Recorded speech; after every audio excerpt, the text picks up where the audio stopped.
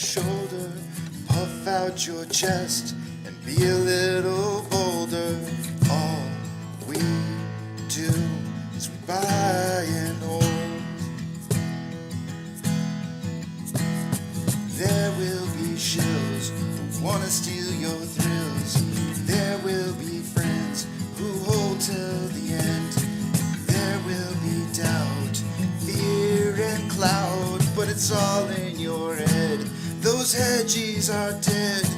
Panic and fear really are near, but it's not ours to own. We have shown that all we do is buy and hold.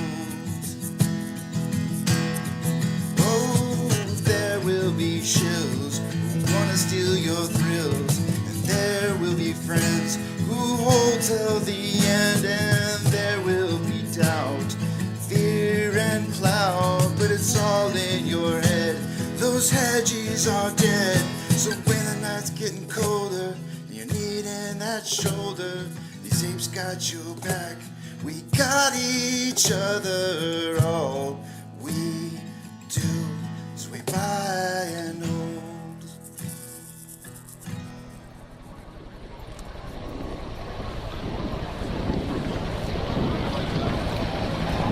T-minus 90 seconds and counting. All systems are go. We're about 90 seconds from the launch of Space Shuttle Discovery. Go for launch, GC. Go. Guidance, go. Fido, go. Bravo, go. GC. Max, go. Eagle, go. Eco, go. Defeo, go. Payloads, go. Scan for the customer, go. DPS, we're go. Eco, go.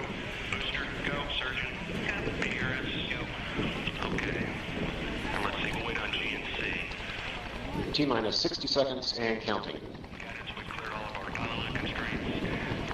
We are transferring to orbiter internal power at this time. Discovery is now running off its 3 onboard fuel cells. Coming up on a go for auto sequence start. SCO here, you're loud and clear, 5 bytes. Tell me. Have you loud and clear as well, thank you, sir. Okay, let's go for auto sequence start. And we have a go for auto sequence start. Discovery's onboard computers have primary control of all the vehicle's critical functions.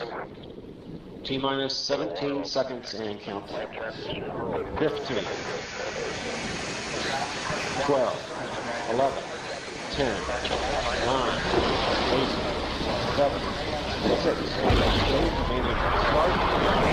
start, 2, 1, booster ignition, and liftoff of the Space Shuttle Discovery, returning to the space station, paving the way for future missions beyond.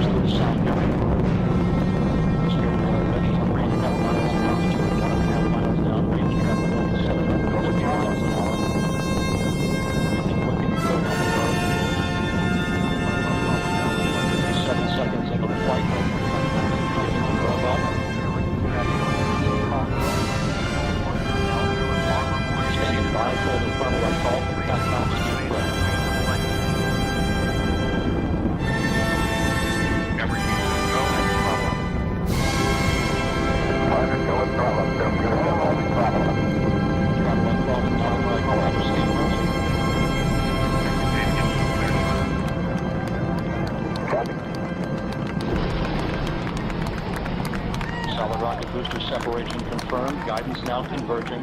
Discovery's onboard computers commanding the main engine nozzles to swivel, aiming the shuttle for its precise target in space for main engine cutoff. Should have a good forward leg now at S10. Okay, you sound good.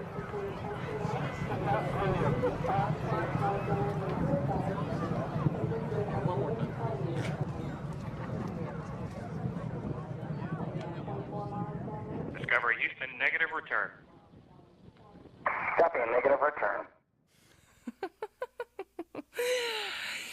dance.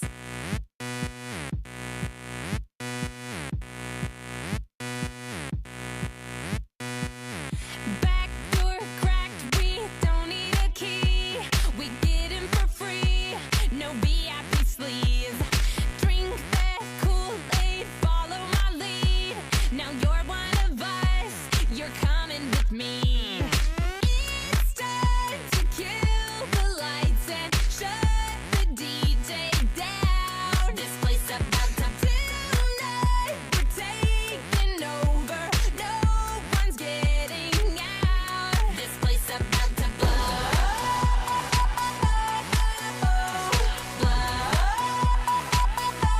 This place about to blow.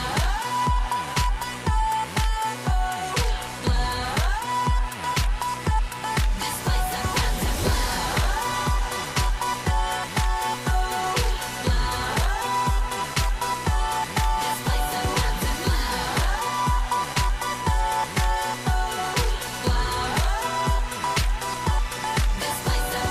Now what? We're taking control. We get what we want. We do what you don't. Dirt and glitter cover the floor. We're pretty and sick. We're young and we're bored. It's time to lose our mind and let the crazy out. This place about to tonight. We're taking names 'cause we don't mess around. This place about to blow.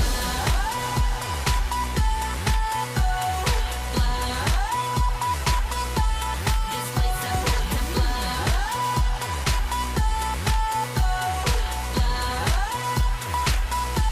This place about to This place about to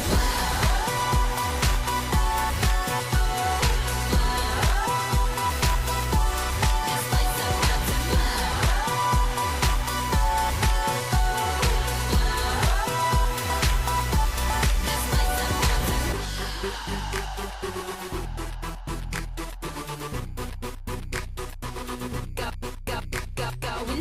Go insane, throw some glitter, make it rain on 'em. Let me see them hands, let me see them hands. Go insane, throw some glitter, make it rain on 'em. Let me see them hands, let me see them hands. We are taking over. Get used to it.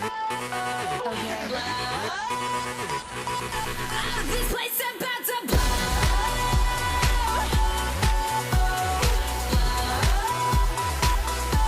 This place about to blow.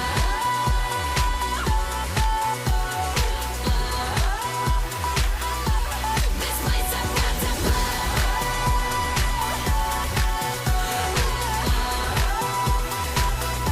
This place about to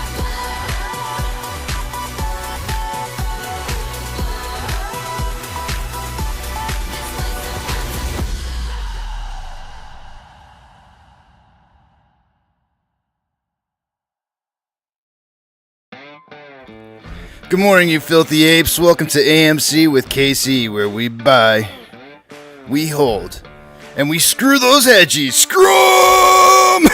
That's right. This is where we like to fling poo and eat crowns for breakfast. Rock strong. Good morning, guys. The title for the day today is Reviewing the Shareholder Proxy. We have a vote that has to be in before midnight tomorrow night, but I want you to get those votes in today if possible, or maybe even tomorrow morning, sometime before the afternoon tomorrow, because I want those votes to count and I want them to be, I want your voice to be heard. I don't care which way you're voting on it. I want you to be heard. There's nothing better than we can do than to show our representation of our ownership of what we have on this stock. So later on today, we will be covering this. I'm not going to do it first thing in the morning like I normally would do with the title and lead right into it, because it's going to take a lot longer than that. Plus, we don't have everybody here just yet. Like usually the majority of the people show up somewhere around like 10 a.m. my time. So probably after the 10 a.m. numbers, I'll lead into talking about it. So we'll get into it a little bit later. But that is that's going to be we'll fill in the day with that awesome commentary about the proxy. So don't you worry about it. We're going to get into it. The title also says The Blow. And for those of you who are kind of new around here, you've heard me talk about Suck, Squeeze, Bang, Blow. It's in the description of the channel if you want to see what that's all about. But this would be that time. Now, I thought when we had a little bit of a rise in volume that we had, I think it was, what was it, Thursday last week? Or I can't remember what day it was last week. We had a day where there was, might have been Monday, where there was a little bit of extra volume that day than when we woke up in the morning, but there was no price movement. The price was still stagnant that morning. Well, this is a little bit different. This one's definitely volume here, and it's way more volume than what we had before, and there's definitely some price movement to go along with it. So I would call this the blow period, as if you couldn't tell, based off the morning music and all. So yeah, cool stuff there. I have kind of an exciting announcement to make, but it's going to have a little bit of mystery, and I'm still leaning on just trying to decide like when I'm going to talk about this. But I have an interview lined up for Monday next week, a week from today. So I'm not going to say who, because I don't want to influence. I don't want to allow anybody to influence what's going to happen. I want it to be a very natural kind of event. But at the same time, I talked with my wife about it a little bit, and we were kind of going like, what do we do? Do we say something? Do we not say something? How do we go about talking about it? And I think I probably will announce who it's going to be on Friday. But you just have to wait. It's going to be a little bit of excitement. I think I'm really excited about the interview. I think you'll be excited about it too. It'll be a lot of fun. And that'll be, we'll end up doing that interview the power hour of Monday. So, and by the way, it's this particular individual is a little bit more GameStop related, not a little bit more, definitely more GameStop related than AMC related, but that's okay. I'm all right with that. I've always been, GameStop's the OG. If you want to know what happened from the past, there's no better people than to interview than the people who lived through it in the past. So that's going to be the only giveaway that I'll have for you as to who it might be. But Monday next week, a week from today, in the power hours when that interview will take place. All right, let's see here. Morning to all of you guys. I'm sure you guys are really just blown away by the volume and price movement. We got numbers to look at, though. I just cleaned off my glasses. Apex says, WTF, Casey, you can't leave us hanging like this. I'm sorry, man. But I can't, if I divulge it too early, I think that I run a little bit of risk of just, there's going to be people who probably try to shut it down. So I'm going to decline until a little bit later. But let's do this. Let's get into numbers, shall we? I think there's some cool stuff going on here, and I bet there's some great numbers to take a look at. I'm going to take you guys over to the other page. Remember, I'm not going to be able to see what it is specifically that it is specifically what you're saying that shows up on the screen. So hold those personal thoughts, comments, questions, and concerns until you see that back up, the big tramp. Let's take a look and see what we got going on here. Let me log into my account. This is a good opportunity for me to say to you guys, two-factor authentication. If you don't have it with your account, please sign up for it now. I highly recommend that you get it, as it could prevent somebody from getting into your account that shouldn't be in your account when you sign up for it. If your broker allows you to put in a secondary device to be able to receive that access code, you might want to do that as well, because you never know when something's going to happen to your primary device. Last but not least, whenever there are changes to your portfolio with your broker, please, this is probably one of the most important things that I can probably mention to you guys. Make sure that you are requesting a copy of your statement. It's just probably a couple clicks to where you can get an email sent to you of your statement of your portfolio with your broker. I want you to hold on to that information in two different locations, either a hard copy that's printed out and a computer or someplace else. I don't care. I don't care how you do it, but put it two different places. And the reason I say this is that you should not be trusting your brokers to know what it is that you hold. You should be responsible for that. Make sure that you know what your account says. I don't want to hear people coming to me later on down the road and saying, Casey, my account says something different than it should say. Help me. And I'll say, where's your statement? And if they say I don't have one, I never got one, I'm gonna be like, I can't. There's nothing I can do. There's nothing I can tell you. There's nothing I can say. You're gonna just have to go based off of what your broker said you had. So please don't be that person. All right. Enough of the soapbox. Let's get into these nasty numbers.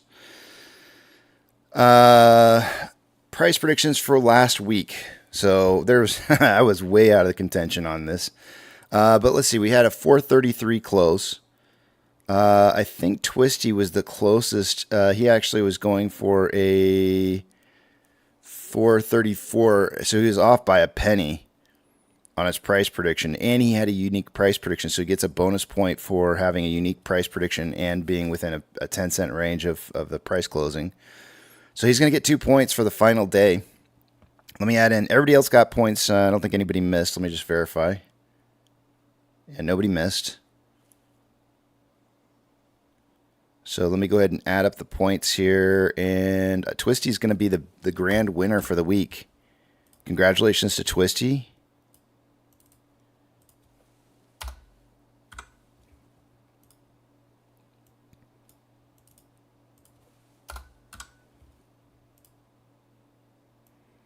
Killing it.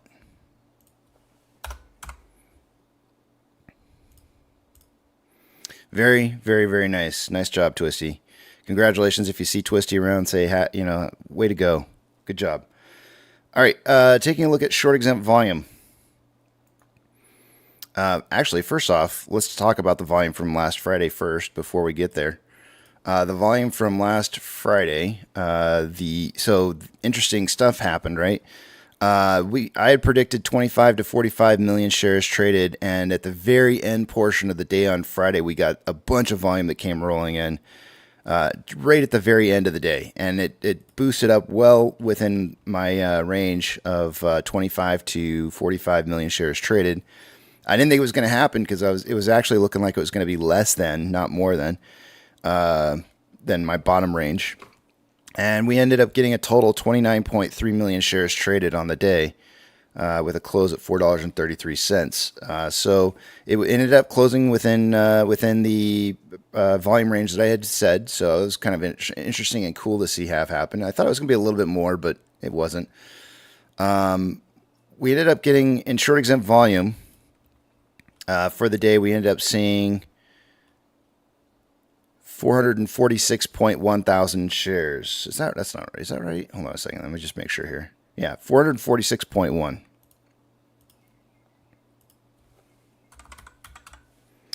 So not bad numbers. We closed up 2.36% for the day. Utilization. Let's take a look and see what that looks like this morning.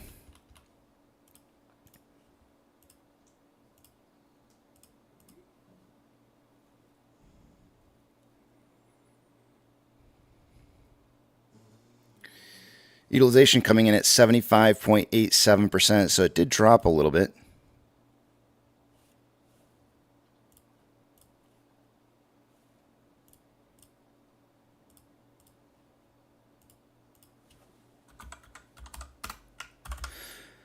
Max Payne. This week was $4 we've been looking at this for quite a while now, up until the 21st. Of June, and Max Payne for this week was $4. I don't expect that to change. So remember, every 50 cents we're over $4. That's a strike price of call options that are going to be in the money that the market was not anticipating on being in the money. So let me give a quick refresh to this on both AMC and GME. Max Payne did go up a little bit to $4.50, so that I think that was unexpected, but it is up to $4.50. For this week. For the week of 6/14, it's still $4. For the week of 6/21, it is still $4. Taking a look at GME. Max pain for this week is 20.50. So for every 50 cents that it's higher than 20.50 is going to be a bunch of option contracts. They're going to be in the money. Now, currently, just looking at GME in the pre-market this morning, it's sitting at 41.81. We'll look at the options chain here in just a little bit, but that's going to be a lot of option strikes, calls that are going to be in the money. It's just going to be, so again, faces ripping off here. It's just going to be massive. But yeah, so max pain 20.50 for this week on GME. 614 is $20, and the week ending 621 is $20. And I know we're all gonna we're gonna talk about it. I say I know like I'm angry or something. I'm not angry at all, but it's like I know he's back. We'll talk about it in a second. He's definitely back. It is DFV is here, and he's been one of the main key characters in buying the $20 call options. If you haven't heard yet, then we'll take a look at it here in a little bit after I get done with these numbers. But he is definitely back. His old DFV account on Reddit posted his position, and man, is it one hell of a position. Let me tell you, it is. It's titty jacking for sure. It's not bad. I like it. I like what I'm seeing. Moving on. I'm gonna take you over to the other screen. We'll move some stuff around. We'll take a snapshot of our options change here next after I move some of these screens around and see where everybody stands.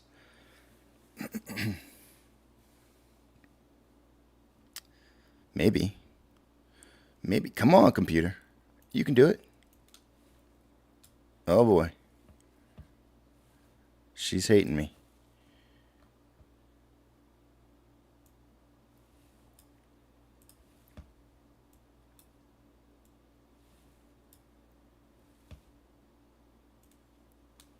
There we go.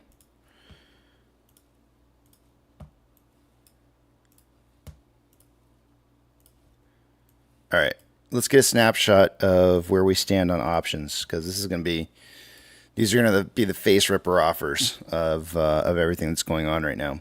Oh, I forgot institutional ownership of AMC. Give me 1 second here. Last week when we ended the week, it was 85.434 million shares owned by institutions. And actually, I forgot one more thing too.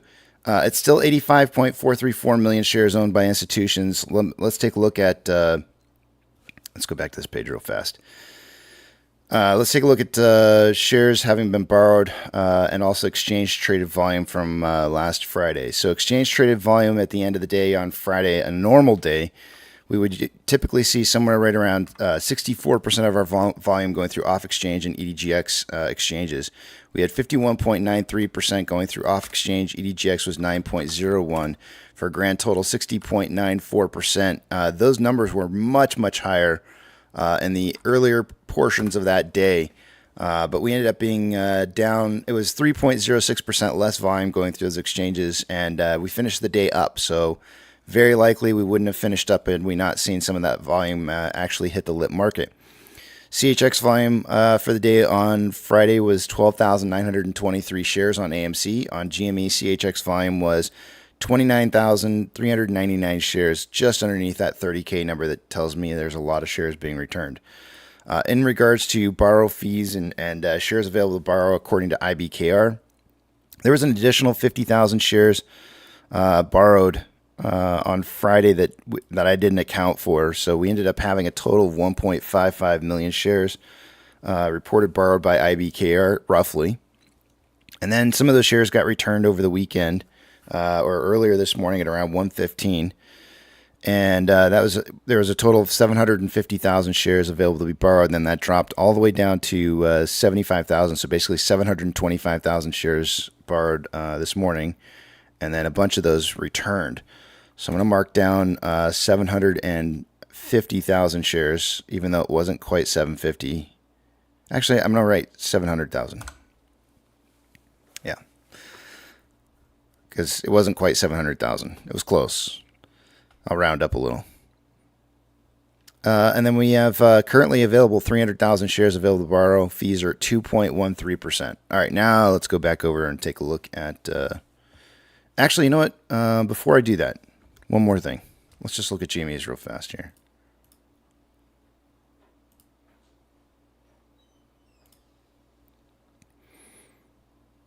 Yep, they had about 2.2 million shares available to borrow as of last Friday, and then since then,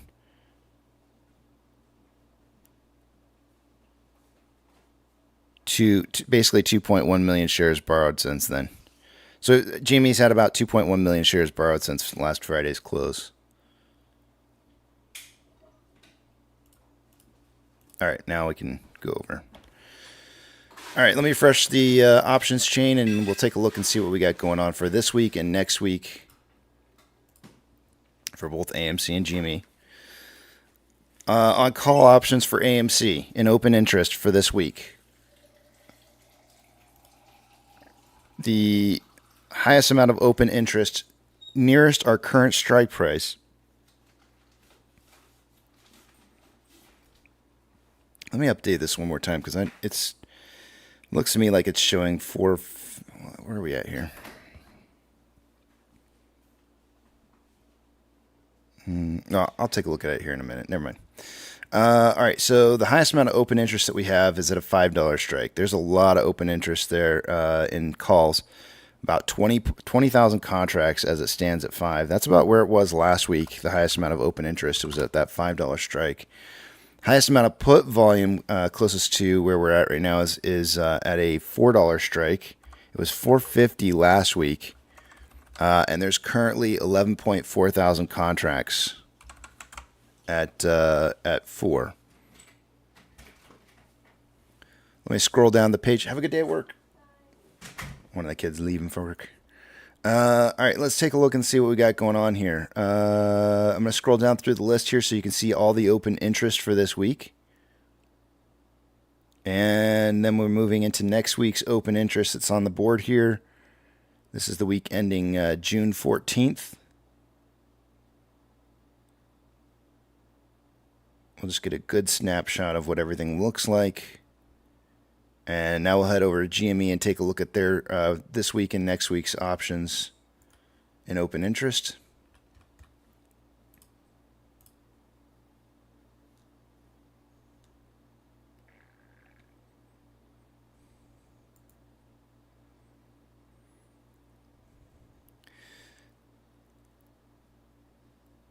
Highest amount of call options, closest. Remember, they're at like $40-something right now. Current price says right up here that actually that's closing price last week. I think current price. Hold on a second. Current price is showing. Do I have this up here? Hold on a second.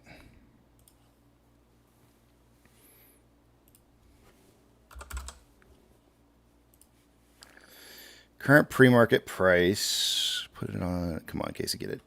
Here we're at. $41.95. So anything up to $41.50 is going to be in the money. So as I scroll through this, you look at all these in the money call options that are going to start moving into the money as soon as the market opens. And so it's going to go all the way up to 40. As of right now, $41.95. It'll probably go all the way to 42. So how many strike prices are we looking at? 2, 4, 6, 8, 10. 2, 4, 6, 8, 10. 2, 4, 6, 8, like 30, 31 different strike prices that it's going to move through that are going to cause all these call contracts to go in the money and all these put contracts to go out of the money. It's a big range. I mean, we were ripping faces off. I say we, and I'm talking about GME and AMC. We're both ripping faces off back in early May. Moving through 8 strike prices in a single day. And now we're looking at like potentially opening up at like 31 strike prices going in the money. It's going to get nasty. It's going to get really nasty. Let me continue to scroll through this.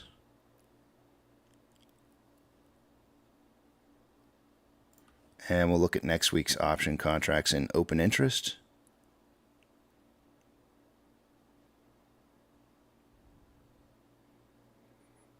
Remember, same thing on this one. Every single strike that's going in the money, all those call contracts are going to go in the money all the way up to whatever price we get up to.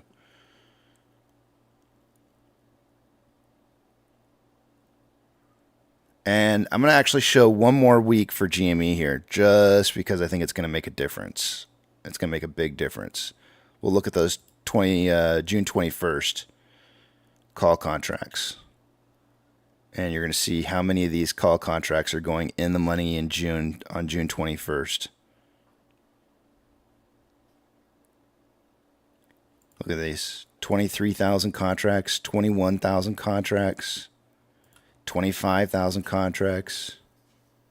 All of those. Big numbers.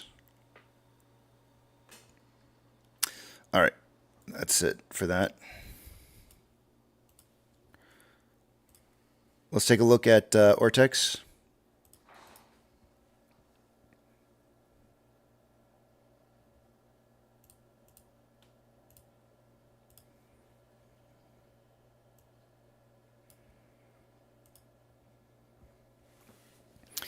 There's our utilization dropping just a little bit from last Friday, from 80.16 down to 75.87. That can mean that some shares were returned. It doesn't have to mean that, but it did mean it in this particular case. We went from 75.11 million shares on loan to 73.43.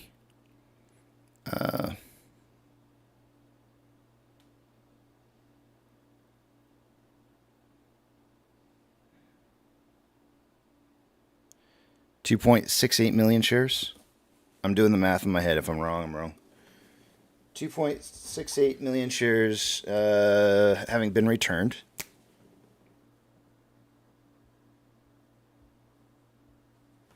Let's see if I got that right. I don't trust myself. 75.11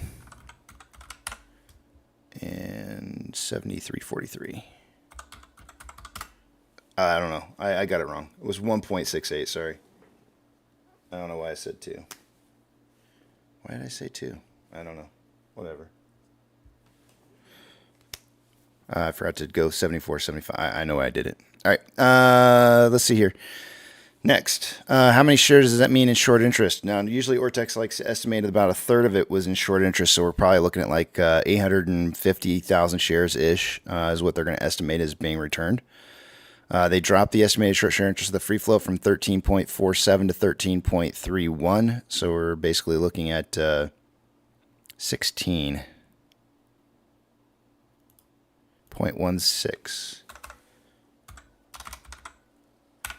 We have 368.09 million shares outstanding.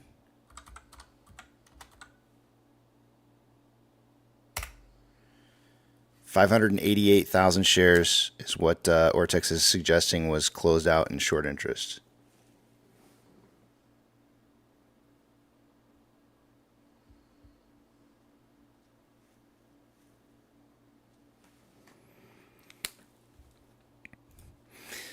On loan average age per day. This should be rising unless the positions that were closed out were really, really super old. And in this particular case, it's suggesting that they were really old because it dropped from 26.77 days down to 21.87 days. So we'll confirm that here in just a minute to see if that's the case. But let's look at security lending volume day over day and see how much that changed by. A little bit of change on this one. 23.34 down to 22.87. So let's take a look at the on-loan average age per day and see if indeed they were older positions that were returned. Let's see. On-loan average age per day returned. That is not true. Oh, wait. They put up the wrong number.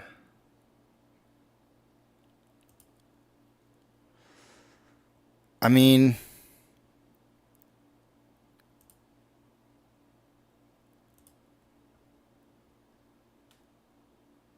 the shares that were returned were higher than the average. The average age was higher. So the average age of all the loan positions was 26.77. They returned 30. The average age of every share that was returned was 37.86. So it was a little bit higher. So that's why it would have dropped that a little bit. But what my guess would be is that there was so many new positions that were on loan, new positions that were loaned out, that it's probably the reason why. So on loan new is going to be a high number, maybe. There was approximately 11.07 million new shares loaned out. So I guess it's a kind of a combination of two different things happening here. Some of the positions that they closed out were older positions, but there was also so many new positions that were created that it dropped the average age per day down. It's a combination of two different things happening.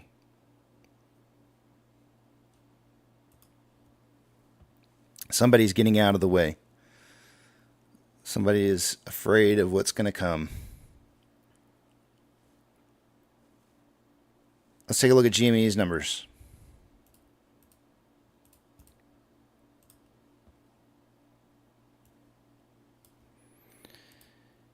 Utilization on Friday, dropping a little bit from 61.53% to 54.97%.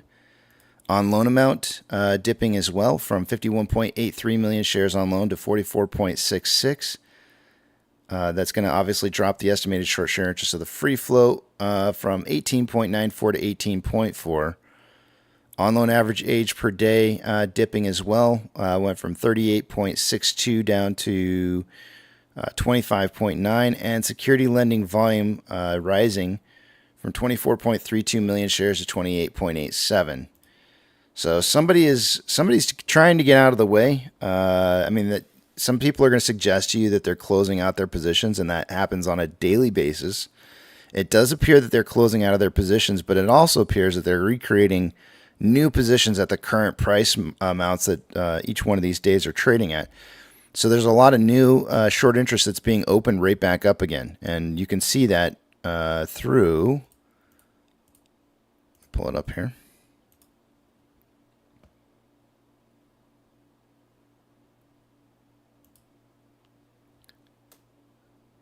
Come on.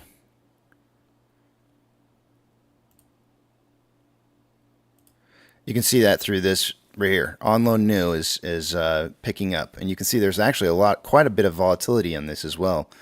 But it is on Friday alone they picked up 10.84 million new shares loaned. So it was a little bit lower than the amount returned by about 8 million. But somebody's trying to get out of the way, but they're still opening up new short interest as they're closing out older short interest.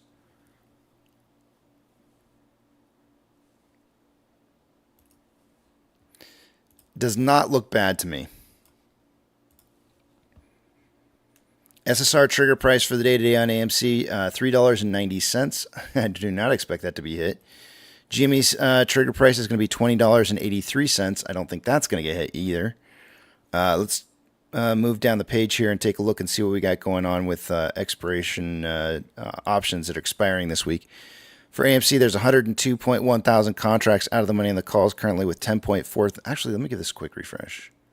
Just make sure I'm accurate here. 102.1 thousand contracts out of the money on the calls versus 10.4 thousand contracts that are in the money. 36.5 thousand contracts are out of the money on the puts versus 11.1 thousand contracts that are in the money. If price starts moving suddenly, and we see there's a very strong possibility. When I checked the numbers at 9 o'clock this morning, we're going to see a lot more in the money calls. Looking at GME, as it stands right now, there's 72.7 thousand contracts out of the money in the calls versus 24.3 thousand contracts that are in the money. 43.7 thousand contracts are out of the money on the puts versus 4.8 thousand contracts that are in the money. It'll be really fun to take a look at these numbers at market open, as we're going to see these out of the money call contracts dropping down to like super, super low numbers. And that'll be a lot of fun because you'll know institutions are getting their faces ripped off when that happens.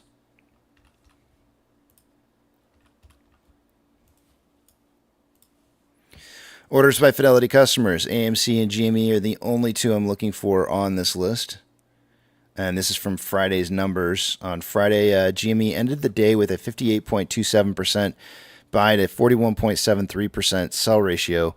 Not the best. I like to see it over 60-40, just to kind of give me the nice warm ticklies, just, I guess, but it's close. It's very, very close. 58.27. It's not bad. It's not terrible. It could be worse. But as price is running up like this, sometimes on the first day or two, you do tend to see a little bit of more selling than you do buying. So expect to see maybe these numbers changing a little bit.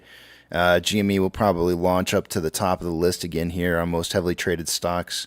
AMC did not make the list.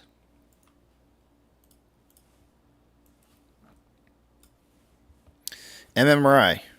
When we ended the week last week, it was 293.01. It is now currently at 290.29.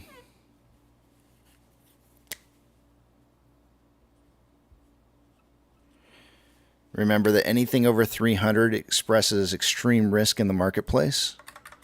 The spread between the 2-year and 10-year bond rates, last week we started out the week at 0.462 and ended the week at 0.381. So it was dropping or normalizing the 10-year, 2-year ratio spread difference. And we're currently looking at the difference right now being at 0.391 to start the week off. Actually, that's very close to where 0.39 is exactly where we started out the day on Friday. Just throwing that out there. So we're right there.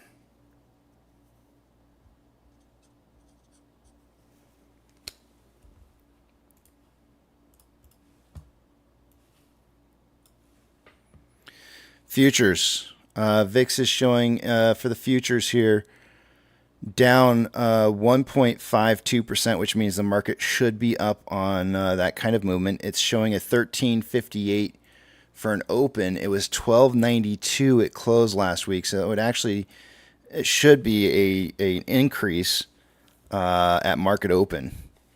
We should see the VIX starting to rise at market open, and so if you're seeing the market up right now, it would be more than likely to compensate for any kind of downwards momentum that's going to occur as soon as the market opens. Taking a look at the Nikkei, it's up 0.14. Hang Seng is up 1.27, and the Nifty 50 up 3.29%. Wow. All right, stop moving. My mouse hates me right now. Hold on. Yikes.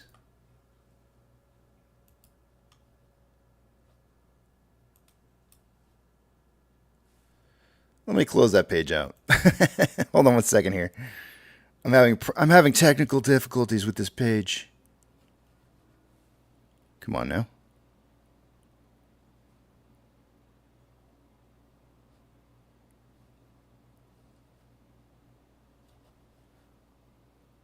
Interesting. It doesn't want to close, so we'll just move on. Of the Mag 7 this morning in the pre-market, all 7 are up.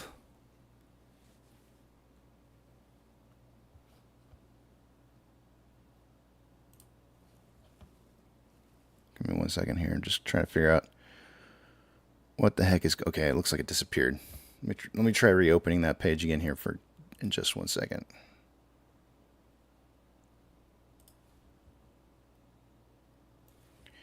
Sometimes I have pages that get stuck. This is probably one of the more popular ones to get stuck on me. All right, here we go. Future market quotes. We've got most everything up right now. Dow Jones is down 0.04, but everything else is showing up to as much as 1.29% for some of the mid caps. So seeing some positive movement as of right now. Like I said, all the Mag 7 are up this morning in the pre-market. Financial institutions, anything that's changed more than 2.5% since last Friday will get a shout out, as I consider that to be a pretty decent move, especially in the pre-market. I do not see anything. Gold is currently up 0.13% and trending up. Silver is up 0.04% and trending up.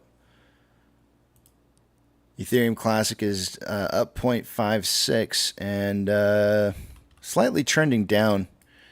I want to look at this from a bigger picture, though. From a bigger picture, it's a trend up, but more currently, it's trending slightly down.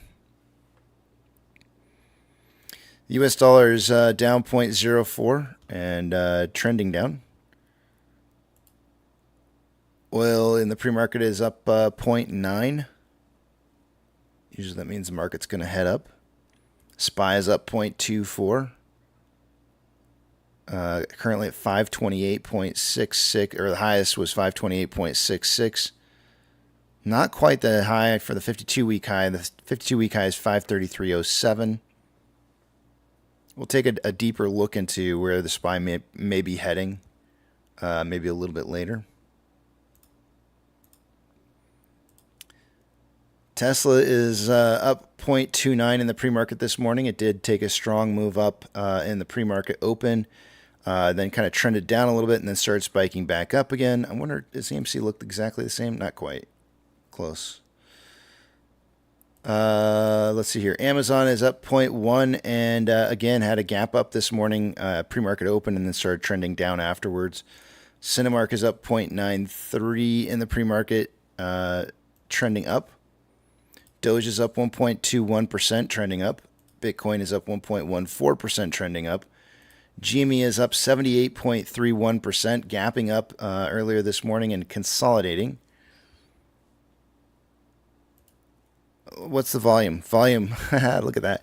6.83 million shares traded so far this morning on GME, and we haven't even hit the pokey stick of volume just yet. HYMC, we're down in the pre-market 1.46% and it looks like it's kind of consolidating. Not really enough data to kind of tell, but it does kind of appear to be consolidating on a longer period of time, maybe trending downwards. NCMI is down 0.18, but is not yet. Oh, that's Friday's numbers. It has not yet traded. Sorry. Hood is up 2.92%, gapped up, and is consolidating ever since. AMC is up 23.33%, gapped up in pre-market this morning and started trending down afterwards. Overall, the trend is currently down at 4.25 million shares traded so far without even having a pokey stick of volume just yet. I'm pretty sure, like based off of these numbers here, I'm going to be guessing more than likely, I would say we're going to be seeing higher than 500 million shares traded for the day today. That's what it's looking like. Inflow versus outflow. From Friday, there was approximately $2.1 million more outflow than inflow.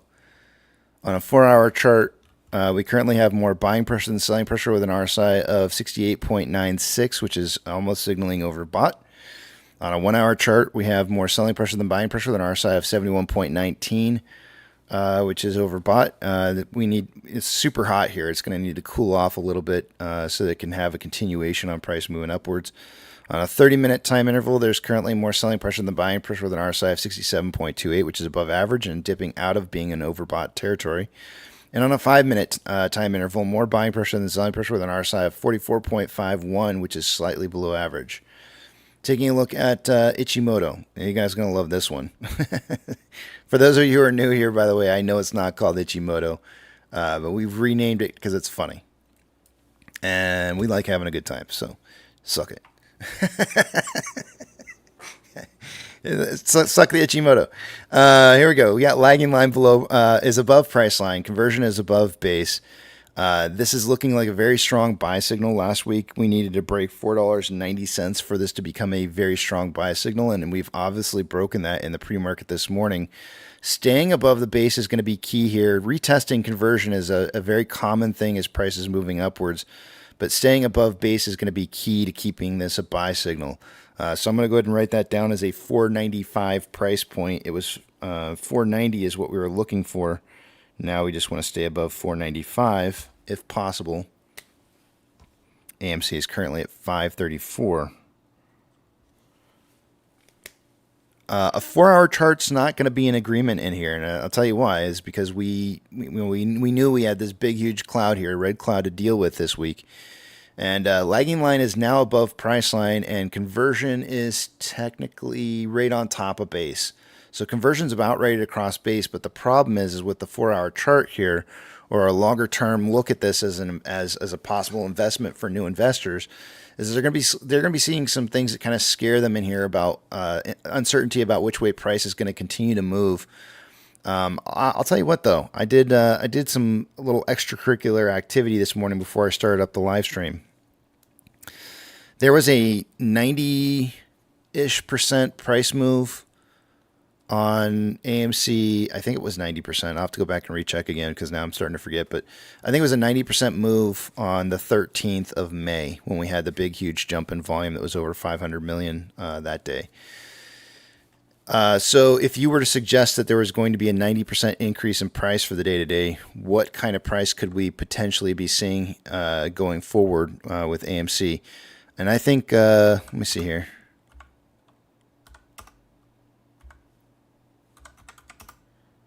Like maybe like a 7, oops, son of a gun, I hit the wrong button. Maybe like a 770 price point. Let me just make sure. Maybe 760. Yeah, 760. 760 would be kind of the price point where if we were to do the same, like if I go back out on this daily chart here and just kind of look at how much price moved up here. Oh, it was 78%. Sorry, it was almost 80%. So let me adjust my numbers. I think that's going to be like a 725. I figured like 725. So 725 is what we would be able to accomplish with the same type of move as what we had on the 13th of May. So 725 is going to put us right around kind of like this range right in here, which is still going to be in the cloud. But the great thing about that is that even though there may be some uncertainty in price, maybe somebody may not want to be buying in just quite yet. It's not much further to get to a breakout of the cloud on a 4-hour chart from there. And going into tomorrow, that price is going to be around like $8.25. Today, we need to break 8.10. And that's the same value as what it was last Friday. I don't know if that's going to happen. And being in the red cloud here, I mean, the 1-hour chart is suggesting strength. And that it's a good buy signal for maybe a quick position for somebody, and I'm talking in terms of somebody who's not an ape, right? They may be looking at this as a quick spin, quick in and out kind of trade, but I think this 4-hour chart really needs to break above that $8 mark. Now, if we were to break through that, we'd be smashing all kinds of strike levels and setting up the next gamma ramp. Very similar to how GME is doing it right now.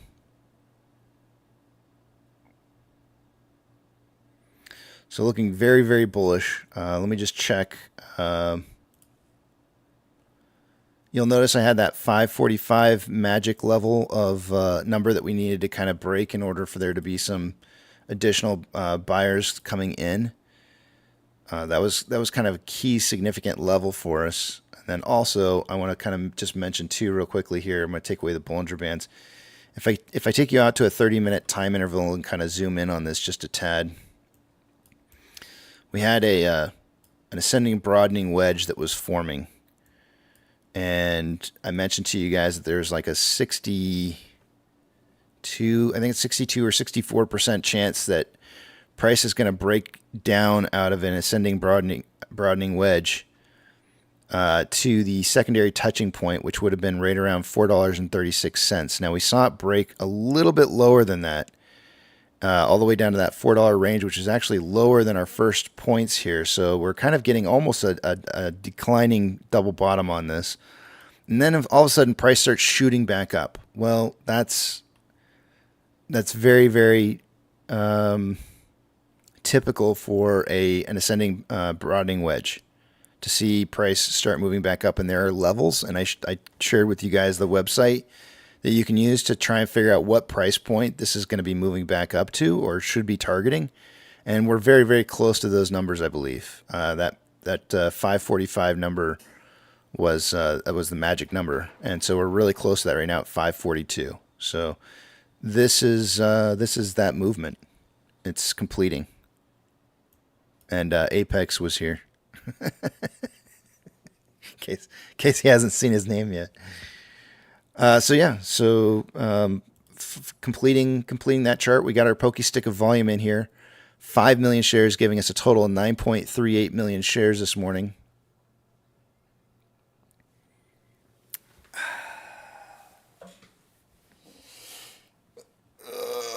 I don't know. All right, so first off, I got to give myself a range.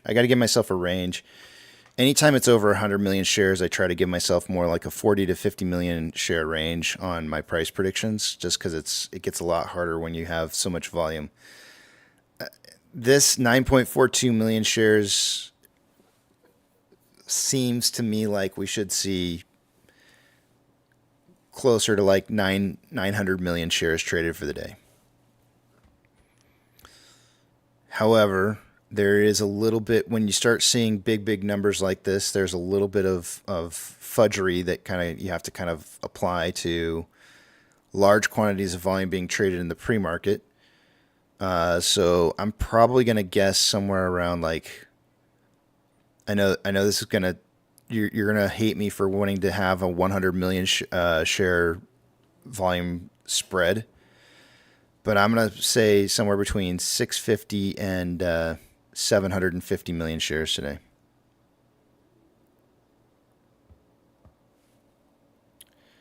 Let me put it down in the books.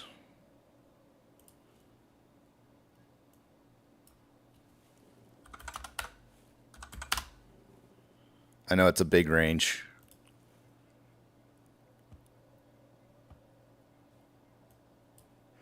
Some of y'all are going to be wondering why 433. We've talked about this before. These are shares that were actually purchased at $4.33 on the last trading day. It's not. It's really just the closing of a position that would have been traded back on Friday. Those shares are finally getting settled and accounted for as a trade. All at the same time, if I had to guess. So we see that happen quite often. All right, I think that's all I've got for you guys. Let me head over to the back of the big tramp, and we can talk about all the fun stuff that I'm sure you want to talk about, like DFE coming back. That's fun. Good times. I'm going to take you guys back over to the main page so I can see what it is you guys are. Holy crap, you're blowing it up. All right, let me hold your comments for a minute.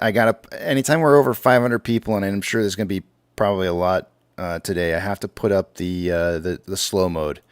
So I'm going to do it here in about 10 seconds. So that way we can kind of slow this down a little bit, just a tad. It's going to be 10 seconds, so you have to wait between comments. It's not that long. You'll live. Here we go. In 10, 9, 8, 7. Anything you're writing right now is going to get deleted. 3, 2, 1. All right, we're now in slow mode. Let me head over.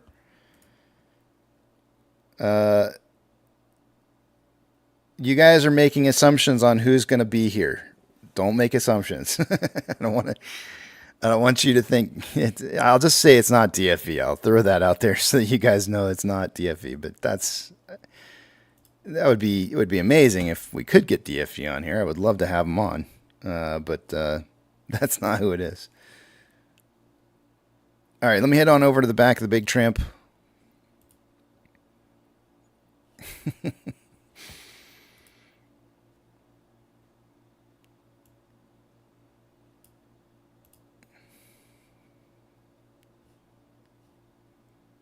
So what's the guess on halts today, guys? Oh, at least 50. Hey, Minimum. good morning. I don't know why. What we had? That motherfucker! Oh shit, there it is. Motherfucker back there is not real. I don't know why. I'm not sure why it didn't blow the horn when I came in, but I was here. Yeah, we didn't hear you. Sorry. Yeah, no, We no, thought you it's- were coming in. Yeah, no, it just didn't. I didn't toot my own horn. No, that's good. I don't Good know. morning, sir. Good morning. How you doing today? Fantastic. Everything's under control. Situation normal. Yeah, I gotta. So, let me say good morning to everybody real quick here first. That's in the back of the big tramp. Apex, Yucca, Yucca. Gee whiz. Hold on a second here. Right. What the hell, dude? I've told you sleep is really, really. Oh, you're even coming in here with your morning voice. What the hell? Get out. Go back to bed, you filthy ape. All right. So, good morning, Yucca. Good morning, Maze and Bluetooth, Sensor Content. Saint, good morning. Good morning to all you guys. I just want to just kind of mention to you guys. What did I want to say? I don't know what I wanted to say. Oh, yeah. What did you guys think about the reverse card played by DFV? Pretty cool, huh? Beautiful. Absolutely. Yeah. I'm trying to share it and Twitter won't let me. Really? Huh. Yeah, I've tried to share it twice now. It won't show up in my profile. I'm already banned today. Very, very interesting. I was in spaces earlier talking to, so I've been up and about since about 4 o'clock this morning. Okay. She's gonna blow. Okay, is your volume prediction accounting for the 2 hours of pulse we're going to get today? No, which is, and that's a very good point that you're mentioning, because last time I didn't account for the lost time traded, because each one of those is going to be like 5-minute time frame. So yes, sir. Yeah, so if I we think had 17 or 18 the one day, right, or that's 19, I think it was. That's a lot of time 2 hours worth lost. of trading. Yeah, I probably should drop my number a little bit, but I'm gonna stick to my guns because I already did drop. I mean, 900 or 9 point something million shares. Each million shares that are traded in the pre-market equates to about 100 million shares traded for the day. So with 9 million shares traded in the pre-market, yeah, it's very, very. It is. But if I hit today, I know I gave myself a 100 million share range, but if I hit today on that volume prediction, I think we'll be looking pretty decent. So, but I missed your prediction because I'm on the phone. What was your prediction, Casey? I didn't watch your stream. I'm going 650 to 750. Okay, yeah, I said 600 million to these guys back here while you were talking then. I think it feels right. I'm going Oilers in 6. Yeah, that's what I was gonna say. Now I just remembered. Sensor Content's here. I gotta say. Congratulations to the Oilers on being the better team. My team did not win. The Dallas Stars are out, and I give full congratulations, and I hope the best team that beat the Dallas Stars is going to end up winning it all. So congratulations, Sensor Content. To anybody else who's an Oilers fan, congratulations to you. I don't even have my jersey yet to wear, but as soon as it comes, even though my Dallas Stars are out, I'm going to wear it because it's going to be a green jersey, and who doesn't want to wear green right now? Right?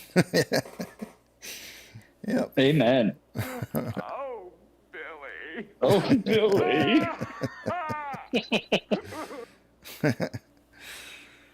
Yep. As Ice Cube says, it's going to be a damn good day.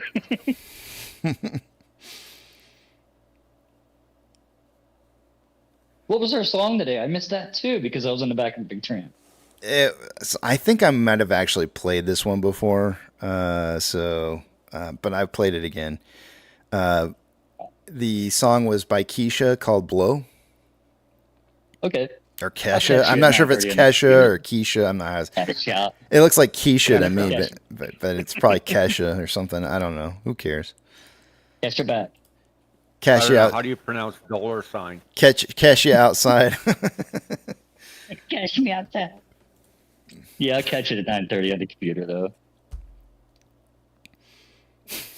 These names. I just don't know. I don't know what to do with them. Tim says, "Hey, Danny, Yucca has a funny joke you need to ask him."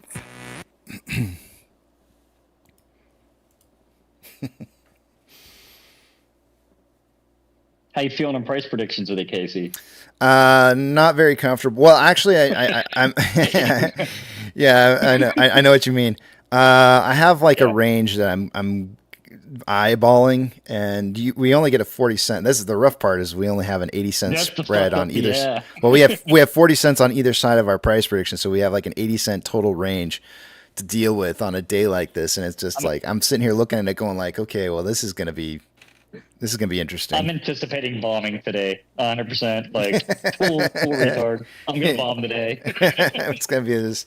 But I'm coming in positive. Throw a number up. I actually do have. Yep. I do have a slight prediction on where I think volume and price is gonna be moving towards, but and I think looking to the past is probably gonna help a little bit, but yeah. I'm gonna wait until probably 9 o'clock candle, and I'm gonna look at fair value gaps. I think. Yeah. And I'm probably gonna play with those. There you go. Yep. That's the most influence I'm giving you. That's kind of the along the lines of what I'm kind of looking at it as well. I was curious if you wanted to bring that kind I'll of be stuff up happy as if we it talk. stays right where it's at. The closer's right where it's at. 24%, 25% up. Who cares? Yep. Fuck yeah. Bring on next week already.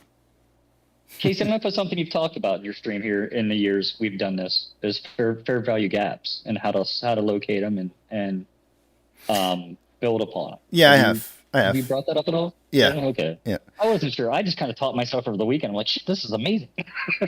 Why aren't we talking about that? Well, because I don't always believe that they have to play out. I mean, because a lot of people. Yeah. So here's the problem, right? You know, AMC's been diluting, right? And so Heavily manipulated. Well, yeah, it's heavily manipulated too. But in normal situations where you don't have dilution occurring, fair market gaps, I think, are a very strong technical indicator. Yeah.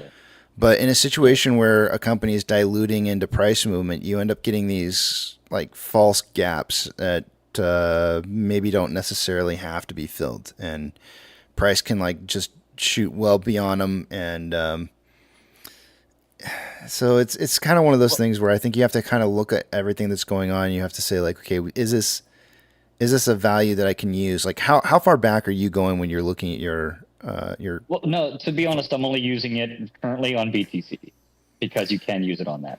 Yeah. Well, there you go. I mean, yeah. That's all I'm saying. Yeah. Yeah. A nice tool to build would be the ability to adjust the stock price on your charts with the current float. Wouldn't that be? That would be really nice to do. It would be really nice if somebody built an app that did that. Yeah. Let's work on it. Somebody in this room probably can. Like, where are we really at? Where you could enter in parameters that perhaps you feel like that you want to change for the stock. Yeah, I could see some value in that, but at the same time, though, you could also get it jacked up too. But I mean, hey, we get to jack stuff up all the time anyway, so more power. My tits are jacked right now. Hey, all I know is when you look at this, what's going on here today, at least 300,000 retail traders must have woke up at 3 a.m. and started trading.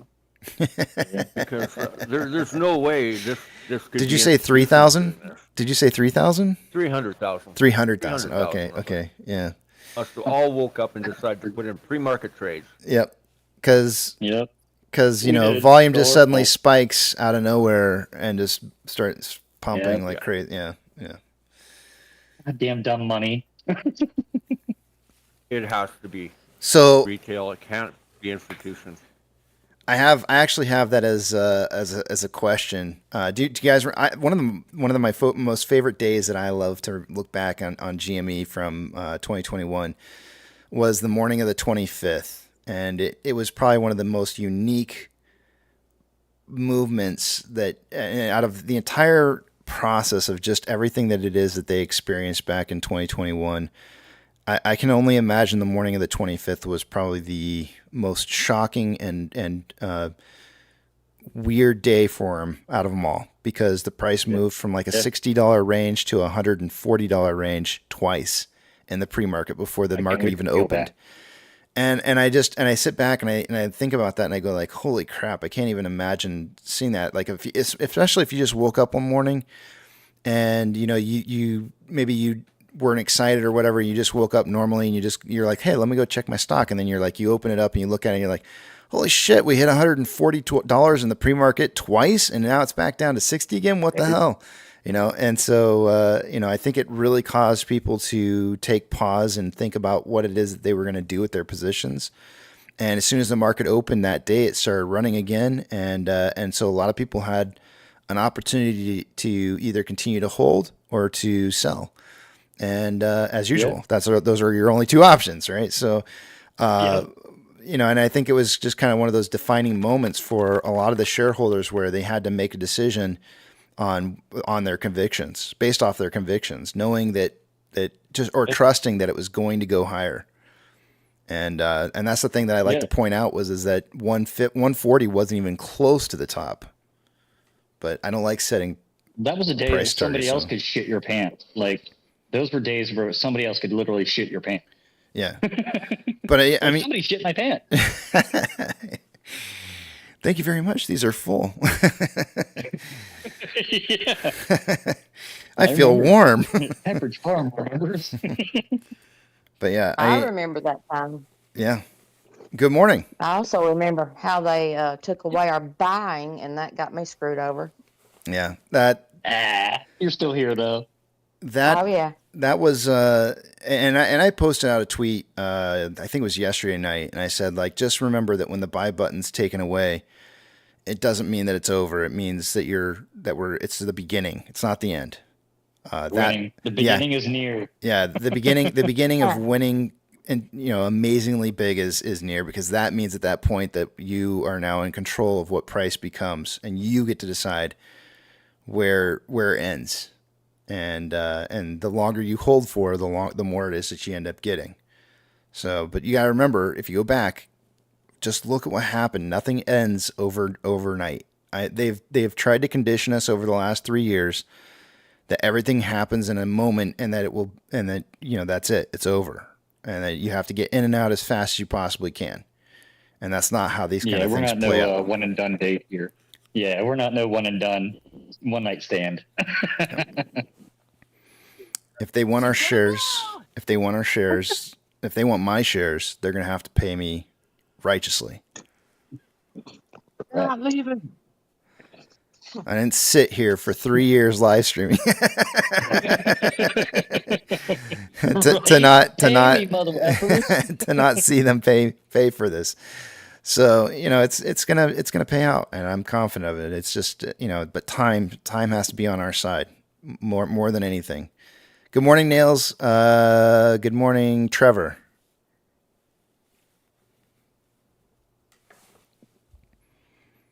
Also, Casey, tell me you got Ryan Reynolds as an interview. Please get him in the back of the big trend. That would be really amazing. I would love that.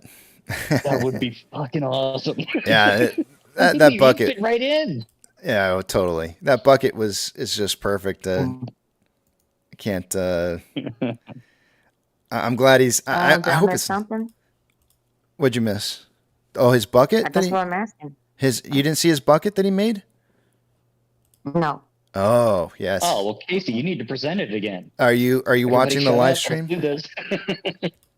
Are you watching the live stream? Yeah, I have it on. Yeah, I have it on my big TV. All right, hold on 1 second. I'll pull it up here. Do it. Hold on, I'm getting there. Hold on. All right, here we go. Something she wants to see on a big TV? Yes, I mean, well, maybe. I don't know. like Ryan Reynolds, by the way. Yeah, who does? I feel like he's just a really nice kind of guy. I feel like, so I can understand why that would be the case. All right, here we go.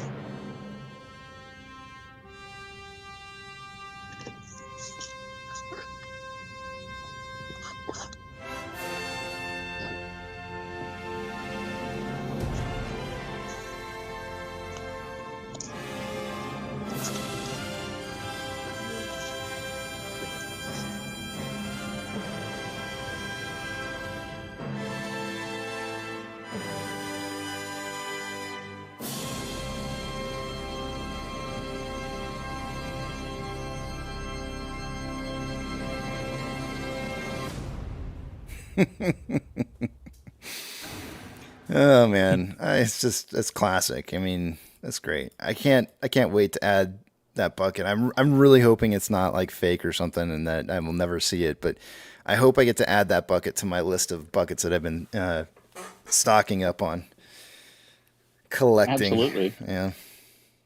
I still can't believe you gave me a bag of shit for not telling you. Like I posted it and like you follow me, you would have seen it. Yeah, but I'm following a lot of people, and so your stuff doesn't always like pop up like immediately. So I had to like wait until I went on a break, and then I saw. I was like, "What the hell? Why didn't you say anything?" Oh, that's I funny. told everybody in here. You came back from break and didn't mention it. Like, well, whatever. He's not going to talk about it. I didn't know. I didn't know it existed yet, and so I had to wait until I was like going through my live feeds and on another break. Good. I'm just busting your balls. I'm just busting your balls. And that's a nice continuation from the worm bucket. Oh yes. Yeah, I love the fact that he's like designed by Deadpool. Yep. The butter on its face too. That's just. I want to call it the huge Jackman suck it bucket, but I'm willing for others to come up with a better name. But that's what I want to call it. Huge, not Hugh, not Hugh Jackman, but huge Jackman. I'm sure that Saturday Night Live will have a field day with that one. Yeah, I'm hoping so. So evidently, according to my son, who follows all kinds of weird shit because he's younger, Ryan Reynolds had put out a bucket post previously to the actual official bucket, but was a Deadpool one. And Disney, I guess, were like, "Hey, you're still affiliated with us. You can't do that. Stop it." And he was like, "Oh, okay." Yeah, evidently. So if you look, there's definitely a photo of a Deadpool bucket floating around that he had originally posted just for shits and giggles, being Ryan Reynolds. You know what I mean? Like you and I. And yeah, he got hammered by Disney. Like, you stop it. You can't do that. He was like, "Okay, sorry." Mint Mobile and my soccer team. Tank Dog says, Case, if there are no shares out there, shouldn't the cost of borrow be way higher? So we know that there's rehypothecated shares, and that's where they're lending out shares that have already been loaned out before. And so if institutions are claiming that they have shares available to be borrowed, then that's going to keep utilization low and will not cause cost of borrow to rise. What causes cost of borrow to rise is when utilization is super high. Now, over the last, week or so, last week, we started watching utilization suddenly start leaping up really, really quickly, and we're talking like 13% in a single day kind of leaps. So I know we went down a little bit in utilization from last Friday, but our utilization is currently sitting at 75.87%. We need to see those numbers breaking 90 to 95% before you start seeing those cost of borrow numbers really starting to rise a lot. So I would say it has nothing to do with the available amount of shares in the market, but more about how many lendable shares there are in the market.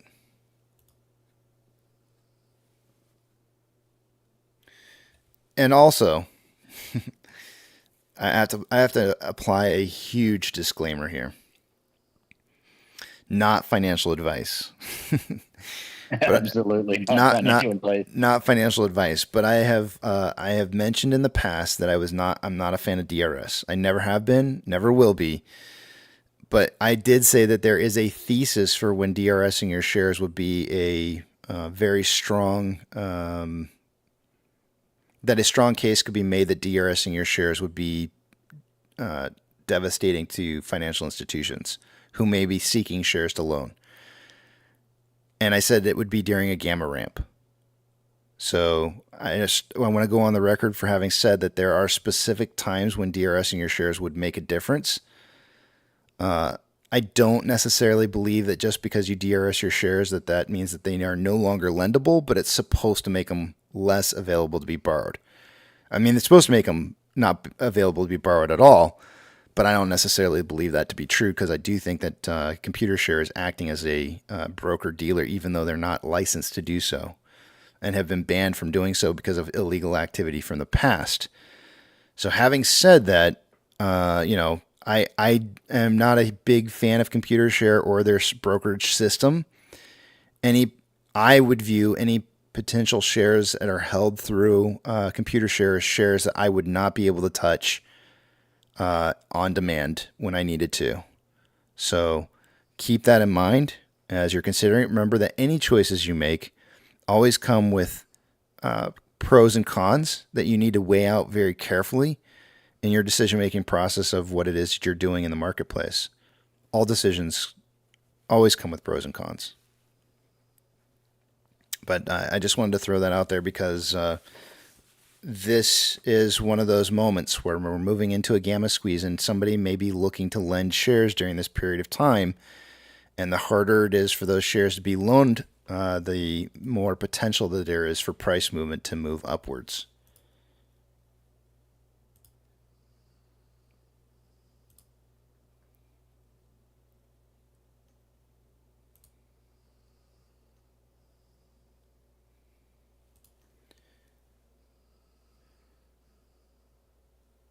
All right, so let's take a look at this because I know some of y'all probably wanted to. We haven't really specifically touched on it just yet, but I think it would be safe to assume. Remember, it still would be an assumption, but I think it's safe to assume that the account that we saw on Twitter for Roaring Kitty is probably his account. But we know that the user. Deep fucking value posted on Superstonk his position in GameStop, his most current position. And in his most current position, he's showing his June 21st $20 calls that he's got set up in here, which had an estimated value from Friday's close at $65.7 million in value. With price on GME currently being where it's at now, 78% higher than where it was on Friday, this position is going to dramatically change. And he has quite the shareholding position on GME still, with 5 million shares in quantity, which is the equivalency of 115.7 million in value. So his estimated total value as of Friday's close would have been a total of $210.6 million. Which is, again, going to dramatically change when today's open hits. So, well, as of right now, too, but Casey, pretty crazy. Yeah, what's up? can I just say one thing? Absolutely. Let's fucking go. She's gonna blow. Yeah, it's something crazy, right? I mean, it's pretty epic.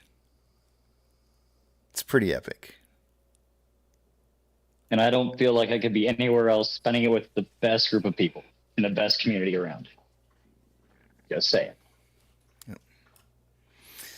And then, of course, some of you may have seen it, maybe you didn't, but this is the Twitter account that posted as we were watching last night all together in the back of the Big Tramp. We were watching the Oilers just stomp all over the Stars.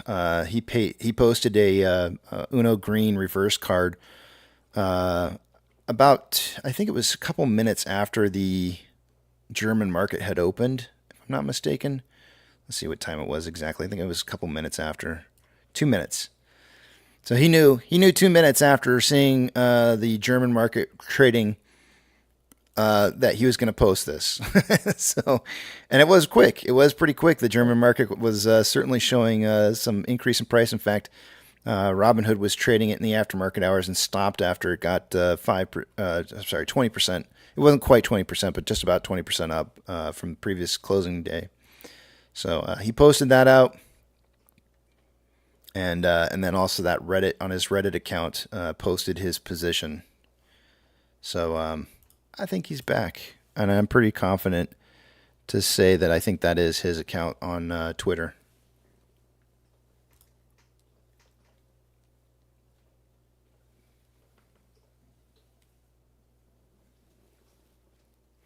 Brian says, at this point, are we going to see halts today? Oh, you bet your ass we will. You bet. And no, SSR is not triggered, Keto. We never did trigger SSR.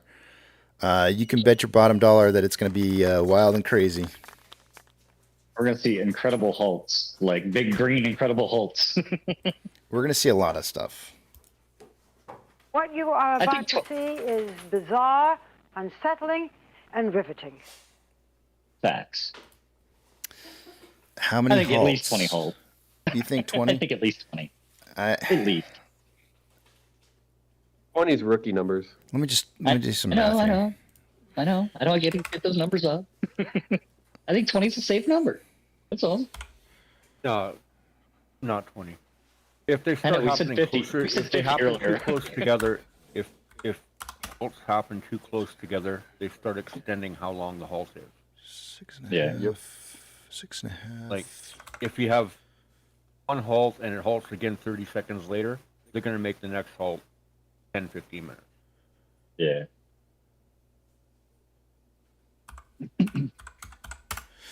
I feel like the most you would probably see would be somewhere around like 26 to 30, maybe would be the most you could possibly have in a day. I mean, you could have more. I mean, you really could have a lot more halts than 26, but I think if I was going to guess, I would throw up a number somewhere between like 20 to 25. I don't know, just guessing. Yeah, I'm comfortable with 20. Yeah. It might not. Agreed. It might not even halt. I don't know. Maybe it only halts 5 times. Yeah. It doesn't really matter. Maybe the algo gets it just right. Maybe the algo gets it just right, and we just do a thing all day. Unlikely. But yeah. The last time, it didn't halt at all when GameStop went up. We just went up on a nice little arc. We didn't halt. Yeah. Really. Yeah, that's what I mean. Let's do that again. I like that. That's Yeah. better. Nice stair stepping all day long. That would be a beautiful picture. Let GameStop do all the hard work, man. Yeah, right? Gee, we're just a girl. We're Those just guys girls. can do the heavy lifting, man, and like I'll Yeah. just sit back and Let relax. Jimmy- Like, Let Jimmy do all the somebody's work. got to be in the We'll hold his driver's hand. seat, but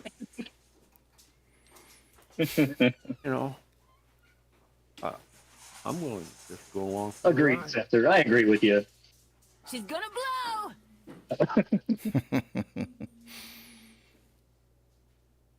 These are just opinions, by the way. Right. Yeah. I think the disclaimer's up on the page. I hope so. Yeah. You need to make it big, bold letters today, so these fucking shills know better too. Oh, I wanna start the week really the same way I finished the week last week. Here we go. Come on, squeal! Squeal! Yeah.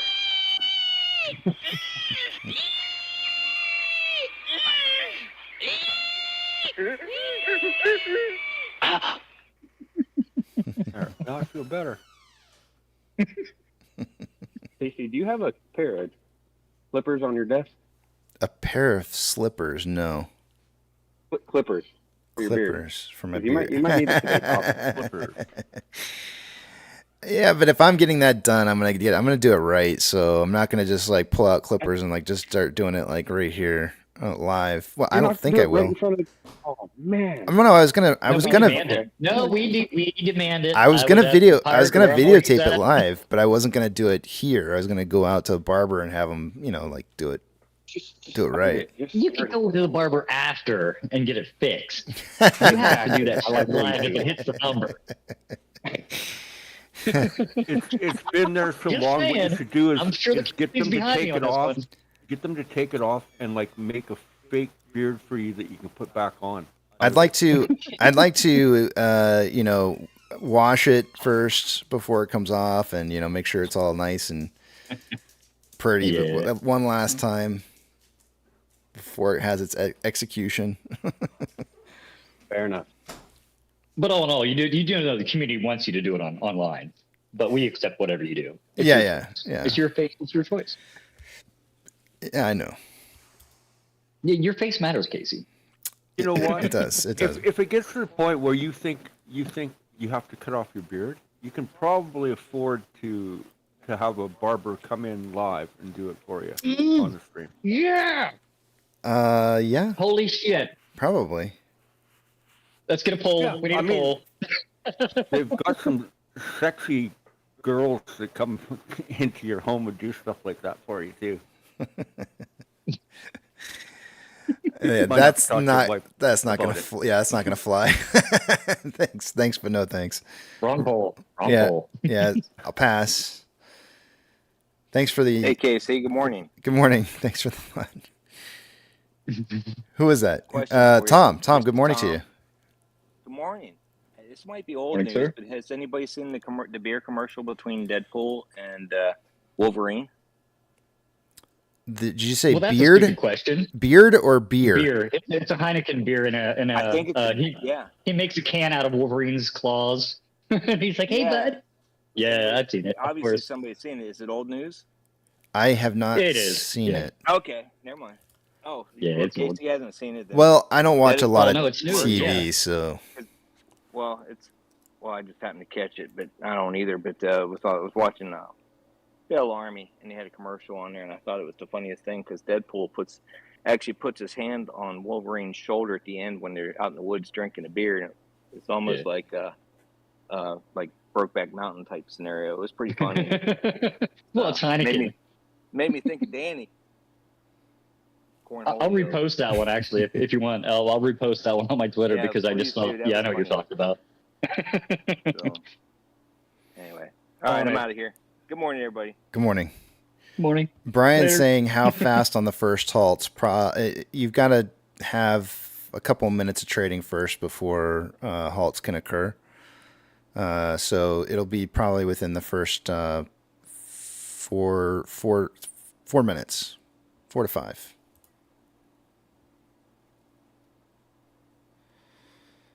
I think I'm ready to go to break, guys. Break time, and Wait a second. I had to come here and defend my name. oh, Danny's here. Good morning, Danny. Good morning, guys. Son of a. Sorry, I came in a little hot. How you guys doing? Hold on a second. I'm slow this morning. You can't come in hot and then slow down. You're defending yourself. Let's go. You can't use my name and Brokeback Mountain in the same sentence. But we did. Oh, How are you man. gonna stop? Ah, damn. Fair enough. Yeah. We love you. I love you guys. Oh my goodness. Danny, are you out of school yet? I'm not. When? I should actually be at school, but we have finals this week, and I don't have a class right now, so I'm still at home getting ready. Is that like you're still a teacher though, right? Yeah. Okay. All right. Why do we blush? Yeah. I don't. The way you said that, it was just kind of like I don't. No. I have an off block, okay. so I don't have. I should be there, but I'm not there. I'm going in. Okay. About 9:30. Hey Casey, when you come back, I'll drop race prediction back here. How bad it gets. All right, sounds good. I will. I will see you guys. Quit you. I will see you guys back here at 8:15 for price predictions, and then we'll start this day off. All right, let's get it. Let's fucking go, guys. See you guys in a bit. Enjoy your break, Casey. Thank you. Do it. See you guys. All right, let me put on some music for you guys, and I will see you back here at 8:15.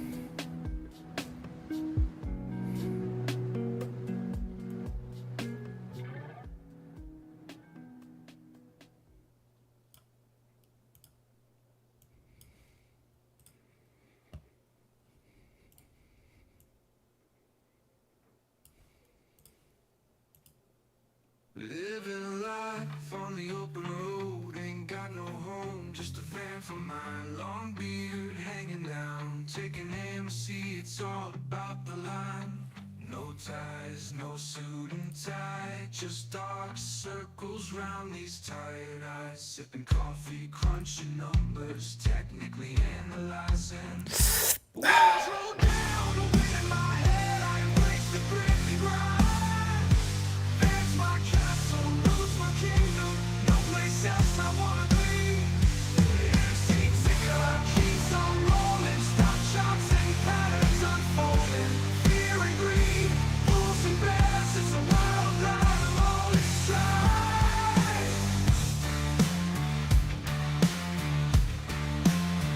All ticker in my sights, AMC's my fight. Betting fair, living, crunching numbers all night, yeah. Fan of the beer, tinker analyst, chasing dreams in the moonlight. No fancy office, just the open road. This is my life, alright.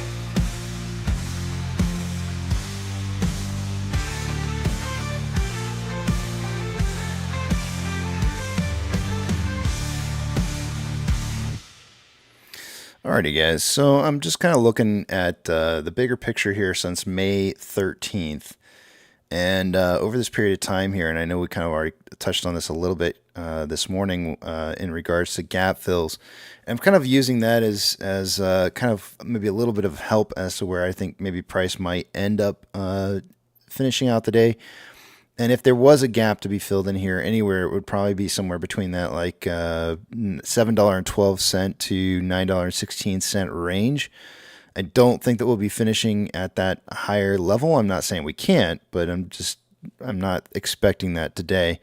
I think it's going to be on the lower side of this range here. And if I were to guess a specific point on where I thought price was going to move to, I would probably put it somewhere right around that like $3 and $7.38 is what I'm kind of like looking at as a possible price movement point. And I'm going to add back in a bunch of my Fibonacci retracement lines that I've got in here. And I just want to check one thing real quick here because I think this is probably going to be what I would want to use.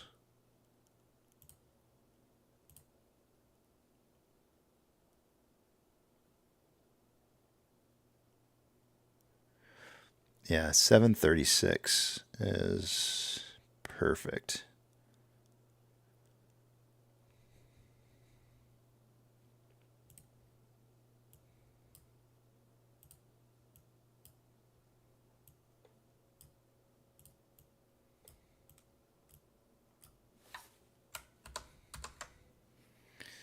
I don't know why I can't. There we go. I think maybe finding either resistance or support at 736 is probably going to be my price prediction for the day today, and that's going to be 736 is not. Let me see here. 736 would be 84% up from the $4 we were most recently at, and I think an 84% run on a single day like today is very, very possible because if we go back to the day chart, let me just delete this real quick here. If we go back to the daily chart, for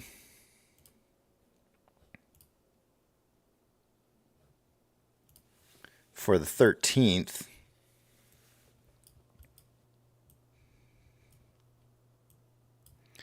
when we had a big spike in volume and price movement, volume was 522,000 shares or 522 million shares, with a 78.35% increase in price for that day. So seeing 736 today would be an 84% increase in price, and I'm kind of expecting somewhere between maybe 650 to 750 million in volume. So it kind of makes a little bit of sense to me. So I think 736 is what I'm going to go for on my price prediction.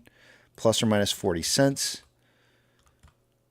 So let me draw this in here real quick. Let's see here. Let's put Bollinger Bands back up.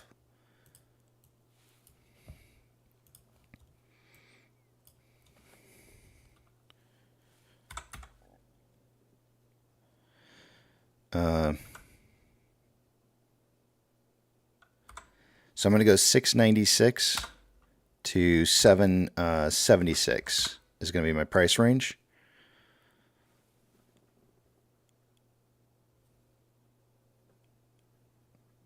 Let me see what everybody else has got here.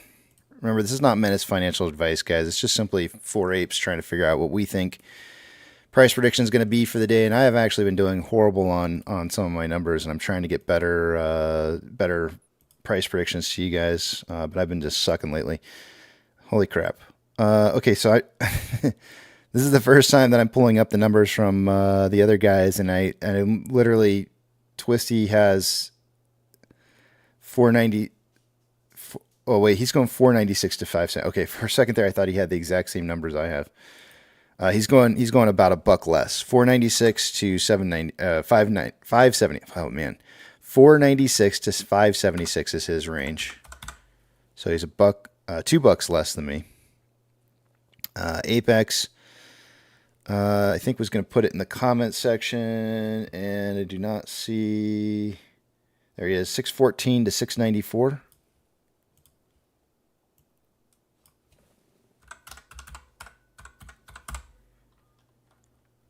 And then last but not least, Rex. Rex has got a price prediction of...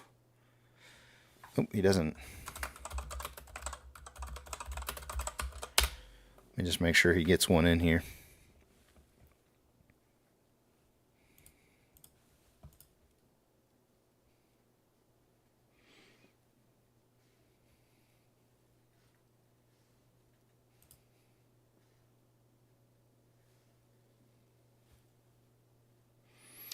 All right, I'm going to work on getting his price prediction. I'll let you guys know what it is before market or after market opens, because I'm sure he'll probably put something in. But it is time for me to get this day started, so I will see you guys on the other side of market open.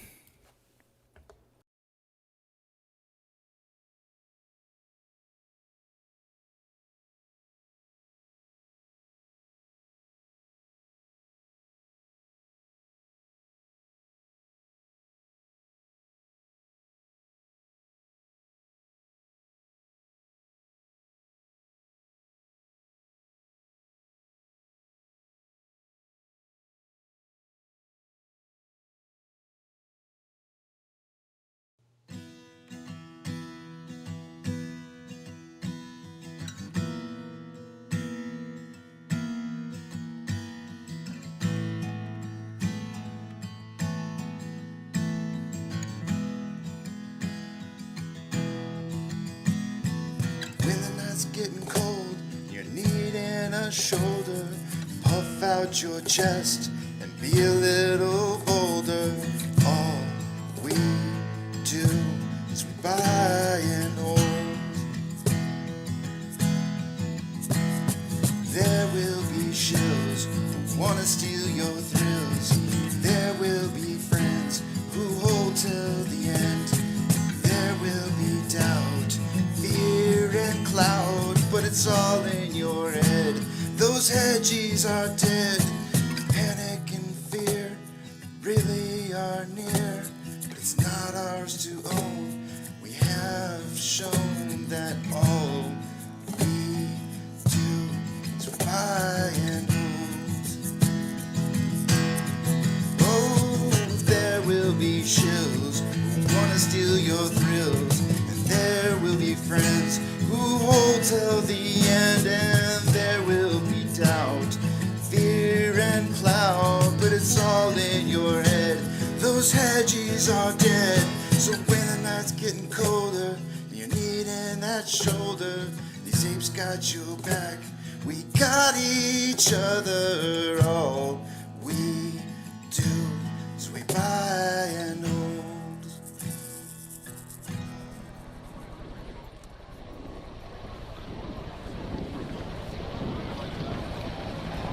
T-minus 90 seconds and counting. All systems are go. We're about 90 seconds from the launch of Space Shuttle Discovery. Go for launch, GT. Go. Got it. Go. Fido. Go. Bravo. Go. GT. Go. Max. Go. Eagle. Go. Eco. Go. FAO. Go. Payloads. Go. Scan for the customer. Go. DPS. We're go. Eco. Go. Booster. Go. Surgeon. Go.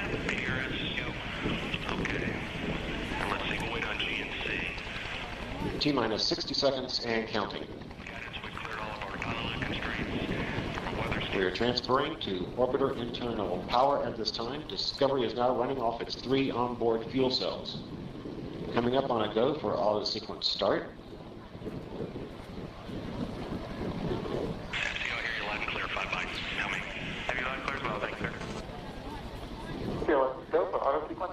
And we have a go for auto sequence start. Discovery's onboard computers have primary control of all the vehicle's critical functions. T-minus 17 seconds and counting. 15, 12, 11, 10, 9, 8, 7, 6, start, 2, 1, booster ignition, and liftoff of the Space Shuttle Discovery, returning to the space station, paving the way for future missions beyond.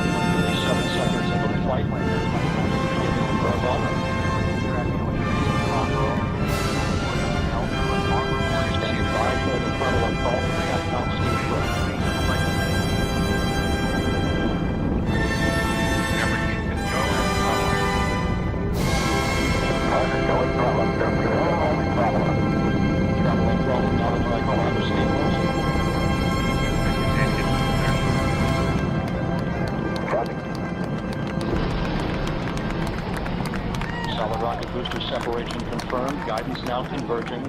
Discovery's onboard computers commanding the main engine nozzles to swivel, aiming the shuttle for its precise target in space for main engine cutoff. Should have a good forward leg now at S10. Okay, you sound good.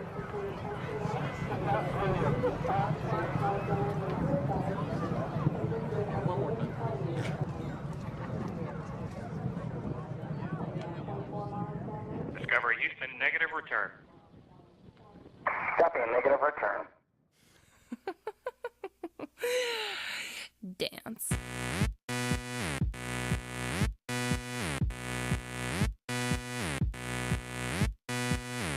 Back door cracked, we don't need a key. We get in for free, no VIP sleeves. Drink that Kool-Aid, follow my lead. Now you're one of us, you're coming with me. It's time to kill the lights and shut the DJ down.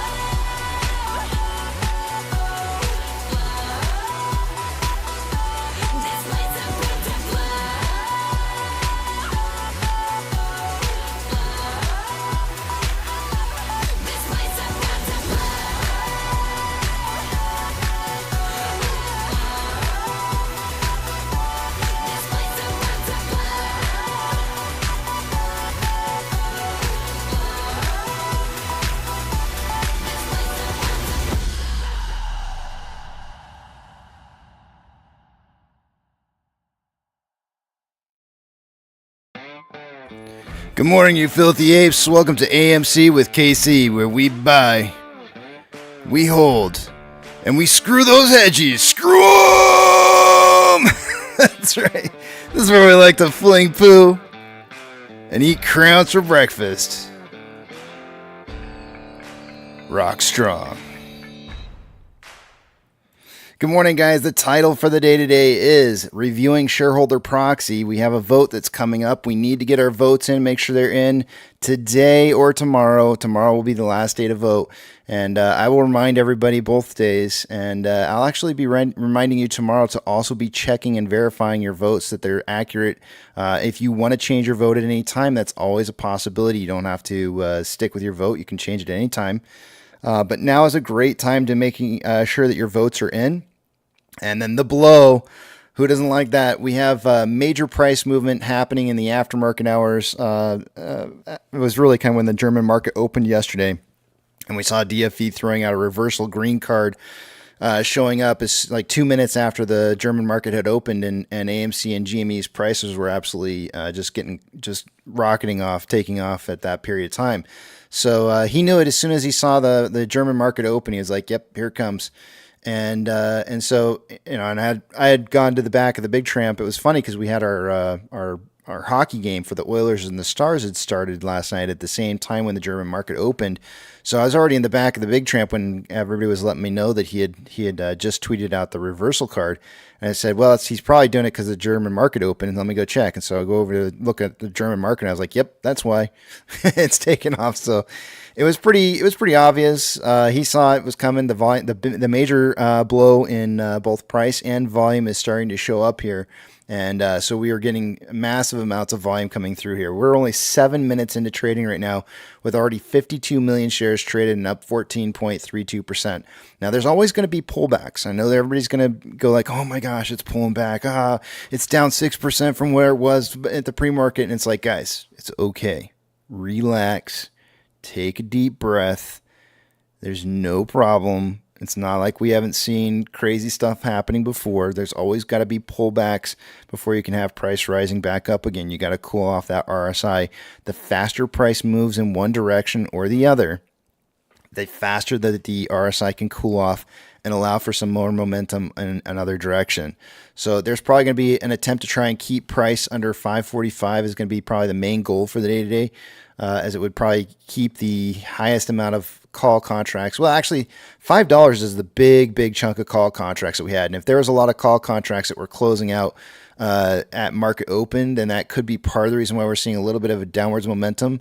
But once those call contracts start holding their positions and they're finding support on continuing to maintain value, then we'll probably start seeing price rise back again as rise back up again as those puts start closing, either closing or hopefully closing. Like if we see $5 puts closing out and a lot of other puts that are in the money closing out, then we'll know that's a very positive sentiment. So don't worry about halts. It's all part of the circuit breaker system that was set up back after the 2008 market. I don't know I call it the housing market crash. So whatever you want to call it. But it's just part of the whole process, guys. And it's just got to play out like this. This is how it works. Nothing stopped halts. Halts did not stop price from rocketing upwards in 2021, just like it won't stop it now. The inevitable is already in place. Let's see. What do we got going on here? I've got about 20 minutes before the first numbers for the day. So let me take you on over to the back of the big tramp here and open it up. Let's see here. Rex ended up going with his price prediction from previous. So he is going 412 to 492. Let me put it in here. 412 to 492. So I don't have to change anything. That's what he had. So here's the price ranges for guesstimates on the day today. The low end of the stick is Rex with 412 to 492. Up from that, we have Twisty at 496 to 576. Apex has 614 to 694, and I have 696 to 776. I'm way up there. I'm up there in nosebleed section, looking down at price, going, I'm up here. So we'll see what ends up happening. We'll see if the day can turn around here. Let me hop into the back of the Big Tramp here real quick. In the back of the Big Tramp, we have Apex, Quack Quack. Good morning, Quack Quack. Trevor and Nails. Good morning to all of you. Good morning. Morning again, sir. Yep. It's good to see you. Did you get Rex's numbers in? I did. I wanted to go ahead and put that up in that chat then. He's going with the same thing Friday, so 412 to 492. Okay. So we have, let's see, how much is that? Gee whiz. I'm working on it. Hold on. Give me a second. 284, $2.84 range. Is that right? I think it is.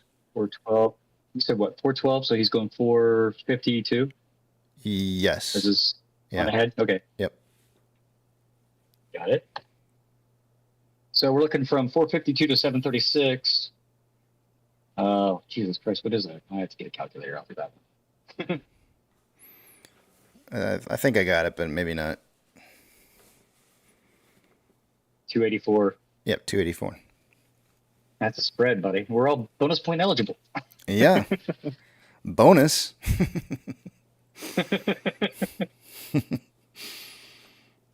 It still has to be 10 cents within our price prediction, so that's good luck with that. I mean, yeah. Right. Yep.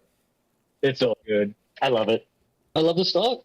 Yep, me too. I've seen Paper Hands Portnoy Paper Hands is posting.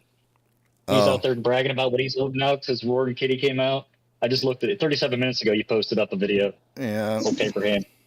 Yeah, it's like great, good. Okay, well, let's just watch for you to get the hell out. Oh man, that guy! I tell you.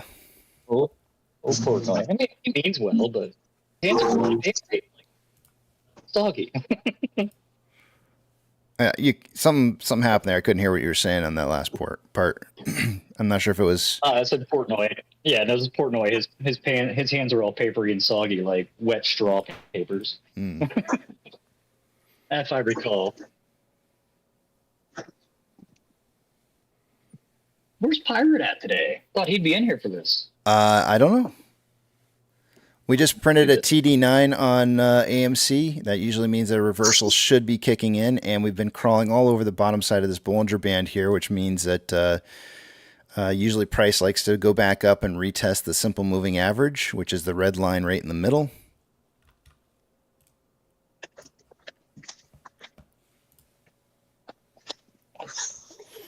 No, Roaring Kitty's not the black swan here, no. I don't think that's the case, but I do think that he's simply pointing out the obvious, some of the obvious moves that are happening.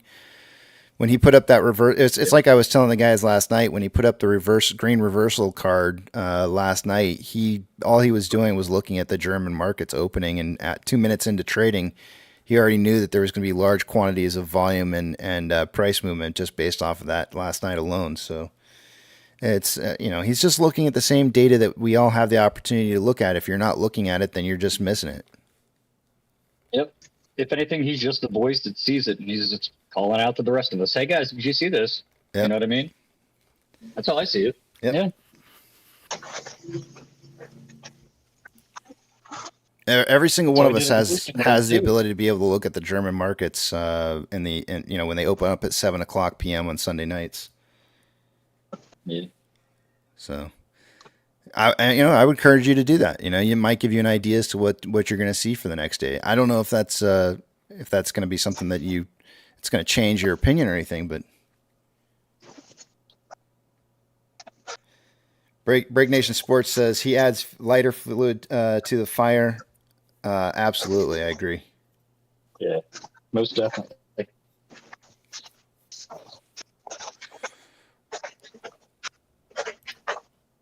Can you, hey, Nails, I'm not sure if it's Nails. I think it's Nails. Hey, Nails, how's it going?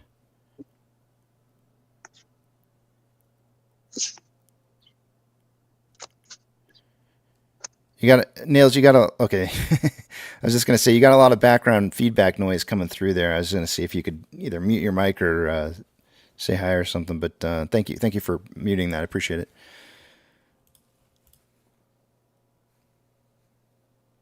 Makala says, "Are we coming down for gap fill at 430?"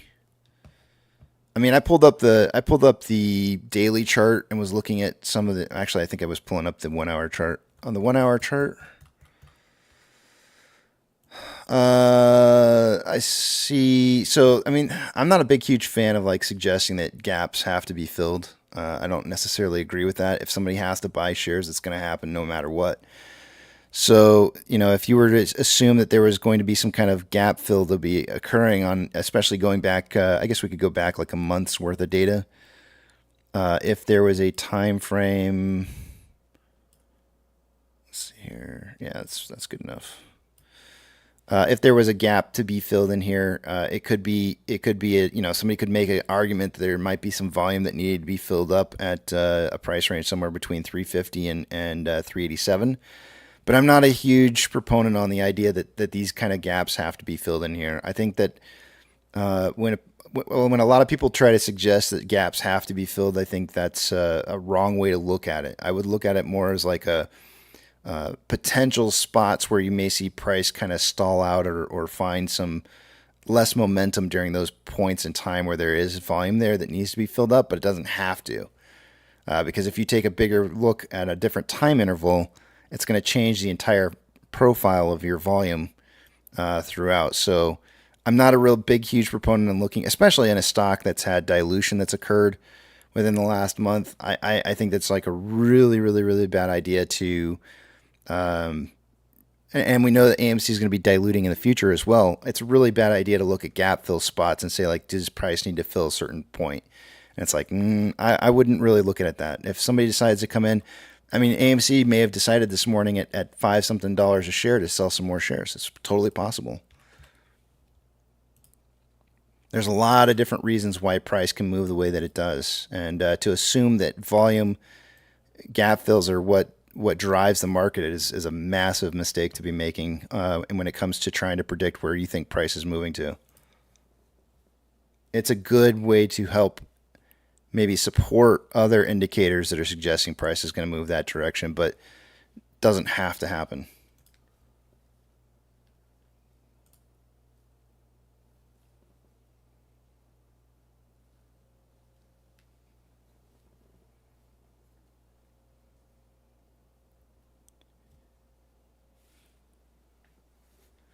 We get about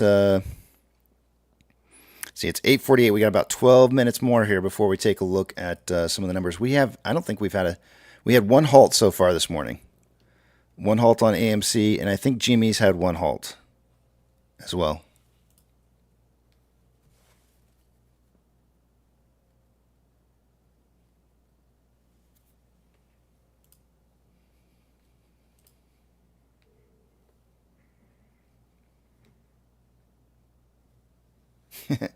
Woke for President says 9 out of 10 gaps get filled eventually.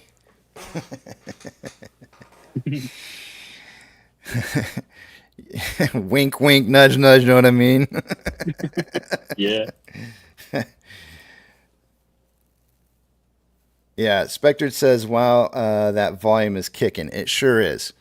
I don't usually like doing the volume analysis on. Oh, sorry, I didn't mean to do that. Volume analysis until at least 30 minutes into trading. Even then, it's still a little too soon. But at the current rate right now, after we're 19 minutes into trading, we're on a pace for like 1.3 billion shares traded for the day today. So obviously that pace is going to come way down throughout the day, especially around 10 o'clock, which, by the way, guys, is when we'll be going over the, after I get done with the 10 o'clock numbers, I'm going to be doing the reviewing the shareholder proxy vote for AMC. I'm going to go over all the different things that we're voting on, and we can kind of discuss and talk about them together.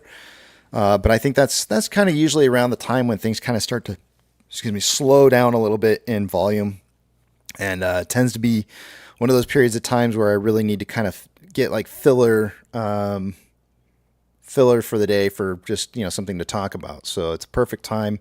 So at around 10 o'clock. And if anybody wants to come back and check that out later, like if you can't hang out till then, And I'll put it. I'll edit the title right now so that if you want to come back later, you can go back to it and see when it is in this live stream. So I normally start at around, let's see, 6 o'clock my time. So 4 hours and 15 minutes into the. What I'll do is I'll make I'll put in a what do they call those things? A bookmark. I'll put a bookmark in before we start talking about it so that you can skip straight to the bookmark. And either in the description or just below the title or something like that, I'll put it in there for you guys.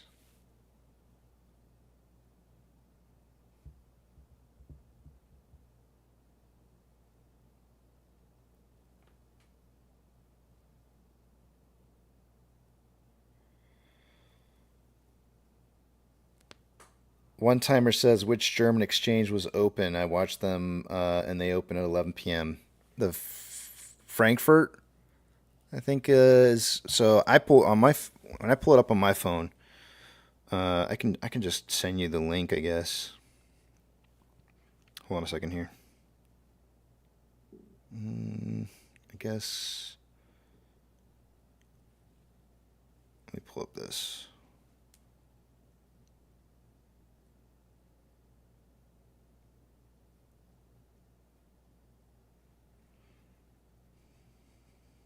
Give me 1 second. I will send you the link in case you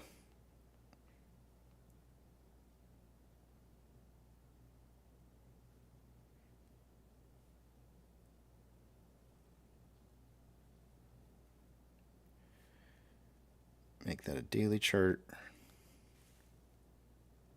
All right. And now I just got to send it to here.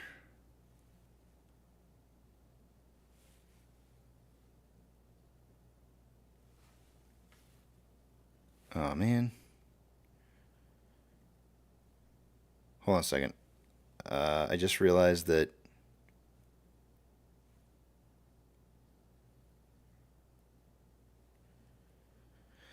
apparently, now that I'm using this different web browser, I can't just send myself links anymore on my phone, which kind of sucks. So now I got to go about this an entirely different method.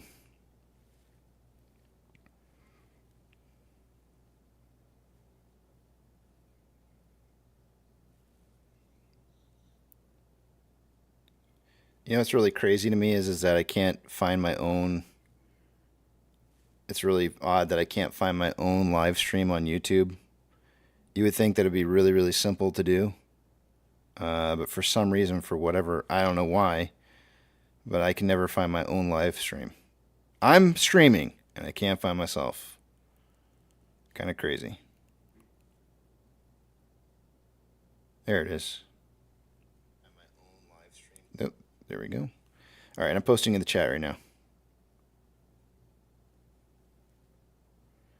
So that's the link that I just gave you is the link from GME.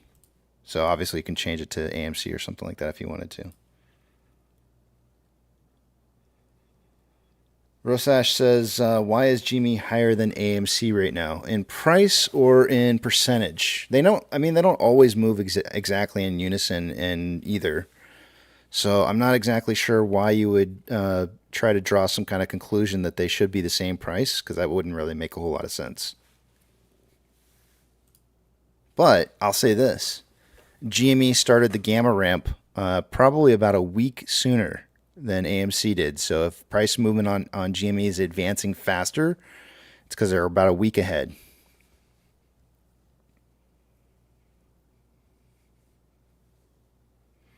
Dario says, don't you know you're shadow banned? Probably. I'm not monetized, so since they don't make anything out of me or off of me, well, as far as I know, they don't make anything off of me because they can't monetize the channel because I play the music especially. That's probably why I'm shadow banned.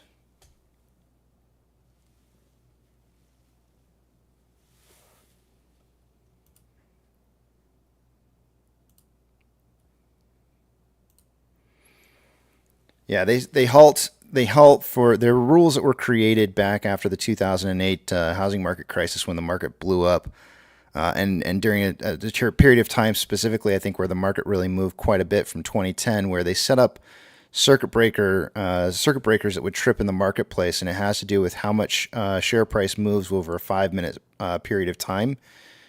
What I would do is go look up market circuit breakers for stocks on the internet on Google, and you'll be able to find out everything you need to know about those. But there is a lot that goes into the calculation for those halts. There's very specific price points that it has to hit, or volume amounts that it has to hit during those periods of time to get those circuit breakers to trip.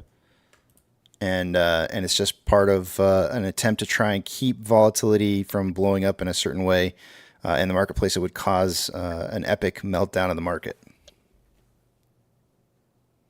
Morning, Casey and everyone. Good morning, Rugged. How you doing this morning? I have a question, and I don't talk about other tickers very often, but in this case, I think it is merit. It is warranted. Does it have something specifically due to AMC or GME? It has to do with a flash crash. Okay. Berkshire shares A. No one here can buy those shares anyways. It's $700,000. It had been $700,000 a share anyway. But I would be curious to have you take a quick peek at that. And I don't normally make such requests, but I think it'd be worth you. I'd be interested to hear what you have to say. Berkshire at brk.a. I was just going to say that. I just came in here. I know we don't talk about other tickers, but this is I'm looking. BRK. A or B? BRK.A. A shares, Class A. I think it's .A. Or you can it's .A. I actually have a friend that does have one of those shares. Could be a glitch, but who knows? Because I've got. How is that possible? Yeah, it came over the Benzinga squawk that I listened to. That Berkshire flash crash. That's got to be a glitch. Something. Did you do a split or something? Like there had to be something involved. Maybe. Yeah, that's bananas. Yeah, it says down 99.97%. There's a halt right now, actually. There's a halt right now as of 9:50 a.m. Huh. So I'm looking at the orders that went through on it, and it was at 9:50.37. It was trading 622,484, and then went down to 185.1 in a matter of a second. and each one of the shares that were traded single units that went through it at that 185.1 price. Something's funky. So first off, remember that whatever price a share trades for is the last price that goes through is the price that the stock becomes, right? So if somebody accidentally sold a share, like let's say they put in an order and they forgot to put in I don't know. I mean, 185.1 isn't anywhere even close to 622,000. So I'm not even sure where you would have like a decimal error on this. It seems like a completely it seems to me like somebody was trying to sell shares of Berkay and then somehow managed to fat finger the value on which they wanted to sell for. Because if somebody did buy those shares at 185.1 per share, that's the actual price that the new price the stock would be trading at. So it's that's going to create some panic in the market, I'm pretty sure. Yeah. Somebody's going to look at that, and they're probably going to claw this back, I would imagine. Okay. But they'll probably try to figure out, who placed the order, why would, what happened. But usually what happens when you see something like this is that the very next trade that goes through will be for the original price but since it's halted, if it has been halted, which I don't see labeling of halted on here, but It is. as soon as a single share, as soon as a one more single share is traded, that will change the price right back to whatever it was previously. So you'll see this big candle wick that doesn't really exist. It's just a few shares that went through at 185.1, however many shares this is here, and that'll be what it'll be right back to where it was again. But that is it seems to me like somebody may have made a mistake here, and I don't know what's trading at that price right now, but I'm looking at the time of sales on Webull. The time of sales on Webull is pretty crazy. You see 9:50, 30 at 9:50 Eastern, 37 seconds. There was a whole slew of shares going. Because even 122,000. Even Burke B isn't selling for that much, so it couldn't have been like a nomenclature issue. So yeah, maybe. I just thought it was interesting. I didn't want to derail too much, but that I thought was kind of wow. Yeah, it is. Somebody made a mistake. It looks like to me, but how many shares was it? One. Should we count them? 1, 2, 3, 4, 5 plus 3 is 8. 9, 10, 11, 12, 13, 14, 15, 16, 17, 18, 19, 20. It looks like 22 or 23. I kept clicking and I was already at the top and I didn't. Oh, wait. There's more. Dang it. Casey, you got to put your limit order in for $200 right now. Right. I'd have to have somebody complete the order. The same thing happened on gold, Casey. Really? Gold just took a nosedive. Wow. Yeah, something's happening. Huh. No foil hats on either.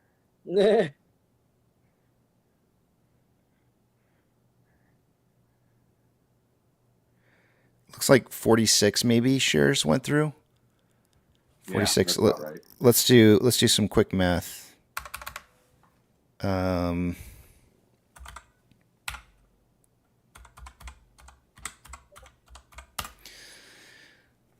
you at the price at open, those shares would have been worth approximately $28.7 million. So if somebody was selling off positions to perhaps maybe make or keep margin, like if they were forced positions that were sold off, then that's a lot of margin to have lost in a sudden moment. So I don't know what's going to happen there, but that's kind of crazy. You said gold as well, huh? We're already looking at numbers here. All right, let's take a look at gold. I don't see... Actually, let's go back to Burke A for just a second. I want to see what time exactly it started. 9:50:38. Let me write that down.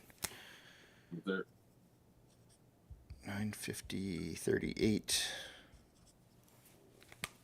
Let's go back over to gold. 10:01 was the big candle that it had when it was starting to move up. But as far as gold price goes, 9:58:38. Nothing specifically was happening with gold at that time. But 3 minutes later, it did start rocketing upwards.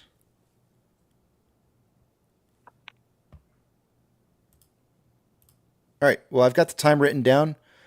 So we'll continue to watch that and see what all that's going to bring us throughout the day today. But it is time for numbers.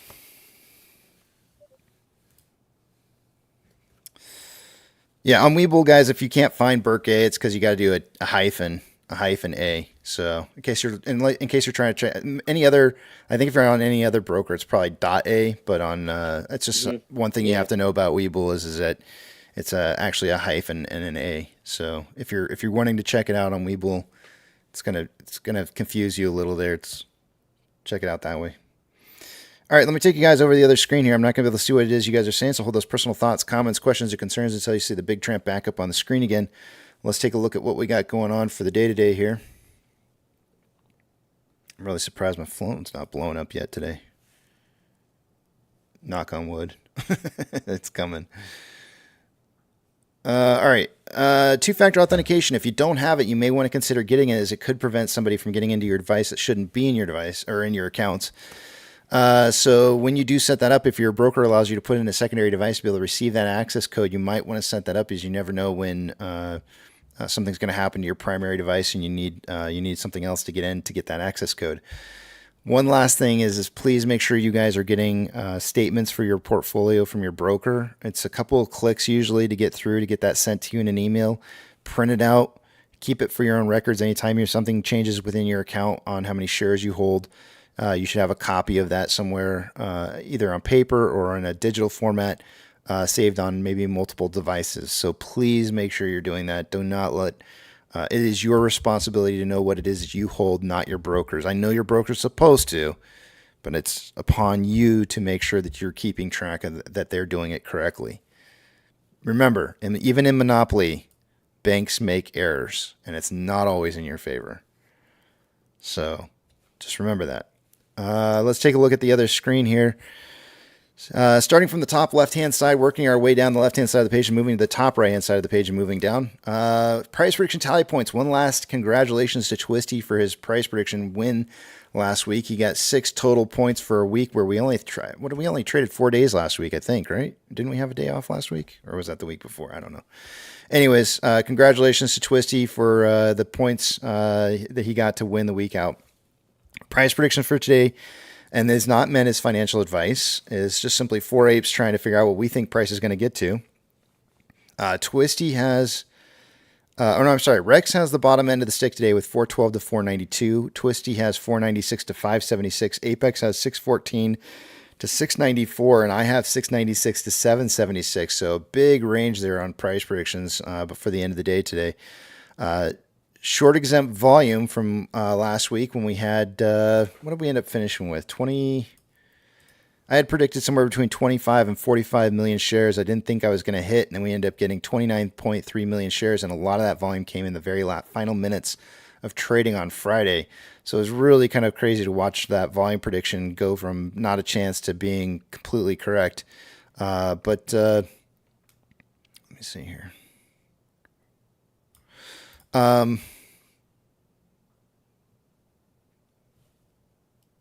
We ended up finishing with that 29.3 million shares in volume, giving us a total short exempt volume of 446.1 thousand shares.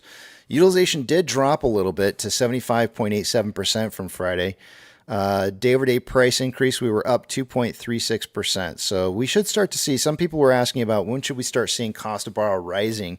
And that should happen when you start seeing utilization breaking like 90%. You'll start seeing that cost of borrow start rising. And anything over 95% utilization, that's when you'll really, really start seeing some big quantities of increases in that cost to borrow. Max pain for this week is $4.50. We did take a look at max pain for this week, next week, and the week after for both AMC and GME earlier this morning. For any data that you want to me expand upon on GME, please go to the beginning portion of the breakdown in the mornings where I give you a complete rundown on all AMC and GME related numbers for the day.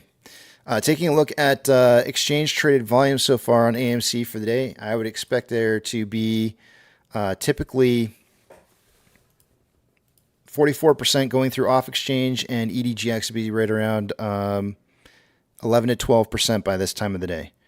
As it stands right now, we're at 35.15% going through off exchange, which is incredibly low, and EDGX at 17.44%, which is elevated, for a grand total 52.59% of our volume going through those exchanges when it should be about 54. So it's only 1.41% less volume than what I would expect to see on a normal day. So any kind of price improvement that we've had for the day today has come through some of our shares actually making it through the lit market. But it looks like most of it's gone through options. CHX volume for the day today is at 52,551 shares. Anything over 30,000 is a lot, and so that is a big number for AMC. GME CHX volume for the day today is 76,218 shares, also a very big number. Taking a look at borrow fees and shares available to borrow according to IBKR. Earlier this morning, up to 300,000 shares were available to be borrowed, and that was almost all 300 of those 1,000 were borrowed. That puts us at about 1 million shares borrowed from IBKR today, and then some of those shares have been returned since. Fees are currently at have dropped from 2.13 down to 2.02%. Taking a look at institutional ownership this morning, it was being reported at 85.434 million shares, and it's now 85.434. So no change since earlier this morning. Let me take you guys over the other page here, move a couple screens around, and we'll take a look at the future, or some of the other numbers here. We'll take a look into our future. Oh yeah, there's definitely been something happening here on the bonds as well. You can see that already. All right, we did a full rundown. Actually, you know what? Before I take you over to this screen here, I forgot to do options. So let's go back to this screen real quick. On options on AMC, highest amount of call volume for the day today has been coming in at a $5 strike, closest to where we're at currently in price. There's a lot of volume right now. 19.8 thousand contracts in volume so far on calls at 5. Highest amount of put volume is coming in at 4.5, just barely beating out the $4 strikes. That's up from 50 cents from last week where we had volume. There's 8.9 thousand contracts in volume at 4.5. A normal day for us would be like 3,500 contracts. So you can tell these numbers are really, really, really super high. The market is targeting a 4.5 close by the end of the day today. That's somewhere between 425 and 475, which max pain is 450. So it's kind of interesting that the option contracts are calling for a close around that in volume right now. Taking a look at Ortex.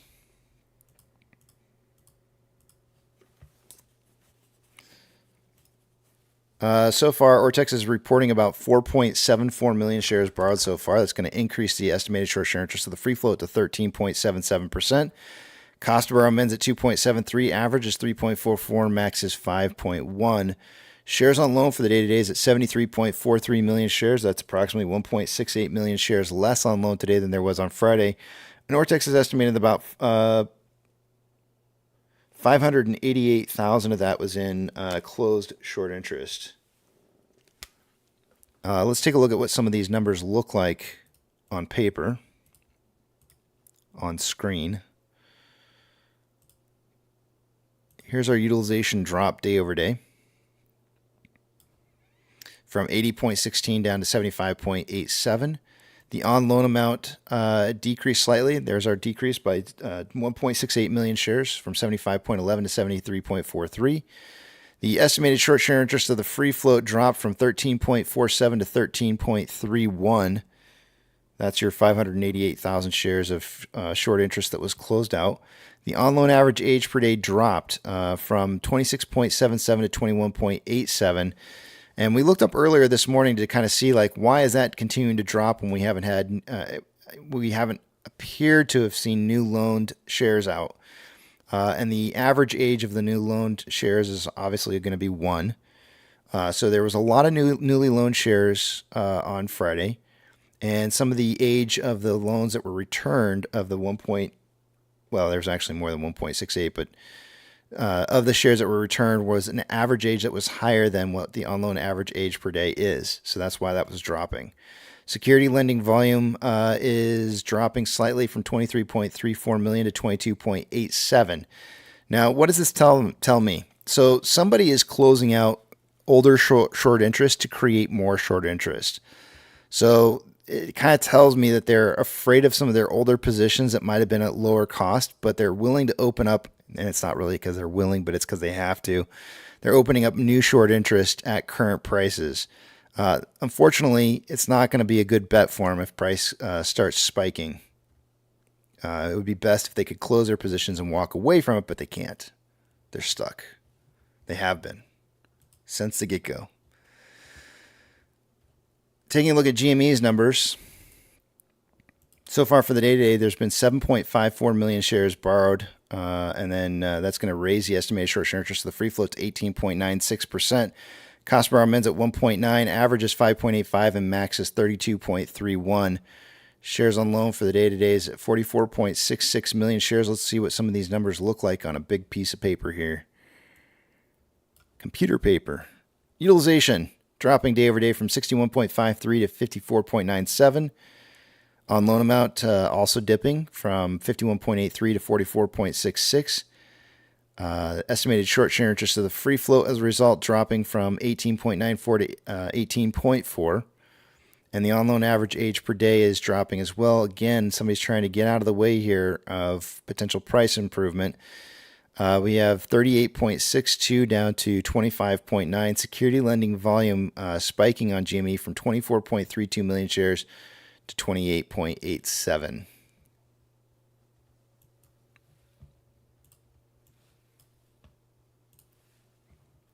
Orders by Fidelity customers this morning.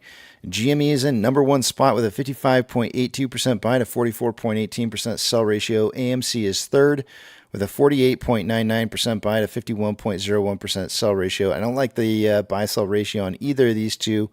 60-40 or better would be ideal. But anytime price starts rocketing up, we usually do see initial paper hands. But I'm just throwing up on the rest of the page here everything else that's going on in the market so you guys can just kind of see. All right. MMRI. High risk is at 300. We were at 290.29 earlier this morning, and it's now 286.04.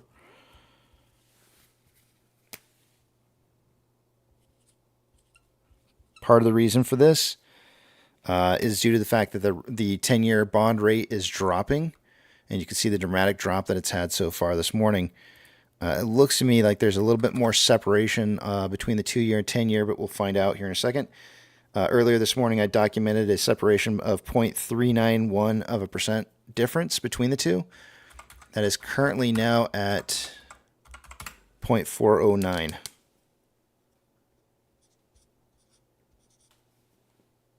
So definitely seeing more inverted values.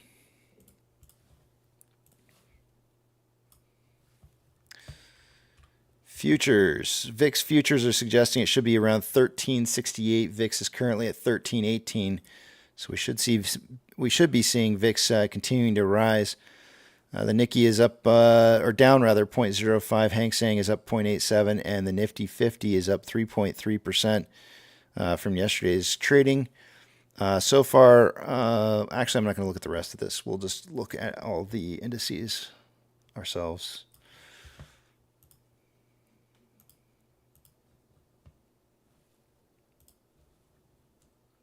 NASDAQ is currently up 0.66. Dow Jones is down 0.08, and the S&P 500 is up 0.25. We have 2,762 advancers to 2,517 decliners. The market is more advancing than declining currently. Not by a lot.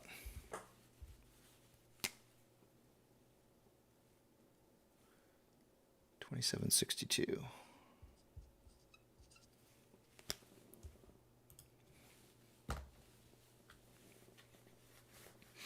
Sectors that are doing well for the day today. The most positive sector is healthcare, followed by communications.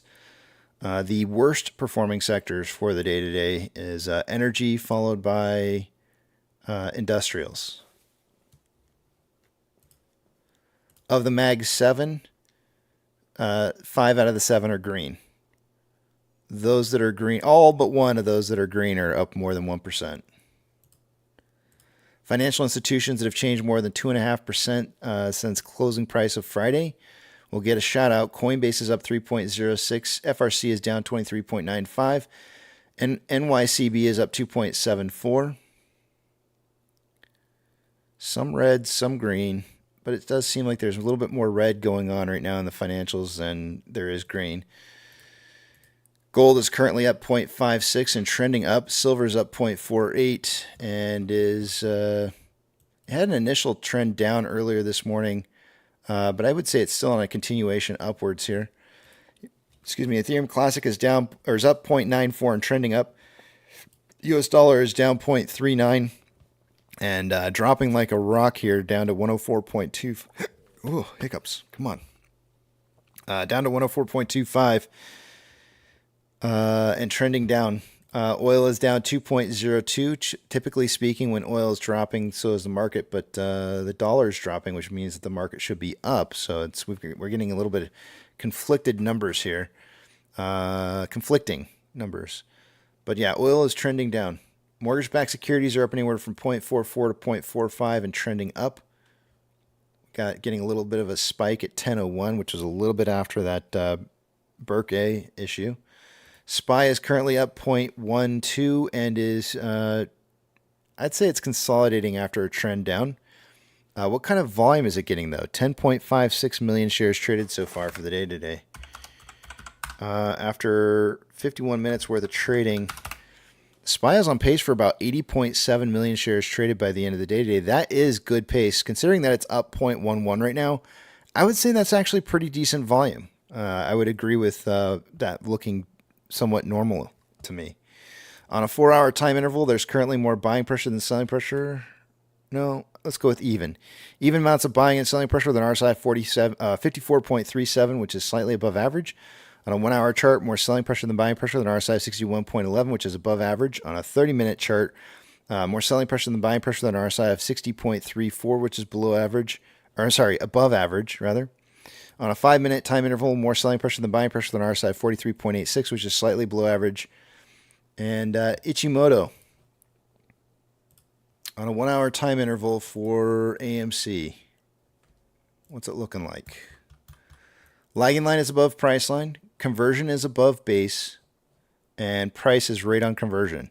It's very, very, very normal for price to test conversion very soon after breaking past the conversion and base.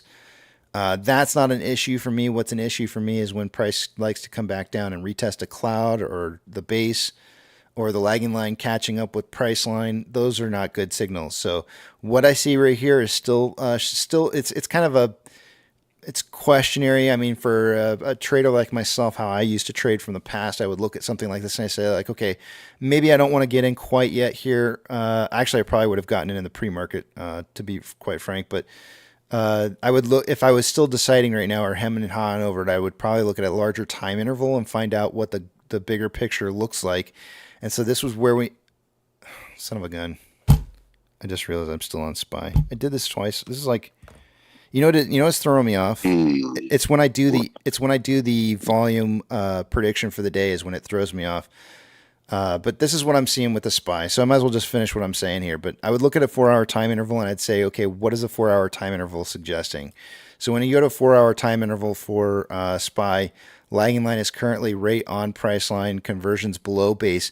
Usually price likes to break down through green clouds and up through red, and it's coming up before it ever gets to the red cloud here, which is, it's bullish, but only if it breaks the cloud, because the clouds show signs of uncertainty. It's not it's not saying that it really wants to gain the strength, and the conversion line hasn't even crossed the base yet. So it's not a buy signal by any means.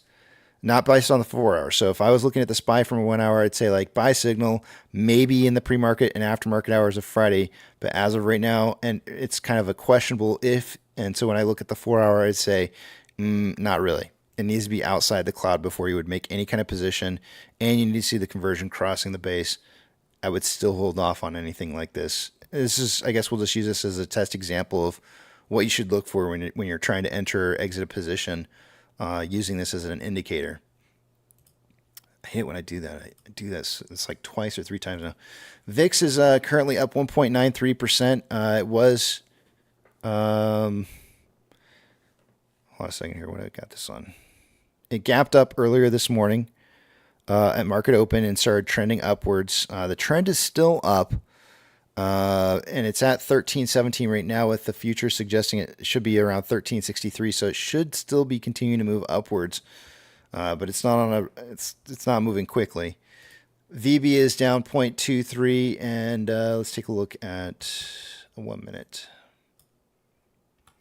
VB is trending down. VBR is down 0.05, trending down. Tesla is up 1.73% and starting to break a downtrend into an uptrend. Amazon is up 0.24, but is trending down. Cinemark is down 1.62, trending down. Doge is up 1.11, and it's trying to break a downtrend, an uptrend currently. I don't know if it's going to.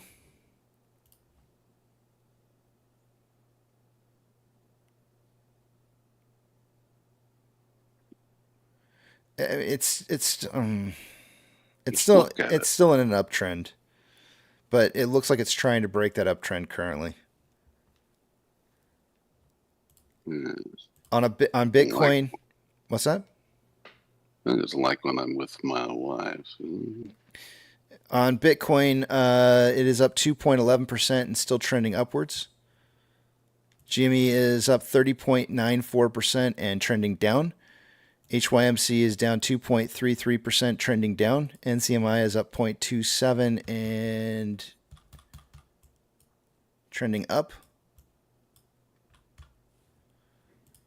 Hood is up 2.92% and starting to consolidate a little bit after a downtrend. And AMC is up 13.16% and starting to consolidate after a trend down. Inflow versus outflow so far for the day today on AMC, approximately $1.6 million more inflow than outflow. 84.19 million shares traded so far for the day today.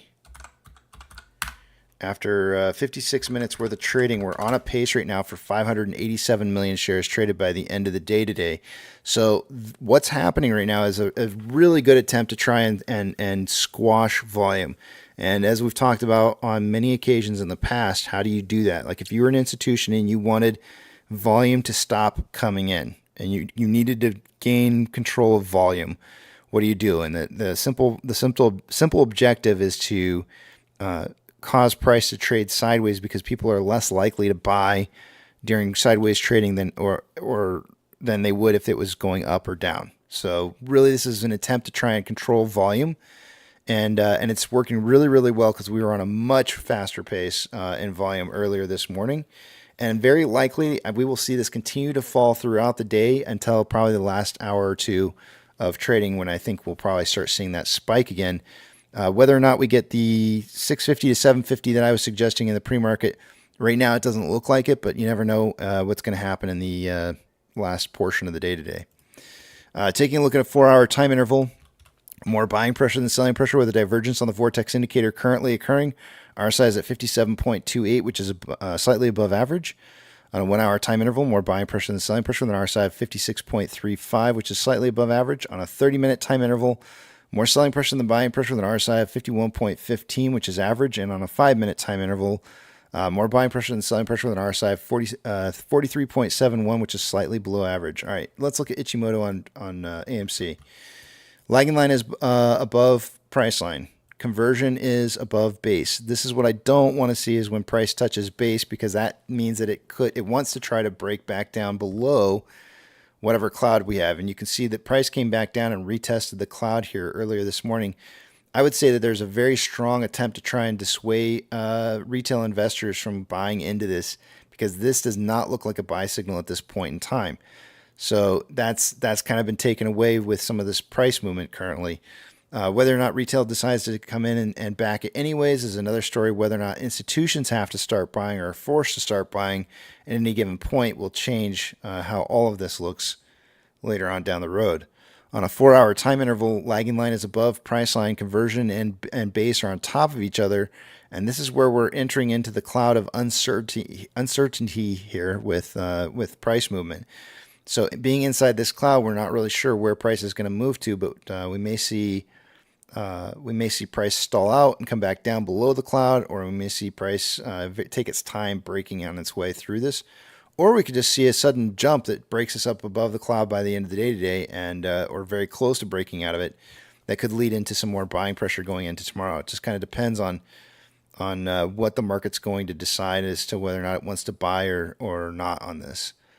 So we'll see. Having AMC is one of the top 3 most heavily traded stocks based off of orders right now is definitely a strong suit. But what we want to see is more buying orders than selling orders, for sure. And that's all I got for you guys. Let me check the news. I'm sure there's nothing positive here. Let's see what the news is saying. Yeah, I could care less. They're trying to throw in those other stocks as other mentionables, and I'm not going to mention them, so not falling for it. Yeah. And with that, I yield the rest of my time to the back of the big tramp. So retail stock put that Berkshire and Buffett, also owned Barrick Gold. Mm-hmm. So, that could have a correlation.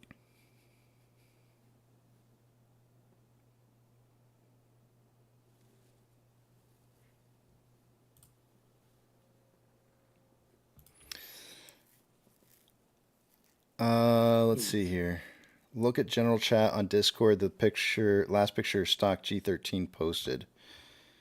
Look at the general chat. Okay, hold on a second.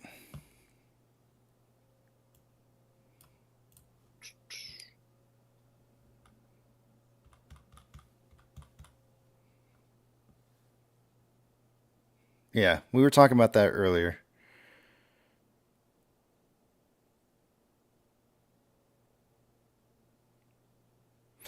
I think once we see another stock trade a single, or when I say another stock, once we see another share get traded on Berkshire Hathaway, we should see the price return back to what it was previously. But the question is what's the market going to decide on as fair price? Because I don't think 185.10 is what the market's deciding is fair price right now. I have a really difficult time believing that's the case. It seems like it's an New York Stock Exchange glitch. Yeah, there's something wrong. There's something wrong with what's going on. There's somebody probably accidentally. I'm gonna chalk this up to a fat finger mistake somewhere. Somebody accidentally put in the wrong value that they wanted to sell. What did we say? How many shares was it? 40 something shares. 20 some odd $1 million worth of shares. So, and I think they fat fingered it, and now they're probably gonna have to just fix that.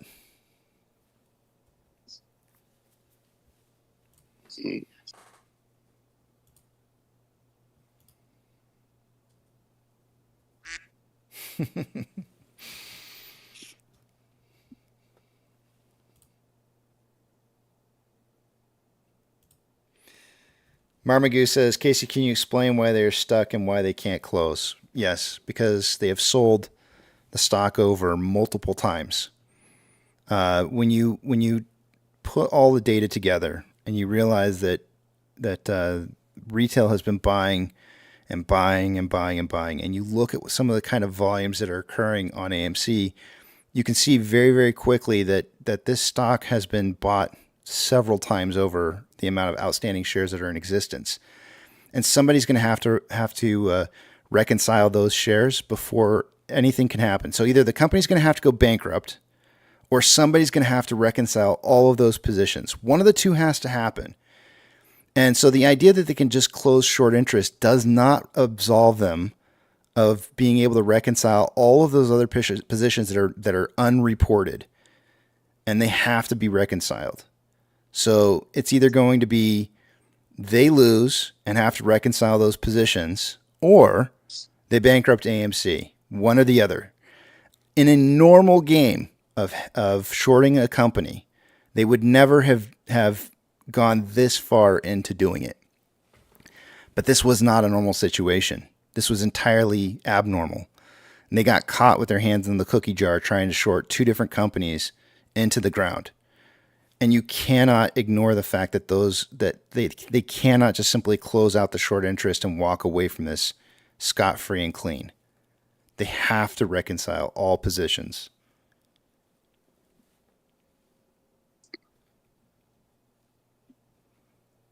And if you can't see, here's interesting facts for you, right? Like if you're having a hard time, if you want to struggle with the idea, and you say like, okay, well, Casey, how do you know that it's bought over more, at least even just a part of it being purchased over the outstanding amount of shares? I would lead you to a couple different things. First off, we've seen exponential, huge amounts of shares being sold into the marketplace by AMC through dilution of both through Ape and AMC. And yet we only have one institution. Every single time we've had one of these, since conversion reverse split, every single time that AMC has done more dilution, how many more institutions have we had coming in and saying, oh, hey, guess what, guys? We own 5% AMC. We bought those shares that AMC was selling. And the answer is one. We've had one institution come in out of all the shares that have been sold to claim that they have 5% ownership, and that's Vanguard. You can't have that happening unless we already own the shares and the people who are buying them are brokers, so that they can reconcile the positions that we have that we're holding that they're supposed to be buying, but they're not. That's one way. Another way that you can take a look at this and know that there's huge amounts of shares, and I'm not trying to just be funny with political huge kind of talk here, but is if you go and you look at the average 3-month volume on AMC and you compare it to other stocks that are out there, and you can do this with any stock whatsoever. Go out there, and I urge you, or I implore you to do this, because it's going to open your eyes as to what's going on in this marketplace.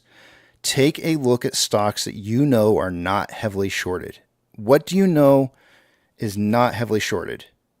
Things like Amazon, things like Berkshire Hathaway, things like whatever. You pick it. I don't care what it is. I'm not going to tell you what to pick. You go out there and you find them. You pick them, and you come up with the golden standard of what a stock would look like and how much volume it should trade on a normal basis if it's not heavily shorted. And when you come up with an answer, what you're going to find is that it's probably under 2% of their total outstanding shares. Less than 2% is probably what you're going to find as the case. When there is a stock that has been oversold multiple times over than what the outstanding amount of shares are left, you have volume that starts showing up in abnormal ways that you would never see it normally traded in the market. And that's when you start seeing companies that have volume, average 3-month volumes, trading in ranges of 5%, 6%. Anything over 6% is massive. Anything over 3% tells you that it's more than likely a very heavily shorted stock, but not, nothing crazy, but it's 3%. It's a good number. It's a fair amount. But when it's in the range of like 6% or higher, it's massive. You should not see stocks trading an average 3-month volume. Think about that for a second. 3 months of volume average trading over 6% of their entire outstanding shares. Actually use the free float. Don't use outstanding. Use free float, because you should only be calculating based off of what's available to be traded. But when you find that there are stocks out there that are trading abnormally high amounts and they're doing it on a regular basis, you should have all kinds of red alarms going off in your head saying like, wow, this is not normal. Something's going on here. There is an abnormal amount of shares being traded above and beyond what should be normal based off of a gold standard. And so when you can look at that and you look at AMC and you run those numbers,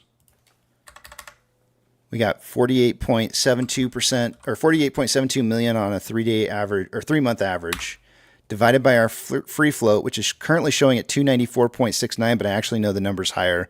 We're going to use the actual outstanding numbers just so I can show you how bad it really is. We'll use the outstanding numbers. I'm not even afraid to use them because I know it's going to still be a huge number. 368 million and 368.09 times 100 to get us a percentage. 13.23% of AMC's outstanding shares, not just what can be traded. Now the numbers are really close, believe it or not. The outstanding shares and the free float are really close on AMC, so it doesn't really matter. But that would be a bigger statement on maybe other stocks out there. But 13.23% of our daily volume traded on AMC of our outstanding shares, and a normal amount should be like 1% or less.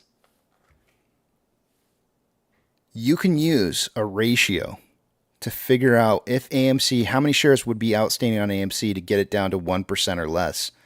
You can use a ratio to base it off of the gold standard that you come up with to figure out how many times this stock is sold over based off these numbers.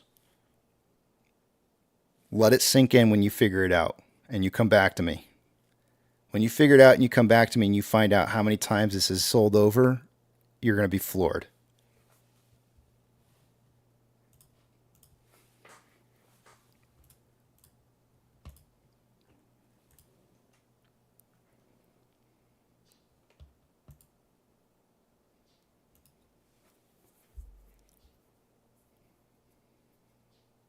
Do you have that number, Casey? It changes, right, on a daily basis. I don't have it right now off the top of my head, but I know it. I have an outstanding number that's in my head that I think would be accurate, but it's so shocking. It's so shocking that, I mean, you look, you know, if I just told you 1% is normal and we're at 13% right now, well, how many times would that suggest to you? I mean, it's not very hard to figure it out. 13. Well, yeah, 13. that's exactly right. It's really not hard to figure out if it went, but believe it or not, you know, that's good. I mean, but that's the right answer. But the thing is that when you go and you look at the gold standard, it's actually less than 1%. And so when you start looking at those numbers, it's actually higher than 13%. It's much higher. Oh boy. Yeah.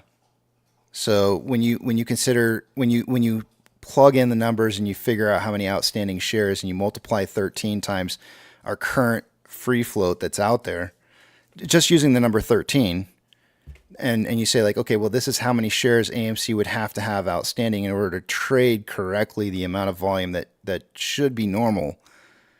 It's insane. Oh, I'm sure it's all fine. The market makers are just doing what they need to do to keep liquidity and all that jazz. Turtle says, was it confirmed about... Yeah, no... yeah, no kidding. Turtle's saying, was it confirmed that DFV bought those call contracts?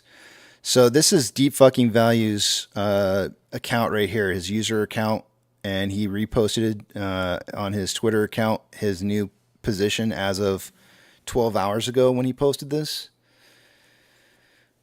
And it says here that he's got he's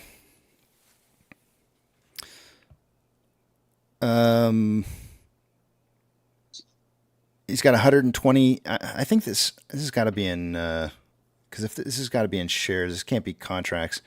So I'd knock off 2 zeros on this. He's got like 1,200 contracts, it looks like, on GME for June 21st. $20 calls. And the value of those from Friday's closing price was $65.7 million. His total outstanding amount of shares is 5 million shares. So it's and that value was $115.7 million. So he's got quite the position. Considering the fact that today the stock price is sitting at 31.08 on those $20 calls. $20 calls that expired June 21st.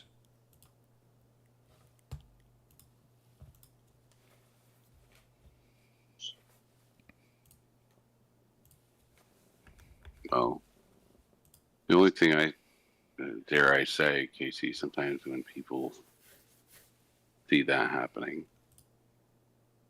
you know where I'm going with this, is that they are going to potentially follow suit. So they may, you know, not that it's, you know. Everybody's got to make their own decisions. Yep. Yep. I hear you. Yep. But it certainly helps, I suppose. I'll take it. Someone else wants to do it, sure. Yeah.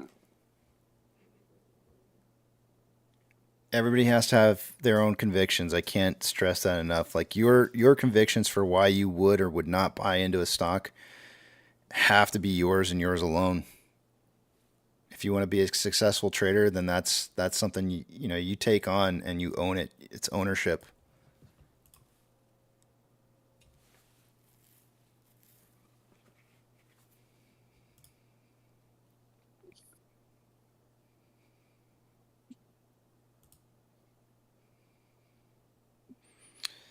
Tom says, "Can I post a?" Yeah, you can post a link on that. That's fine. It's still halted. Is it halted or did they just? No, it's halted. Yeah. Okay. So, you know, the other stocks like, well, Barrick. I would imagine, like, can you imagine if somebody was getting margin called this morning, and they're like, "How do we get out of this?" And they're like, "Well, what if we interrupt the margins that are held for everybody by accidentally creating a scenario where they have to reconcile something or put a pause on all, like allow the market continue to trade, but they have to pause on everything because everybody's margins get jacked up because for those of you who know, any institutions that would be using, and Berk A would definitely be a spot where you would want to park margin. All of the companies who held marginal positions would have been relying on that money that's showing up as that value would have impacted anybody's positions across the board. And so it would potentially cause people to get wiped out across the board. So I'm pretty sure that this is the way that somebody avoids a margin call. Like accidentally drop the price on margin for everybody across the board. So it just creates this like massive like panic and like, okay, we got to fix this. And then that way it keeps the focus off of your margin.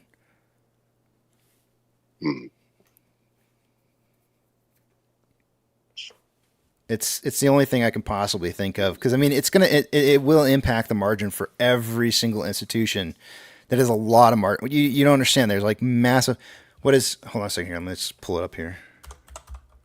Diversion. We're talking about a market cap of 200. Well, it's 265.95 million market cap now, but it was. Hold on a second here. Let me pull it up here. Earlier this morning, let's see here. At open 625,734.85 times outstanding 1.44 million. Market cap this morning was 901 billion. So we just watched market cap for Berkshire Hathaway, as I like to call it, Hathshire Berks. I always mess up the name somehow or another, but it was 901 billion at market open in market cap, and now is at 265 million. So that's going to impact the margins of every single institution out there. This is how somebody holds the market hostage. Interesting. Mm-hmm. I think the most important thing is going to be find out who made this mistake. That's going to be the most important thing to find out, because that's probably who is in trouble.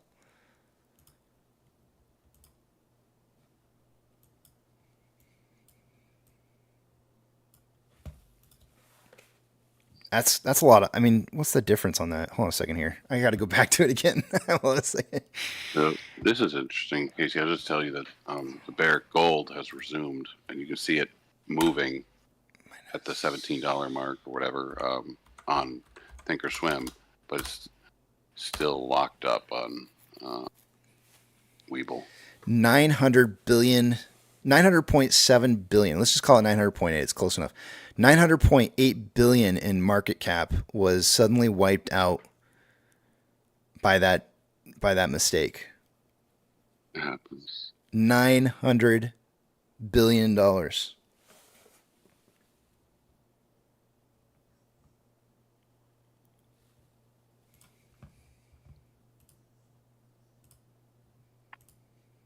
Hey, Casey. Mm-hmm.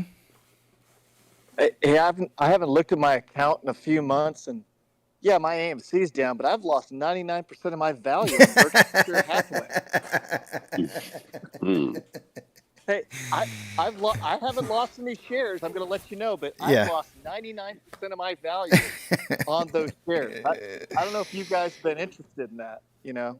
Yeah. I like where you went with that. That's pretty good stuff, man. Well, according to Yahoo, it is 99%. I mean, it's just crazy. I mean, am I reading that right? Yeah. I thought everyone was joking about No. this Berkshire Hathaway. No, you're right. But that's what somebody's holding the whole market hostage right now, and they're basically saying like, look, if we're gonna get margin called, then we'll just start we'll start effing with stuff and forcing you to get margin called too. This is what.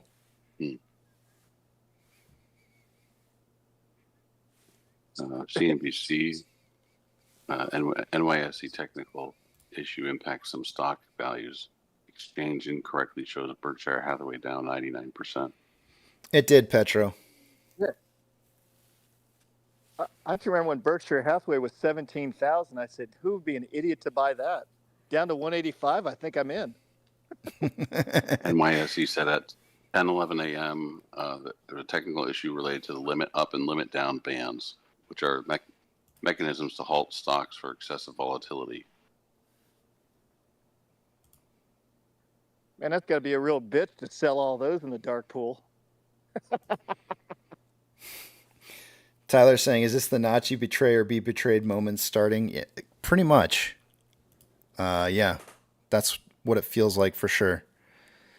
I mean, I can't think of any other particular reason like why this. I mean, we don't see this kind of stuff happening normally, right? Like, and all of a sudden, like, oh, it's like, okay, we'll just wipe out $900 billion worth of market capital in a second and cause every single institution to get a margin call all at the same time, and then that way we won't be the focus of attention because, like everybody's getting hit. So that's what you do. So does the Oracle of Omaha, does he have one of his minions call, or does he make the call himself and go, fellas, this is wrong, right? I just feel bad for the guy who was told he had to make a mistake.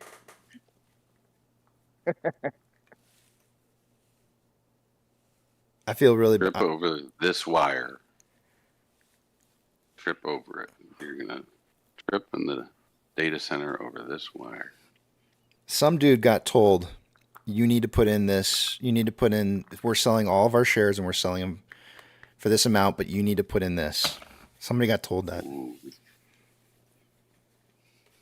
I feel bad for that guy because he's gonna have to answer to that. He's gonna have to answer the questions as to how he managed to make a mistake, a manual input, when everything is normally traded through automated systems.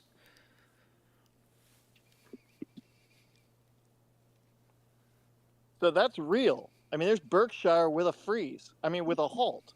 Mm-hmm. That's real. That's real. Mick M says the New York Stock Exchange has confirmed in a statement a system in which over a dozen stocks were suspended, including Chipotle and Warren Buffett's Berkshire Hathaway. Bloomberg reports. This has got to be what it is, guys. Somebody was getting some kind of margin call, and they wiped out everything. They wiped it out, and they said, if we're getting margin called, so is everybody else. We'll dump it for pennies on the dollar and force everyone to have to take the hit. That's what they're saying. They're crying like little babies right now. Crying like little babies because they're getting hurt. Isn't that like you and I say, we're gonna sell AMC for $100,000, and everyone's like, yeah, we know that, that would be wonderful, but nobody can just put a bid out for $100,000. But you can't put a sell out for 185 either, right? So, sure you could. And so so long as somebody buys it, then suddenly the new price of the stock reverts to that new price, and it would immediately limit halt. But isn't that because they would have, we always say, for every buy there's got to be a seller. So who's that buyer at 185? I mean, that's collusion right there. Somebody has to. I mean, if otherwise the order just sits there forever and does nothing. And it's not just one order. I mean, it's got to be a couple of them. It can't be that much to tank it. God, I wish I had some money. I would actually buy some Berkshire. Well, you can't, though, because they're not going to open it back up at that price. They're going to claw back those orders. I guarantee you they'll claw back those orders and say, no, those didn't count. Somebody made a mistake, and they'll reset it to whatever the price was trading at prior to that order going through, and then they'll resume trading. Who knows how long that'll take them to do, but...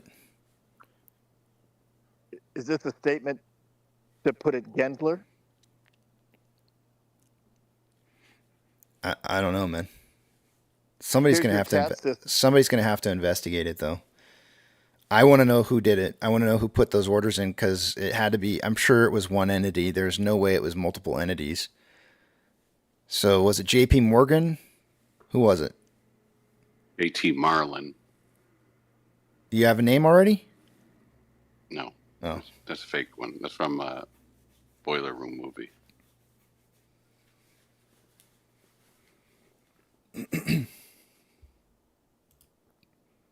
If one entity could make that big of a deal, what does that say about the market? It says they're in control of it. Well, they always have been. Hi, Jamie. Oh, who's Jamie? Diamond. Oh. Hey, good morning, the JJ. Good to see you this morning. And Funky, good morning to you. I'm starting to pick up on a little. It's like an accent when you say that. The JJ? It's like a V in there. No. Yeah, it's like a V with a T. Hey, I say both. I mean, what do you want out of me? You do say both. So if I say the JJ weird, I'm sorry. Well, it sounds like a Houston voice, like a vutha. I don't know what it means, but I'm hearing it. Yeah, but I lean into that stuff. I lean into it. I don't know why it took me so long to come up with it. It was like forever, like staring me right in the face, like, holy crap, I should have been calling you that for the whole time. I don't know where it was. It was almost like, who would think that Jamie Dimon would do something like this? Who would have thought? Yeah. I took a screenshot of that because I'm still finding it unbelievable. Yep. I thought that was just a bunch of internet people going, oh, Berkshire Hathaway down $5. I'm like, yeah, whatever. No, down 600,000. The question, the real question is going to be is when they claw back that order and put price back to the last traded price. The real question is going to be is what are institutions going to want to make the next trade for? Like at what price is an institution going to want to make? What value are they going to accept as a trade for on that next? And why that stock? Well, everybody's holding collateral in that for sure. It's probably one of the more safest places to put your money to be safe. If I didn't say safe enough there, safe. It's safety, safe. Fucker right in the pussy. Buffett can't be too happy though of his stock being used as a. I don't know what to say. Oh, I'm sure he'll have something to. I wouldn't be surprised if he didn't have some kind of snarky comment to make. Yeah, boy, I can't wait Would to see. He point some. I don't know. That's a good question. I don't think he's a. I don't know. Yeah, that's an interesting question. Yaka, did you get any more sleep? He's old enough. Did I get any sleep? Any more? Nah, man, I've been awake since the beginning of time. What were you saying, JJ? I messed you up. Buffett's old enough not to have any filters. And rich enough. He's definitely your grandpa that doesn't mind saying it. Drop a couple F-bombs and whatever. Yeah. Guffett? I had somebody asking about the shareholder proxy and we're going over that together. I'm going to do the 10 o'clock numbers and then we will cover that. I have a feeling we might have to split it up in a couple different sections, depending on how fast we can get through it. But it's 10 o'clock right now, so we should probably go ahead and get the numbers out of the way so we can go ahead and do that. Numbers time? Yeah. Okay. So Market dynamics. Yeah, no kidding. Let me take you guys over to the other page here and let's do this. Sorry, let me mute myself. Where's Danny at?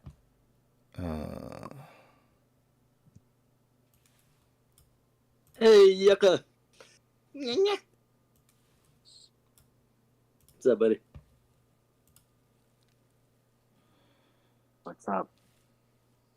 Numbers time? Yeah, I'm just trying to pull the screens up over onto the other side of the screen here. Oh, transport. Oh, yeah.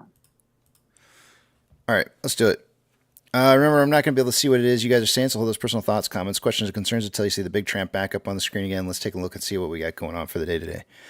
Starting with, we're only going to cover a couple different items right now. We're going to cover off-exchange volume. By this time of the day, I would expect to see about 60% going through off-exchange and EDGX combined.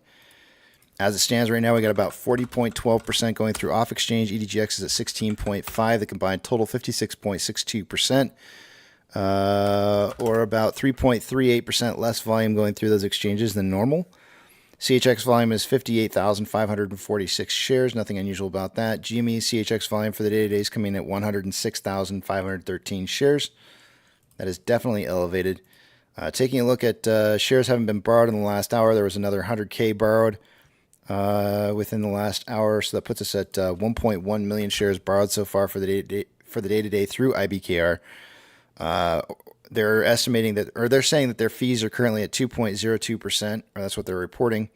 Borrowed change amount is, according to Ortex, is at 6.65 million shares for AMC. It was 4.74 million shares as of an hour ago. That's going to cause the estimated short share interest of the free float to rise to 13.95%. The cost per borrow is at 2.73, average is 3.74, max 5.84. Shares on loan for the day today is at 73.43 million shares. That's 1.68 million more shares on, or less shares on loan today than there was Friday. Ortex is estimating about 588,000 of that was in closed short interest. Taking a look at GME here real quickly, we just want to see they are up 7.84 shares on borrowed shares for the day. Options. Highest amount of call volume so far for the day today has been at a $4.50 strike. That is now moved up to a $5 strike. Or actually, I may have just written it down wrong earlier. I did. I just wrote it down wrong earlier. It was 5. We went from 19.8 thousand contracts to 29,000 contracts. Highest amount of puts. Volume for the day today is coming in at a $4 strike. That's down from 4.5. We went from 8.9 thousand contracts at 4.5 to 14.9 at 4.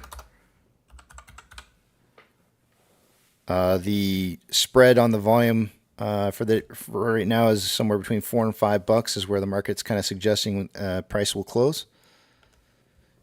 Taking a look at orders by Fidelity customers, AMC and GME are the only two I'm looking for on this. GME has is number one with a 57.22% buy to 42.78% sell ratio. Anything over 60/40 would be great, but remember it's not the end of the day yet, so those numbers might not be final. AMC has a 50.1% buy to 49.9% sell ratio. We're better than we were an hour ago. We're still not over that 60/40 hump yet, but the day's not over, so there's still more orders that could be going through. That's just what's being reported as of right now. As I scroll down here, Burke A made the list. What's going on here? Hold on a second. This is not right. Something is definitely going wrong with Burke A right now. They're saying on Fidelity that there's been 9,817 orders and for the buy side and 3 sell orders. Somebody's been trying to take. It sounds to me like it's more than just the 48 shares. It sounds like there may have been a lot more that was being sold off. Anyways, moving on. A lot of retail trying to jump in real quick in there. It seems like MMRI 285.62 an hour ago. It was 286.04. So it is coming down a little bit more.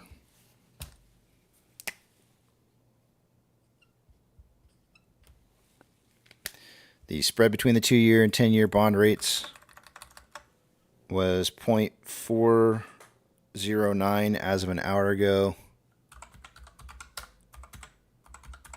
Currently at 0.407.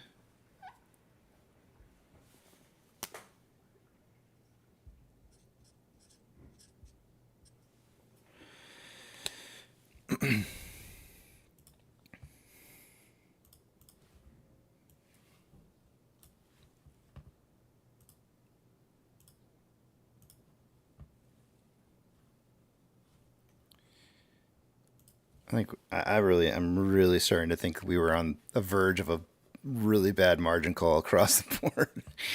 NASDAQ is up 0.08. Dow Jones is down 0.59. And SP 500 is down 0.27. We have 3,097 decliners to 2,336 advancers. The market is more declining than advancing. 3097.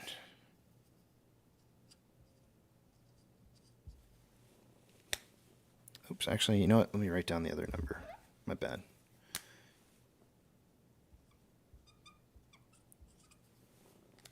All right. Sectors that are doing poorly for the day today. We only have 2 green sectors, so let's shout those out first. So healthcare and communications are the best sectors. Everything else is doing poorly. Energy being the worst. Industrials is second worst. Of the Mag 7, 5 out of the 7 are green. Financial institutions that have changed more than 2.5% since Friday's close will get a shout out. FRC is down 23.95%.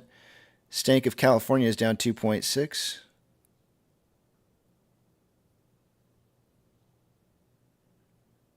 And that's about it. Gold is up 0.44 and still it's currently trending down. It looks like it's trying to break that trend currently, but it's not quite there yet. Silver is down 0.03, also trending down currently, and looks to be trying to break that uptrend it was in. Actually, it has broken it. If anything, this is moving into consolidation, a downtrend to maybe some consolidation. Ethereum Classic is down 0.33 and starting to trend down. US dollar is up down 0.34 and starting to break the trend down into a trend up. Oil is down 2.24, trending down. Mortgage-backed securities are up anywhere from 0.54 to 0.56 and trending up. And SPY is down 0.23 on a larger quantity of volume today. It does look like it's starting to move up here and potentially trying to break that downtrend it was in. VIX is currently up 4.88 at 1355 and trending up. The futures are suggesting it should be around 1388. The futures are suggesting more movement upwards, which means the market should be coming down. VB is currently down 0.66, trending down. VBR is down 0.56, trending down.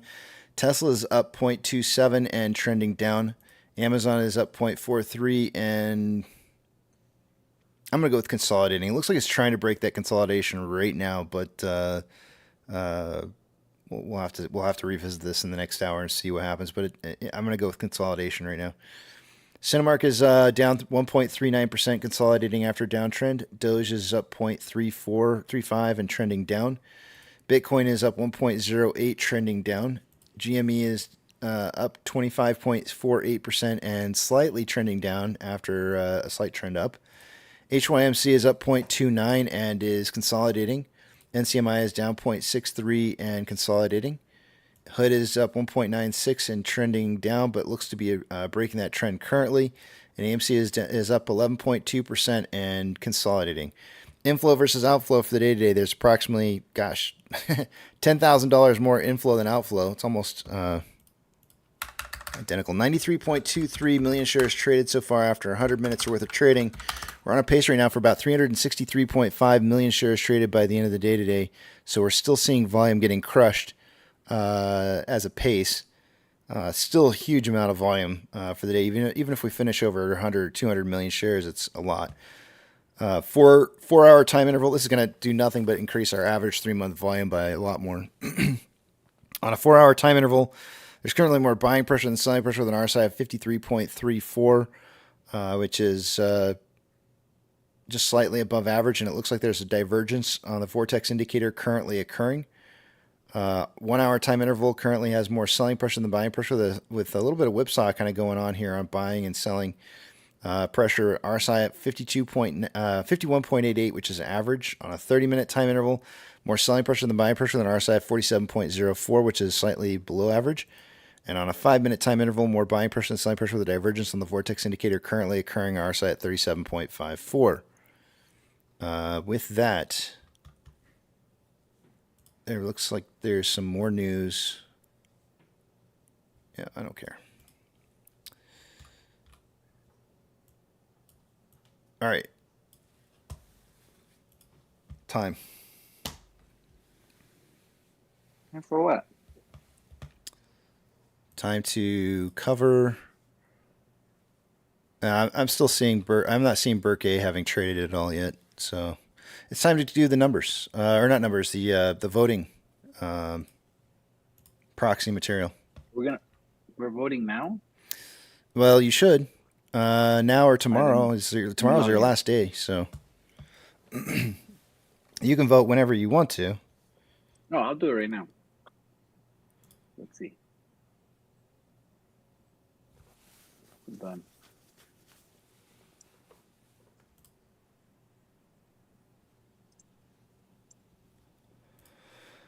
All right. Let me pull it up here.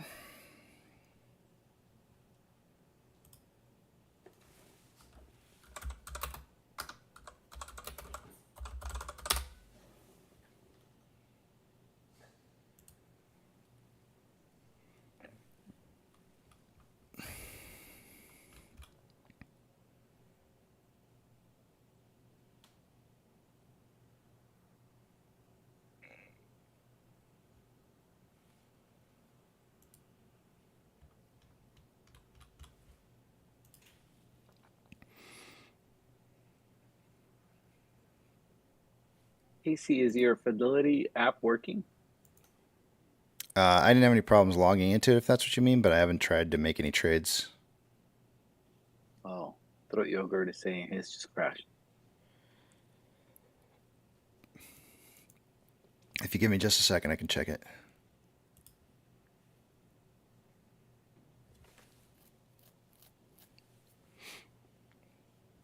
Nope, still working.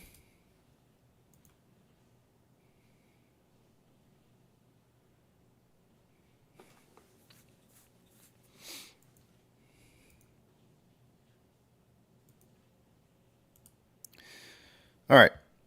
I'm not sure if you guys want me to put up on the page I guess I've got it on a viewer that's, I'm going to put you on this page here.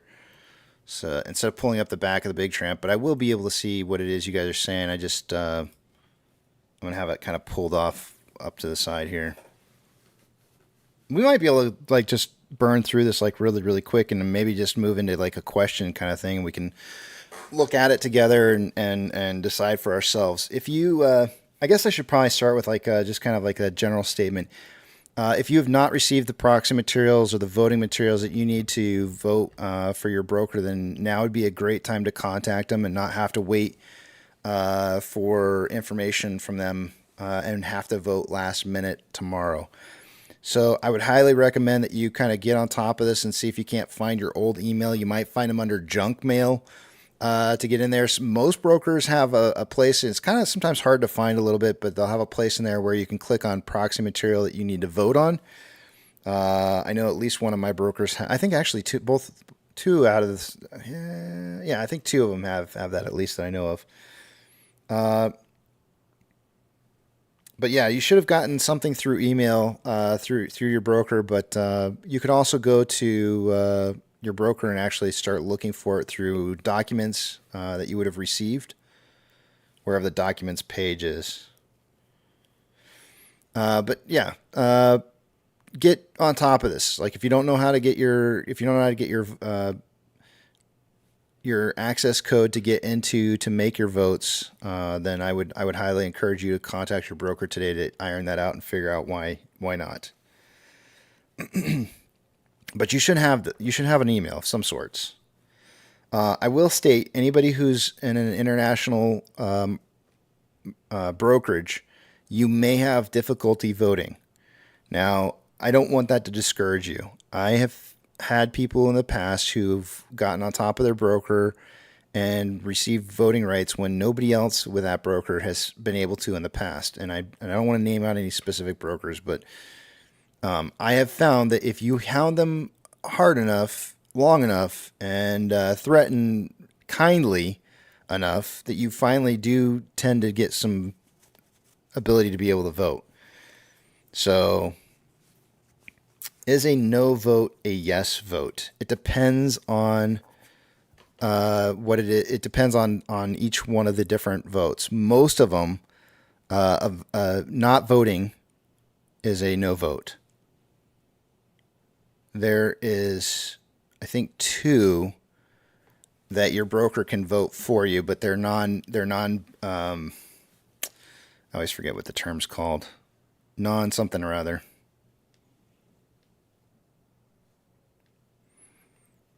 So what do we have going on in regards to each one of the different proposals? So, and by the way, guys, none of this is new. All of this is really old stuff. All they've done is AMC basically didn't have a bunch of stuff that was approved last time around, and the board of directors got together and decided that they really wanted you to come back and reconsider some of the things that they suggested you vote a yes for last time.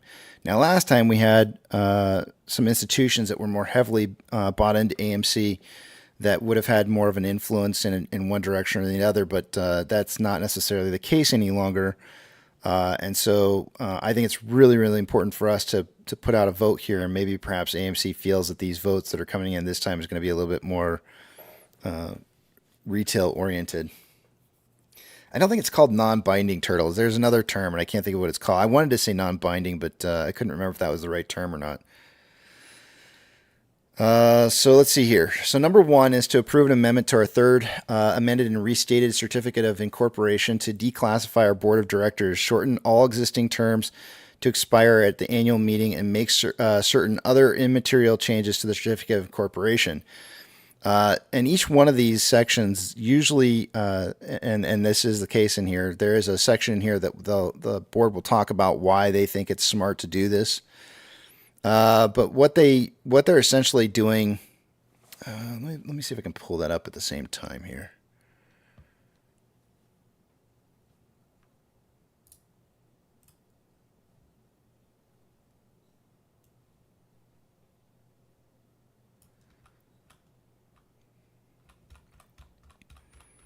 Probably just go to each section.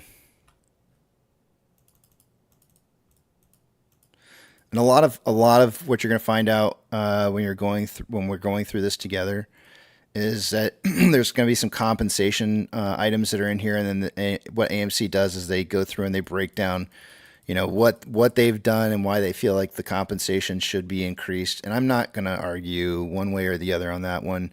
I'm just going to sit here and tell you guys that, if you want to go through that financial data and see if there's anything there that stands out to you that convinces you one way or the other, that's going to be on you to do.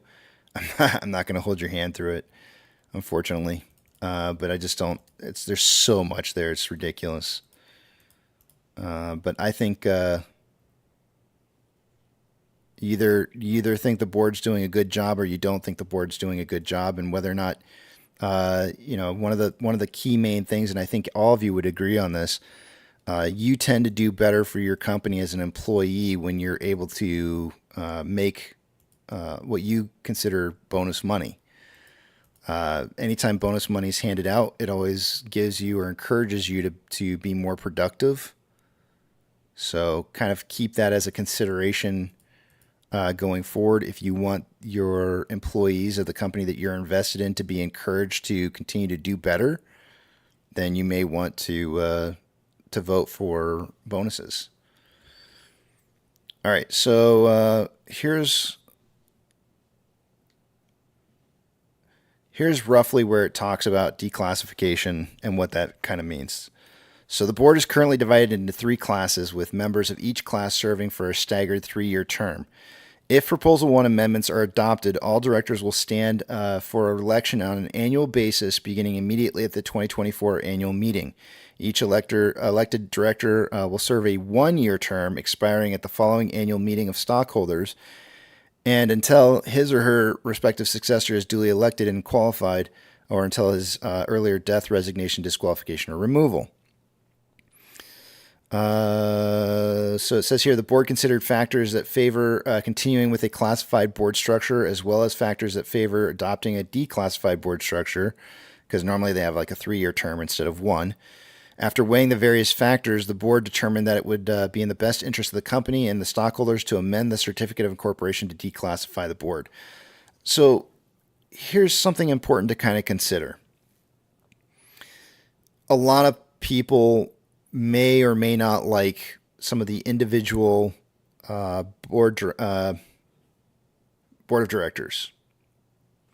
There may be reasons why you want them to be on the board, and there may be reasons why you don't want them to be on the board. I would suggest that with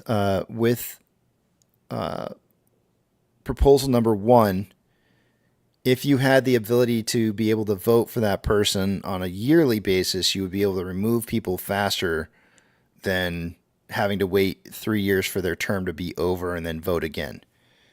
So kind of keep that in mind. But that's a double-edged sword too.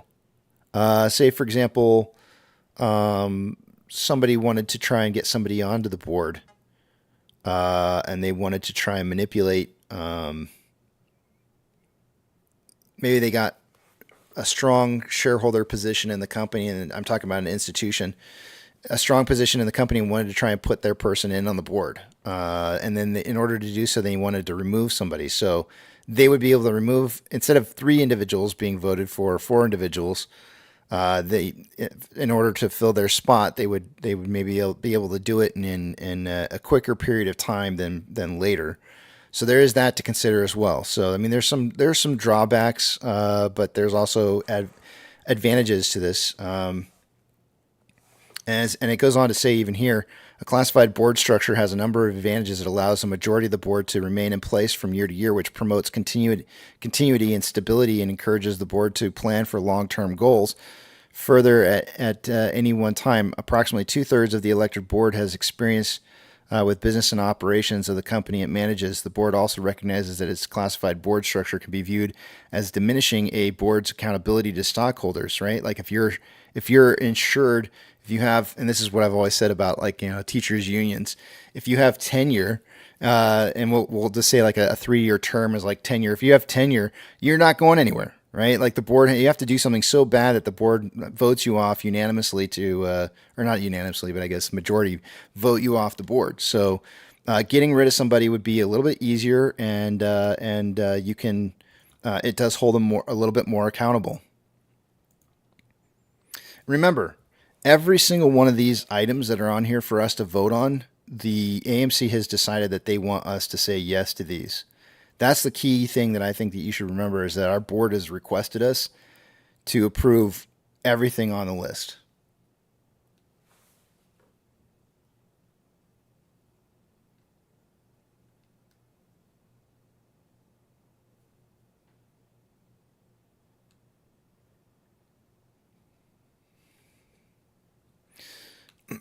All right. Because I don't want to have to say that for every single one of these.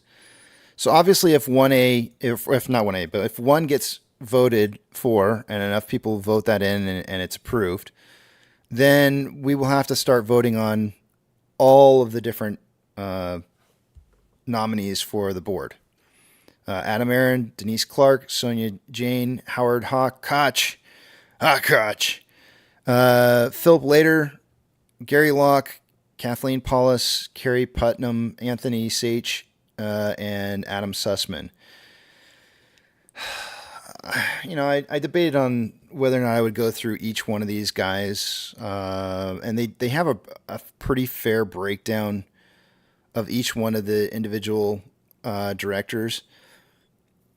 I've done on several occasions live streams and talked about many of these different individuals, some older, some younger, some have experience with international business, which is great if AMC wanted to work with China.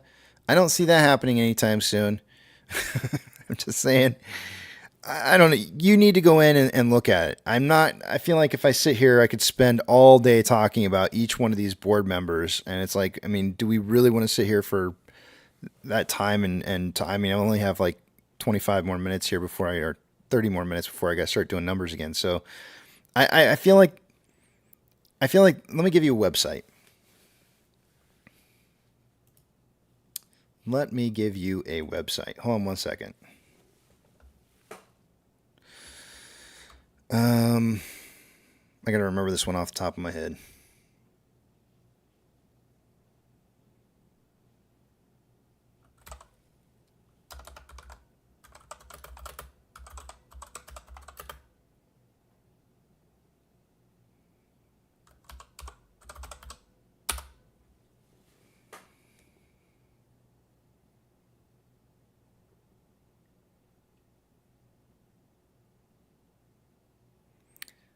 Because I think one of the things that you should be able to do is search somebody. Just make sure I got one here.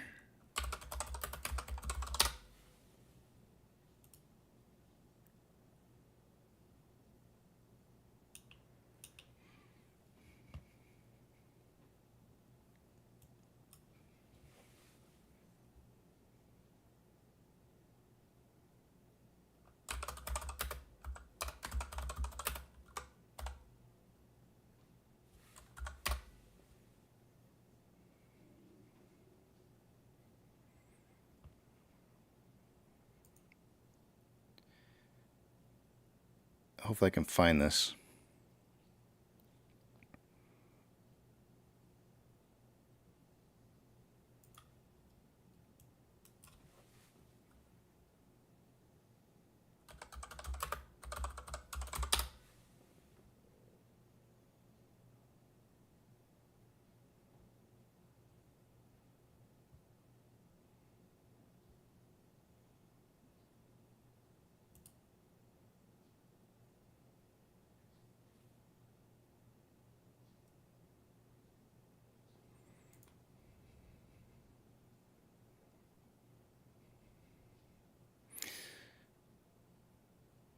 Maybe I'll search for this when I go to break a little bit later, because I feel like I'm not finding the website that I wanted to give to you guys right away.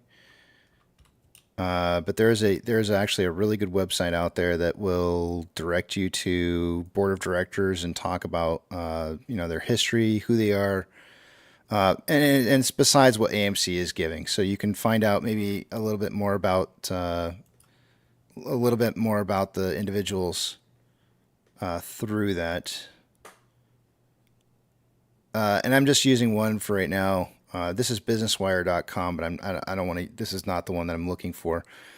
But let me just show you an example of what it is I'm talking about, because you can do quick searches for this kind of stuff to find out each one of the board directors and see what their past history is. But like this is for Sussman, and it talks about like his past as a Nike chief digital officer.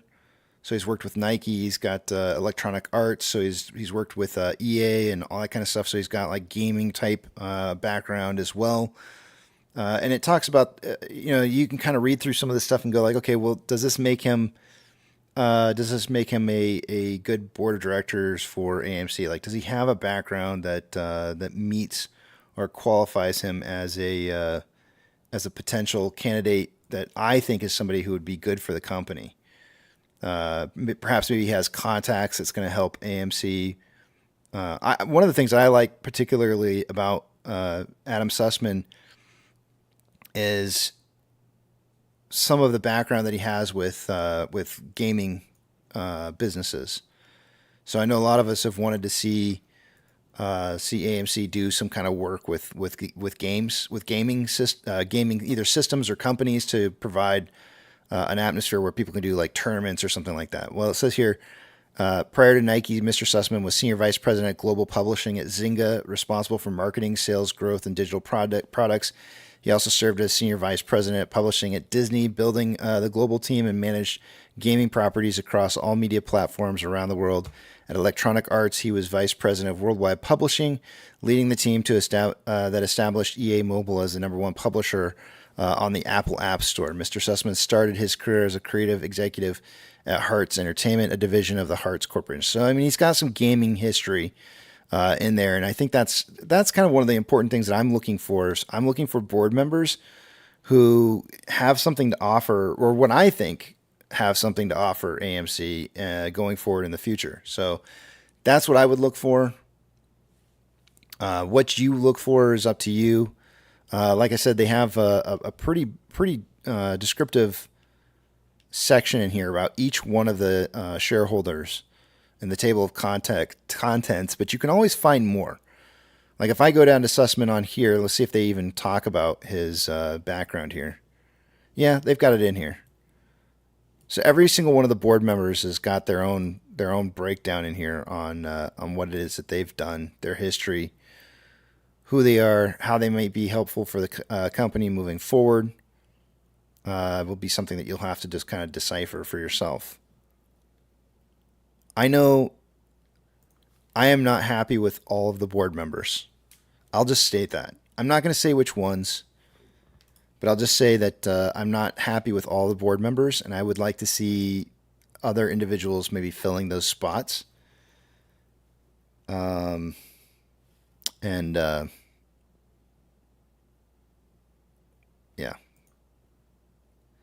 So if one works out, if proposal one's approved, then we're gonna have to vote on every single one of the board members. If it's not approved, then you're going to have to vote on specifically 3 individuals that are going to... So you're going to vote on all of them no matter what. But the only 3 individuals that are going to be up for Class 1 directors to hold the 3-year term of office are going to be Philip Lader, Gary Locke, and Adam Sussman. So if one doesn't pass, then those are the 3 that will be counted for in our votes. If one does pass, then our votes will count for all of the board of directors. And if any of you guys in the back of the Big Tramp want to pipe in at any time, like if there's a comment that rolls through that I don't see that you think's important, throw it out there for me, because I'm having a hard time reading that and going over this at the same time. All right, moving on. Number 3, to approve an amendment to our certificate of incorporation to eliminate the prohibition against stockholders acting by written consent. Let's move down to proposal 3.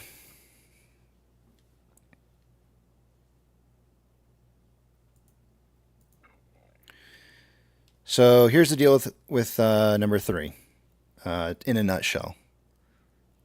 Let's go down to...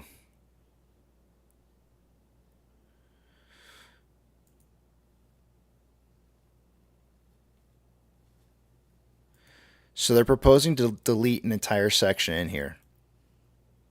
They want us to delete this entire section out of our amendments. They're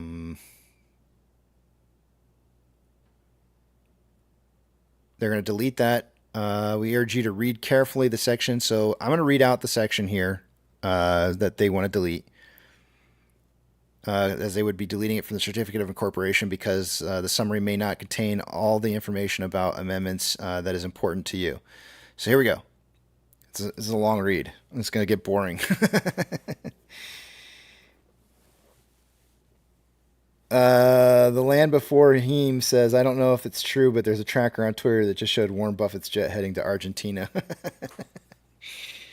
All right, here we go. Any action required or permitted to be taken at any annual or special meeting of the stockholders of the corporation may be taken without a meeting, without prior notice, and without a vote. If a consent or consents in writing setting forth the action so taken shall be signed by the holders of outstanding stock, the corporation having not less than the minimum number of votes that would be necessary to authorize to take such action at a meeting at which all shares entitled to vote therein were present and voted, and shall be delivered to the corporation by delivery to its registered office in Delaware, its principal place of business, or to offer an agent or the corporation having custody of the book in which proceedings of meetings of stockholders are recorded, provided, however, that if there's any time Wanda or its affiliates no longer beneficially owns in the aggregate more than 50% of the voting power, which they don't, of all then outstanding shares of the stock of the corporation entitled to vote generally in the same election of the directors, then any action required or permitted to be taken at any annual or special meeting of stockholders of the corporation must be effected at a duly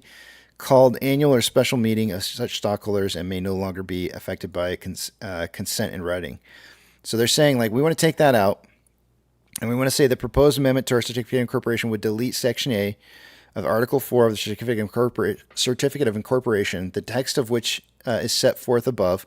Certain conforming changes, such as moving and modifying defined terms and updating cross-references, will also be necessary in connection with the foregoing amendment, and such conforming changes will be reflected in our proposed Fourth Amended and Restated Certificate of Incorporation, a copy of which is set forth in Appendix D.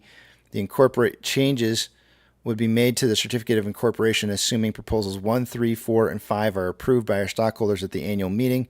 If this proposal is approved by our stockholders, we will amend and restate the Certificate of Incorporation to reflect the revisions contemplated by the proposal, as well as any other revisions contemplated by the Proposals 4 and 5, if such proposals are approved by our stockholders and the resulting Fourth Amended and Restated. So anyways, all they're saying is we want to get rid of stuff that doesn't make sense from the past, wording that doesn't have any validity whatsoever, because Wanda is no longer invested in AMC anymore. And we also want to change it so that it more directly reflects what's going to be the case after the fact once the vote is completed. Part of what it is that they're saying in here is saying that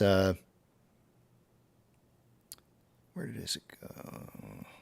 A similar proposal was submitted at the 2023 annual meeting, where it received the support of approximately 83% of the shares present and voting. However, the proposal failed to pass due to insufficient stockholder participation to obtain the required majority of shares outstanding. So they're saying we already passed this once before.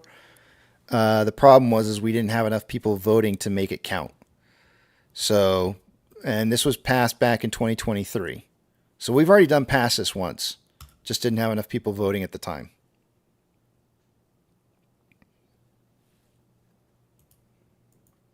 But they're really just trying to clean up their certificate of incorporation to match what it is that's happening with business. Also, the affirmative vote of the holders of a majority of our outstanding shares of common stock is required to approve this proposal, meaning 50% or more. Approval of the proposal is not contingent on the approval of any other proposals in this proxy statement. All right, proposal number 4. To approve an amendment to our certificate of incorporation to remove the limitation on stockholders' ability to call special meetings. So there might be a little bit of debate on this in regards to whether or not you may or may not think this is a good thing. It does state in here the same thing on this one. 84% of us had voted for this already before in 2023, but again, not enough people voted. And this is why it's so important that you guys do get out and vote. But what they want to do is they want to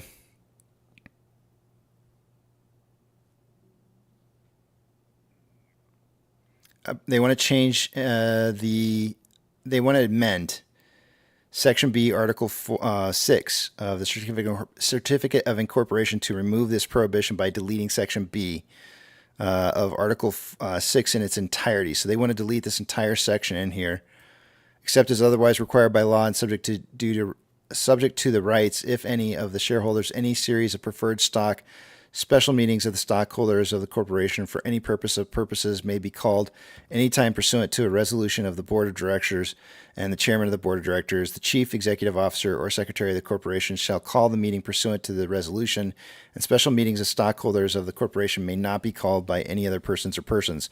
So they're essentially saying, like, we don't have, in case you guys don't know, we don't have any more, we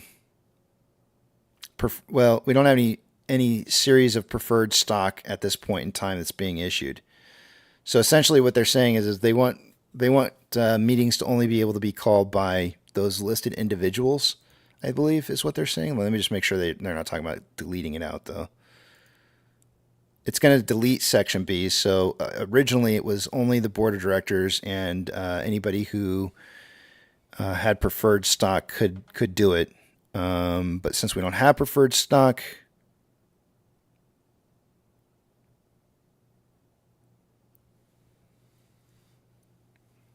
so that's why I think they want to delete it.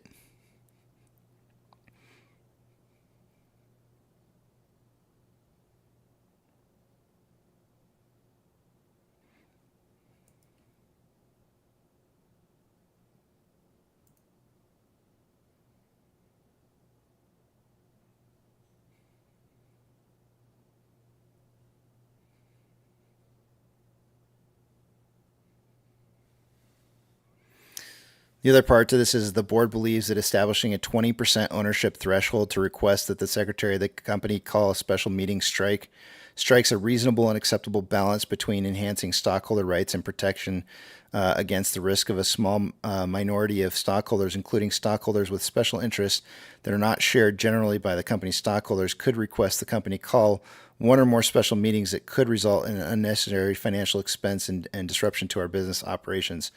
So essentially what they're saying is by getting rid of this, somebody's going to have 20% ownership to call for a meeting, or be one of the individuals listed as a board of directors in order to do so.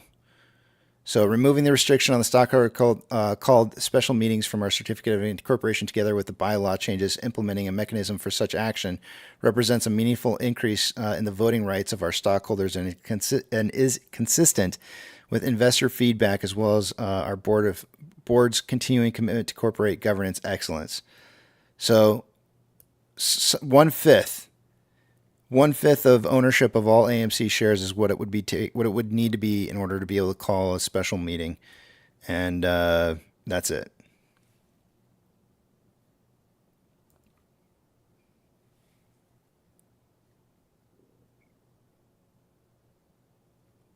Again, the board is asking for us to vote for this. 5, to approve an amendment to our certificate of incorporation to extend the exculpation provision to limit the liability of certain officers. There was a big misinformation kind of going around for a while that stated that, like, oh, we're going to let them off the hook on anytime something goes wrong. This is going to allow them to just kind of get away with murder kind of thing. And that's not what this is. All this is saying is that it's allowing to add, let me see if I can find the section in here where it's talking about where it just strictly is adding it in here.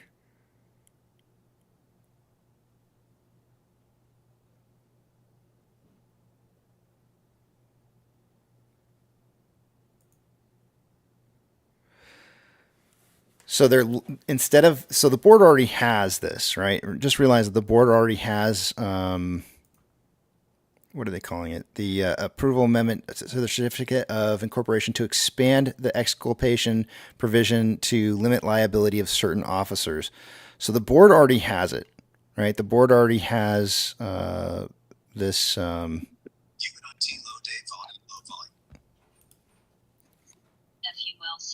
Hey, Rugged.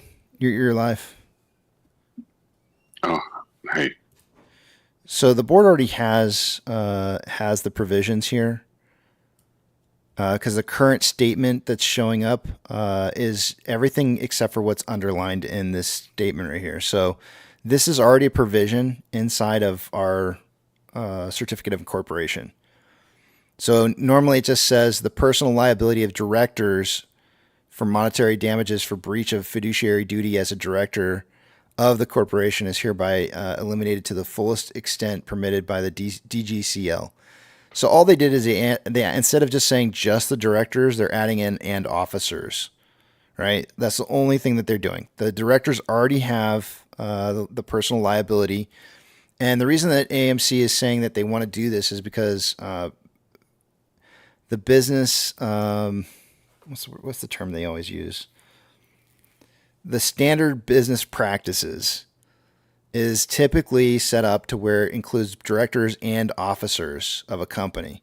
And so for AMC to be able to be competitive with other businesses, they need to be able to expand this to not just directors, but also to officers. Does this give them a get out of jail free card if they make a decision that's a really bad decision in bad faith? No, it does not. It does not stop them from somebody to be able to go after them for making a decision in bad faith. So but it is adding in officers as part of the group who would have that personal liability exemption. And again, a lot of other businesses are doing it and giving that as a protection to their officers. So AMC wants to be able to compete with other companies and say we offer that as well. I want to stop on that one real quick there and just say, is there any questions about that one in particularly? Yeah, Tim says, didn't we already vote for this? That's what I'm trying to say, Tim. We're not covering anything new here. Everything that we voted on for last time is what we're voting on for again. They want us to approve it. So we didn't have enough people voting, and we need more people to vote, is what this comes down to. We already did approve. This one I don't think got the same approval as the others did. At least I don't. Oh, wait, it says right here. A similar proposal was submitted in 2023 annual meeting where it received the support of approximately 60% of the shares present and voting. However, the proposal failed to pass due to insufficient stockholder participation. So we did pass this, but not enough people voted, so it didn't get approved. We need more people to vote.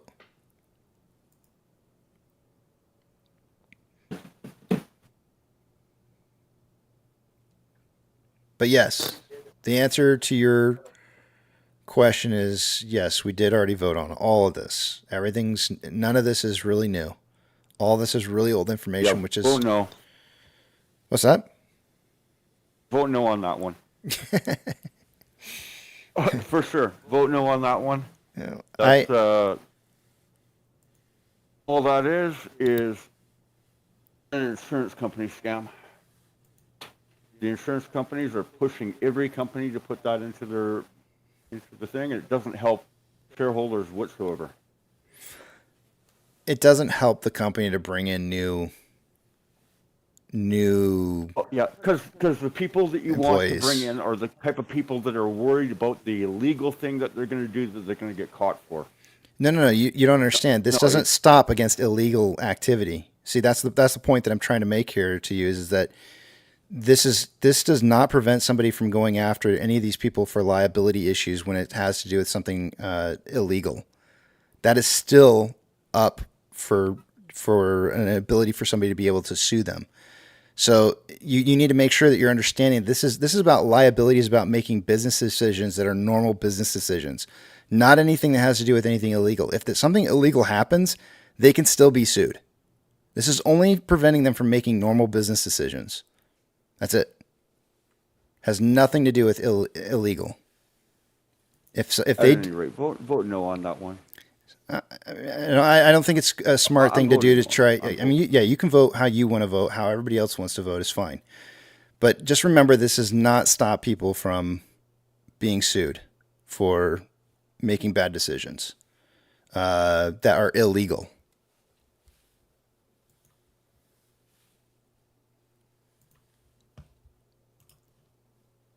Let's see. What's the next one is 6, to ratify the appointment of Ernst & Young LLP as our independent registered public accounting firm. I'll vote no on that one. Sorry, you got me. I woke up. So back. I've done a massive breakdown on Ernst & Young on several occasions, and I'm going to say this. If you go and you look up Ernst & Young and you see, just look up news on Ernst & Young and see what they've been involved in the past, and do note that I believe that we have our secretary of auditing on our board of directors is a former Ernst & Young employee, like a longtime Ernst & Young employee. And one of the things that kind of worries me a little bit is that I don't want to see there become an issue where somebody who's working for the company is also working or used to work with the people who are doing the auditing of your company. I am going to walk a very thin line here and say this. I don't know what's going on with the auditing of AMC, but right now everything looks good. The last thing that I want to have happen is for everything to look bad all of a sudden. So I don't know if that means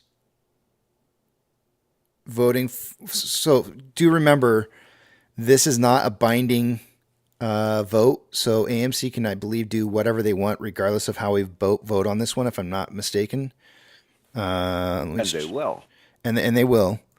But this is one whether or not we want to kind of ratify it and say, like, yeah, we agree that AMC should be using them. So just keep that in mind.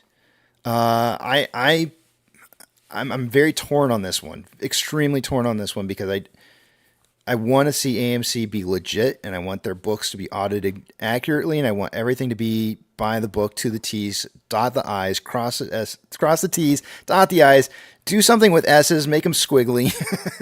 I want everything to be by the book, because I don't want somebody coming back. Simply, Casey. Come on, Yeah. let's solve that problem simply. Let's vote for this one, approve this one, Well, let's ratify it. well, there's let's two approve ways it. you can look at this, right? And let's get rid of the person on the board that worked for Ernst & Young. Well, there's two ways we could do this, right? We could get rid of Ernst, or we could say we don't want to ratify Ernst & Young, which we've done before, and AMC was still using them. We could say we don't want to ratify Ernst & Young, or we could get rid of the board member who's got ties to Ernst & Young. But either way you want to look at it, I'm not sure how you guys want to look at it. Just know that this is a very important subject. The last thing we want to have happen is have our books not legit, not audited correctly. And I'm telling you right now, if you go and you look at Ernst & Young, they've had some failures in the past, and it scares me a little bit, because it's kind of like, yeah, but they do deal with some big names out there. So it's not like they're not a legitimate company. I mean, they're working with some big names, but maybe AMC receives a little bit. Maybe they get good help for a cheap price by using them. But you know what they always say about that. You know, you get what you pay for. So are they or are they not currently the auditors? They are. They're currently the auditors. They have been since for a long time. They've been the auditors. Yes, since I've been an investor. So this is a vote to ratify. It's basically say, like, we approve of them as being the auditor. But I don't think it's binding. Oh. So even if we vote this down, which we have in the past, they could still end up being like AMC could still use them. It's just us saying, like, whether or not we think it's a good idea. Well, I think I've seen most votes usually have that to choose to vote to retain the auditor. Is that correct? Correct. It's usually okay. Well, this is saying to ratify is the wording that they're using in here. But it's not, I'm pretty sure it's not going to change anything. It may cause AMC to consider looking at other possibilities for auditing by not voting for it. Let me just check something real quick here. Let me just check something real fast. Hold on. Hey, Casey. Hey, yeah. Casey. Yeah. Sorry, my voice. Boy. Since we're talking about these things as we're going through them, I wanted to just bring up one thing about the first one about the voting every 3 years or voting every 1 year. Mm-hmm. The interesting thing to me, I won't put much spin on it, I'll just say it. The interesting thing to me is the board unanimously approves every single board member, and so if they wanted to get rid of one in one particular year, as far as I know, they approved everybody last year. They approved everybody this year, and that's just something to consider because voting every 3 years or voting every 1 year, the board seems to not have any problems with any of the board members currently. That is correct.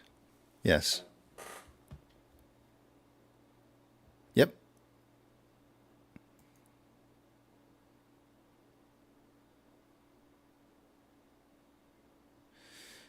I'm looking for something specifically here that will help us on answering that question as to what ratification exactly means.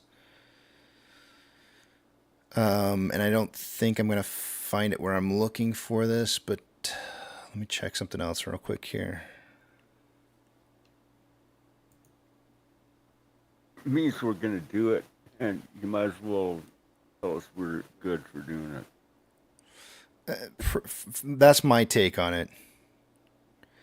One of the things that I did before in the past, and I haven't done it this year, but I like to check and see who Cinemark is using as their auditor. Obviously, I'm not saying AMC should do that, but what I do like is that Cinemark shows the same breakdown on how much they're getting charged to do their auditing. And if you'll notice, there's some interesting things that go on here with the auditing process and how much things are getting paid. It says here, audit related fees, including assurance and related services by EY that are reasonably related to the performance of the audit or review of our financial statements and are not reported under auditing fees.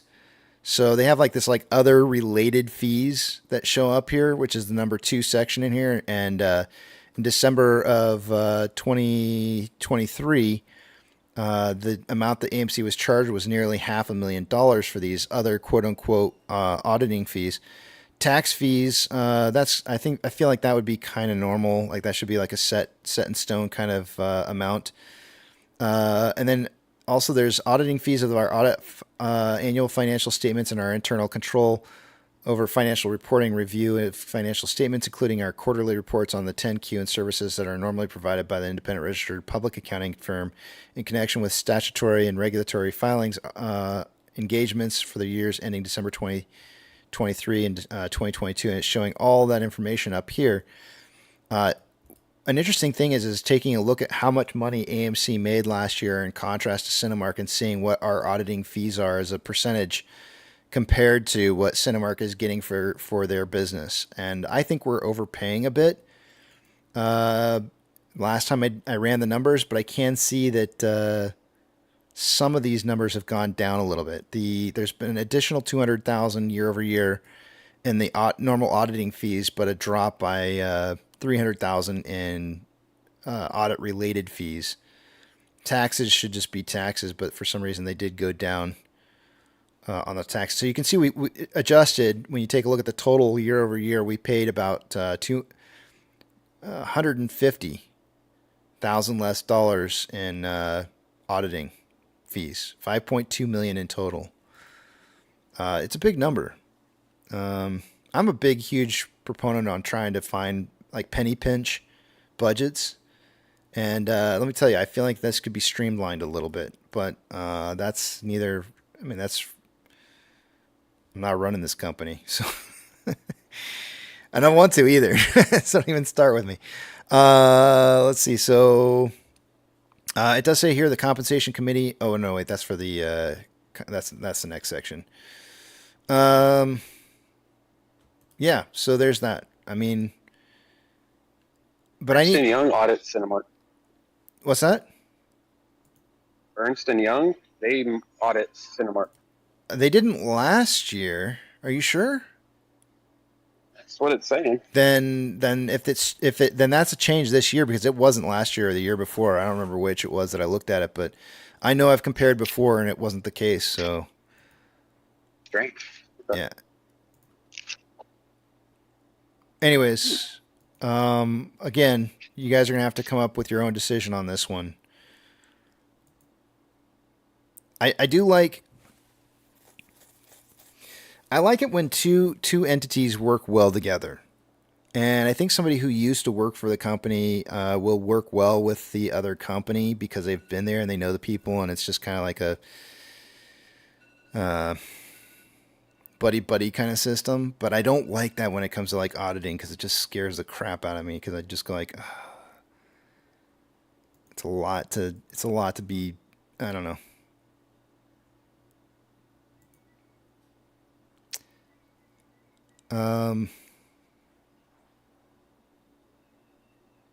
I really need to find out if this is binding. Hold on one second. Let me check something out real quick.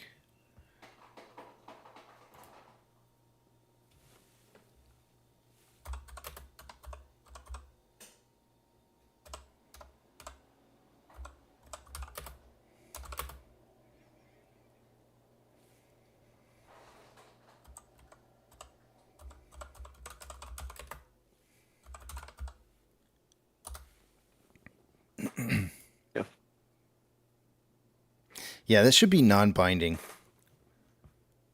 Yeah, they're going to do it anyway. Yeah, this should be So it not. doesn't matter. This should be a non-binding thing. So regardless of how we vote on this, AMC is going to do whatever they want anyways. But it does state what our opinion is. So just realize that you can have an opinion without it actually impacting the company in this matter. Let me just. I got to find this non-binding in here though, because if I don't find non-binding in here, it's going to bother me. Let's see. Let's recreate. You don't have to find it in that part. Find it in the main part. This is not. Yeah, it doesn't say that. Let's go to the next one. Proposal 7 is non-binding. I thought.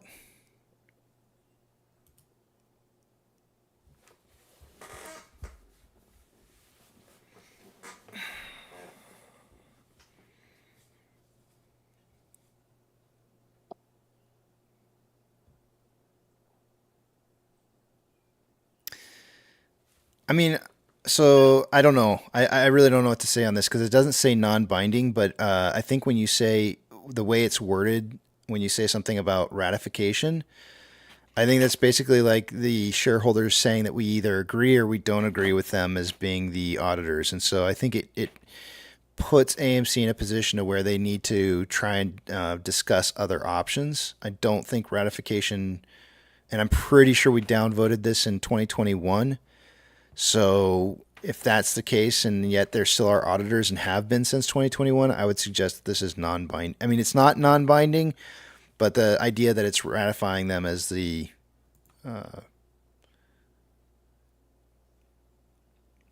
yeah, I don't think it's binding, but I'm not 100% certain on it.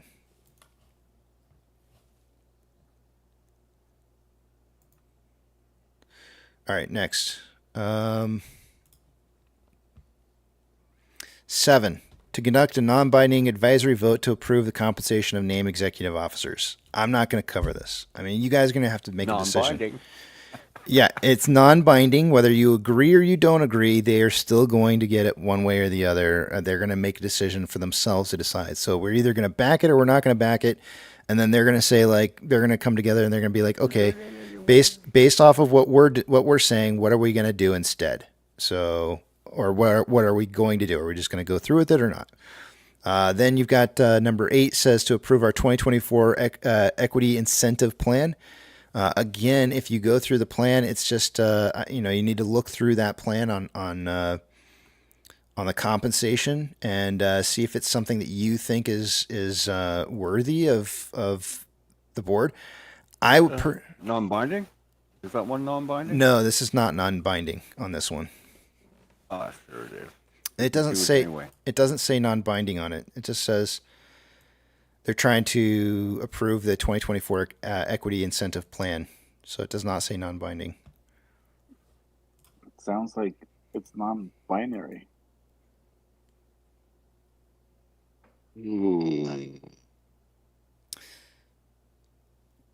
I would like to see.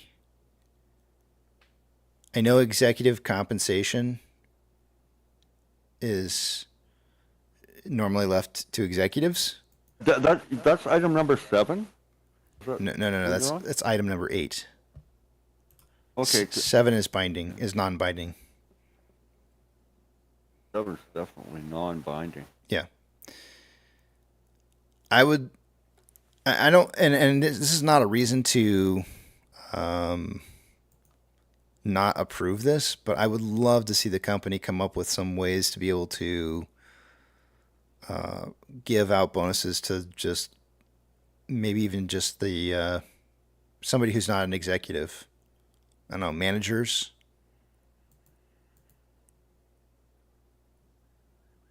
But I don't know if that can be included in something like this. I mean, it just says compensation discussion and analysis, and I don't know if this is simply just for executives. I feel like in the past I've seen something in here in relationship to who's been getting some of the compensation packages. But there's certainly some information in here for you to cover, to look at, to decide, to make that decision. And again, I'm not here to tell you one way or the other whether or not you think the company is in deservance of bonuses.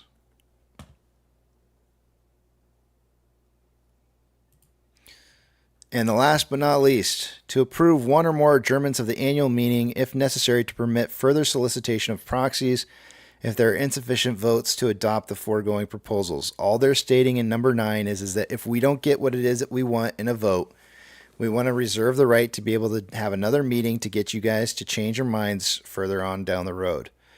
So that's what that one is. I always vote, and this one I don't have a problem with. I always vote yes on this one because I don't have to change my mind. I can continue to vote no or not vote at all or whatever. I mean, I don't have any problem with them soliciting me in the future for them to be able to try and change my vote on a subject matter.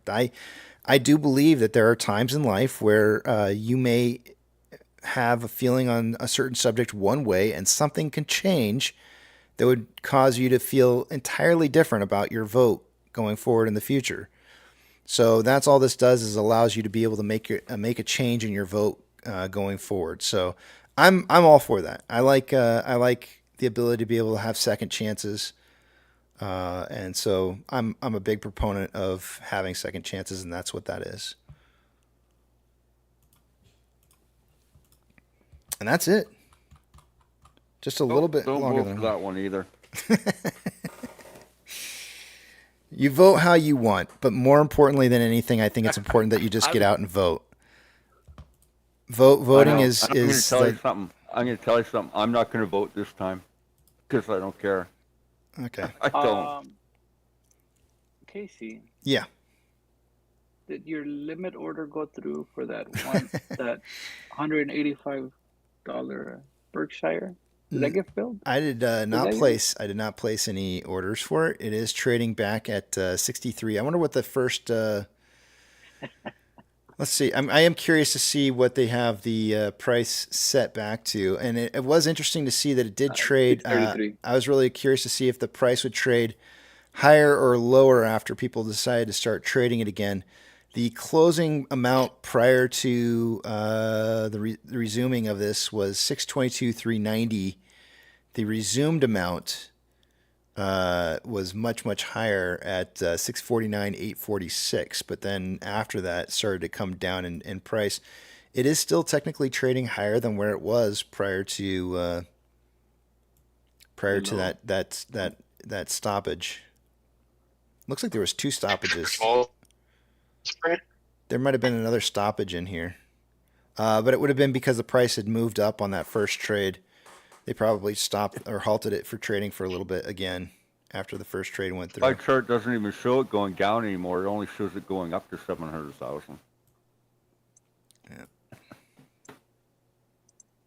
Oh shit! I didn't even see. History has been changed. Never mind. History has been changed once again. Never mind. I take that back. There were trades during those minutes. I just didn't have it. I wasn't zoomed out far enough. I see it now. Yeah. We've changed history, and the drop is gone, and it's now just a spike upward on the chart. Well, I mean, somebody got filled at 185. And I think what they did there is they had Ernst and Young come in and audit those trades. Okay. Is it T+1 issue, you think? By the way, we're back to 907 billion in market cap. Just throwing that out there. Is that a good thing? See, good job. They found 907 billion.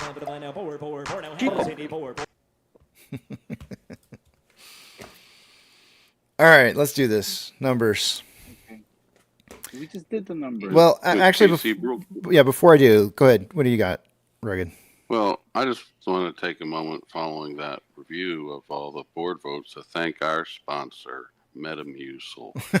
Okay, the soluble viscous gelling fiber from the psyllium husk maintains its gelled nature through the digestive tract. In the large intestine, this results in its stool normalizing effect. By absorbing and retaining water, the psyllium softens the stool to relieve constipation. So thank you, Metamucil. You don't know how, like, I've not been wanting to do this at all because I know how boring it is. And it's like, it's not who I am as a person. I don't like going through like all that kind of, I'd rather just read it on my own painfully and just do it myself and kind of thing. Cause I don't like dragging other people down through a bunch of crap like that. But if it helped you guys out, great. If it didn't help you out and you still have questions, feel free to ask them. I'll tell you what, I'll leave, ask them now. Ask now. No, it helped me because you gave me information that I didn't know about. So, well, that's good. I'm glad you got something out of it. Actually That confused me. well, maybe. Sorry. I don't know what to say. And thank you for the commercial. Also, yeah, despite everything you said, I'm not going to vote this time. I voted every other vote. All right. Well, that's you. Lazy. Thanks. I'm not going to do it. All right. That's great. Thanks for influencing me. Okay. I'm not going to be influenced. I'm not getting pressured into anything, man. All right. That's good. Can't good. do Good. it. All right. Excellent. Awesome. Check your blood pressure. Pressure. And my suggestion would be to, if any board member's old, just get rid of them. Why? Anybody who's Ivan? getting old. Well, you know, Hot Koch is blood in getting up there. He should be gone. He needs to be replaced. I told you that already. He needs to be replaced. You want to replace Hot Koch of all people? Schneider. He's yes, I want Zack Schneider. Zack Schneider in there. Okay. Yeah. Well, I mean, you know who we should get in there? Yeah. Ryan Reynolds. Yeah, Ryan Reynolds, Canadian. Get some Canadian content in there. UPS delivery get guys. a few X-Men in there. I missed the proposal. Oh, I forgot to put the bookmark in. Damn it. Get a couple of X-Men in there. I'll put it in later. I'll put it in later. Afterwards. You guys brought up an interesting. You guys made me think of an interesting point. When you vote no on a board member, how come you can't put in a suggestion afterwards? You know what I mean? I know that they would do the research and they're the ones the experts, you know. But why would you vote no? Why would you vote no on somebody if you don't put a replacement name with the no? You know what I mean? Yeah. It doesn't really make sense to me. I mean, like This is just a survey. Yeah, you're asking like a write-in kind of thing. Like, can we get this person instead? Like, can you imagine if they had to go through all those? Yeah. No, I get it, but like when you say like, okay, I'm voting no on a board member. Yeah. It's like, okay, what? Just get anybody else? Like, you know what I mean? No, like, that's what it is. At that point, then they look for somebody new to fill the board position. Yeah, that's what happens. But you don't get to tell them why you want no. You just no for any reason. Yeah, no, it's just how you think as a owner of AMC shares. It's your choice to decide whether or not you think a board member is good enough for the seat. All right, I just think it's a little vague. You just want Nicole Kidman on the board, don't you? I think it's time we get rid of these old guys. A bunch of fat cats there. They're not even working hard anymore. Come on. Yeah. Let's go. Hot Koch, you can get out of there. Get Zack Snyder in there. You can have the same problem with young cats. I'm gonna just move on to numbers so I can avoid saying what it is that I think. Oh, yeah. Yeah. Everything's under control. Situation normal. So, all right. So let me do this. Let me. The numbers? Yeah, numbers. Here we go. What time? Right now. Preacher, good morning to you. Tech, good morning. And I don't know if there's anybody else new back here. I don't think so. Okay. Here we go. Numbers it is. Remember, I'm not going to be able to see what it is you guys are saying, so hold those personal thoughts, comments, questions, concerns until you see the big tramp back up on the screen again. Let's take a see what we got going on here. Normally, by this time of the day, I would expect to see about 62% going through off-exchange and EDGX combined. On AMC, we've got 40.09% going through off-exchange, EDGX at 16.09%. The combined total, and that is 56.18%, or about 3.82% less than what I would expect to see by this time of the day. So part of the reason why we're probably up in price still is the fact that we have not seen a bunch of orders going through those exchanges. CHX volume for the day today is at 58,656 shares. That's definitely higher than 30,000. It gets me kind of alarms go off. CHX volume for GME is going at 116,811 shares. Also a very big number. It seems like somebody's definitely returning some shares right now. Borrow fees looks like nothing has changed on AMC according to IBKR here, and the fees are even the same at 2.02%. As of an hour ago, there was approximately 6.65 million shares having been borrowed for the day-to-day according to Ortex. It's now 6.58 million shares. That's not really too much of a change, but it's going to leave our estimated short share interest of the free float at 13.95%. Cost of borrow mins at 2.73, average is 3.74, max is 5.84. Shares on loan for the day today is at 73.43 million shares. That's approximately 1.68 million more shares on loan today than there was yesterday. And Ortex is estimating that about 588,000 of that was in closed short interest. Let's just run GameStop numbers real quick here. Total amount of shares borrowed for GameStop showing up at 7.84 million. No change. All right, moving on.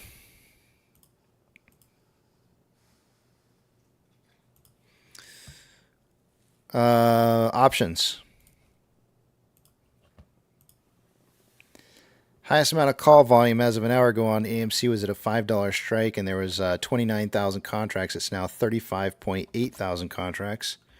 Highest amount of put volume coming in at a $4 strike. It was 14.9 thousand contracts an hour ago. It's now 17.6.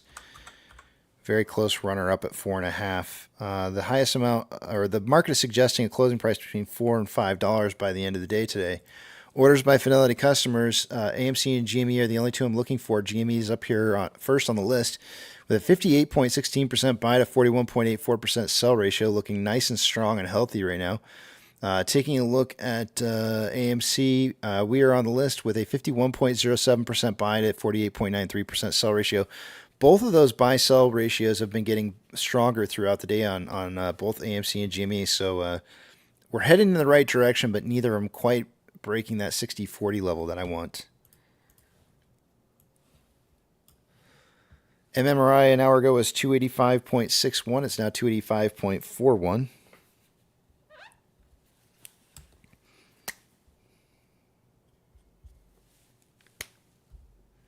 The spread between the 2-year and 10-year bond rates an hour ago was 0.407 and is now currently at 0.413.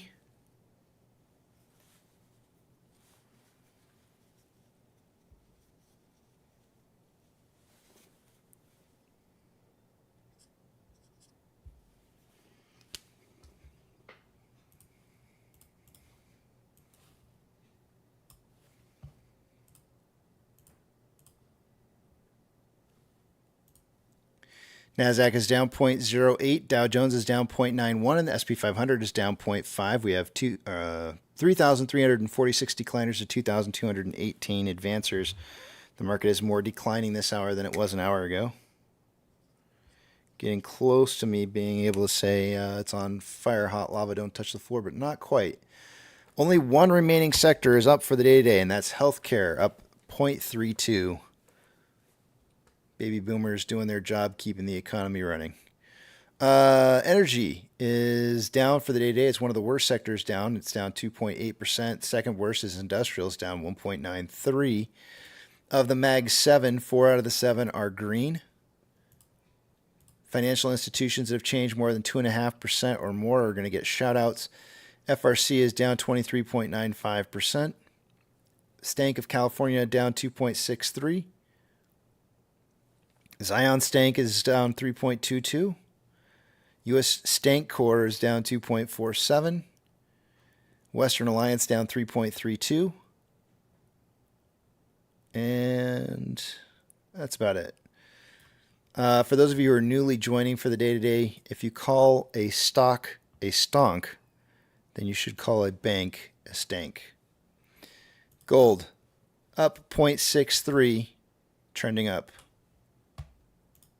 Silver, up 0.28, trending up. Ethereum Classic, down 0.42 and trending down. US dollar is currently down 0.49, trending down. Oil is down 3.36, trending down. Mortgage-backed securities are up anywhere from 0.52 to 0.53 and trending up. SPY is down 0.59, trending down. VIX is currently up 5.42 and still trending up at 1362. The futures are suggesting it should be somewhere around 1413. So we should see a continuation on that moving upwards, which means the market should continue to head down. VB is down 1.03 and trending down. VBR is down 0.9, trending down. Tesla is down 0.53, trending down. Amazon is down 0.05. Currently trending down, but it looks like it could make a reversal soon here and start trending back up again. So I might start to call it just consolidation, but trending down right now. Cinemark is down 1.27 and consolidating slightly up, upwards momentum. Doge is up 0.4 and I'm going with trending down right now. Bitcoin is down up 1.41 and also calling this trending down. GME is up 24.74% and consolidating after a trend down. HYMC is up 0.87 and current trend is down, but it's overall I'd say this is kind of an upwards momentum and hasn't broken it just quite yet. NCMI is down 0.54 and consolidating. Hood is up 1.41, trending down. AMC is up 11.08, consolidating. Inflow versus outflow for the day on AMC is approximately $1.7 million more inflow than outflow. 103.02 million shares traded so far. We have an absolute crush on volume for the day today. Let's see here. On the current pace,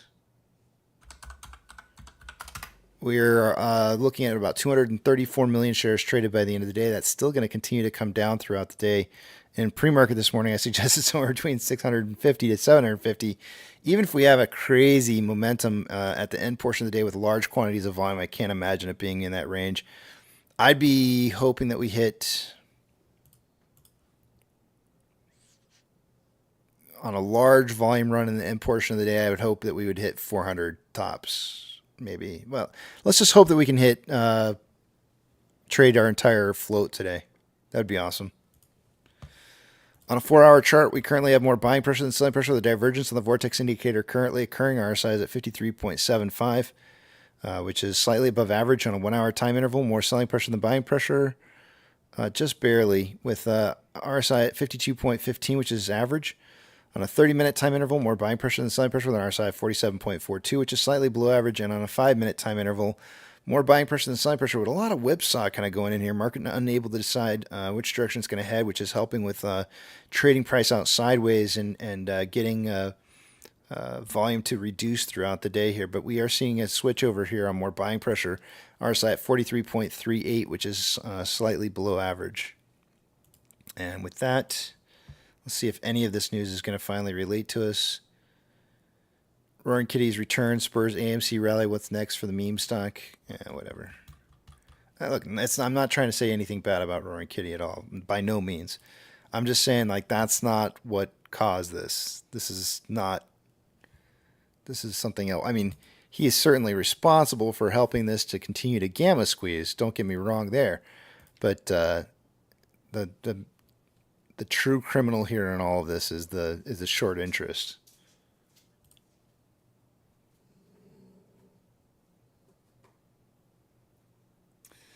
With that, I yield the rest of my time to the back of the big tramp.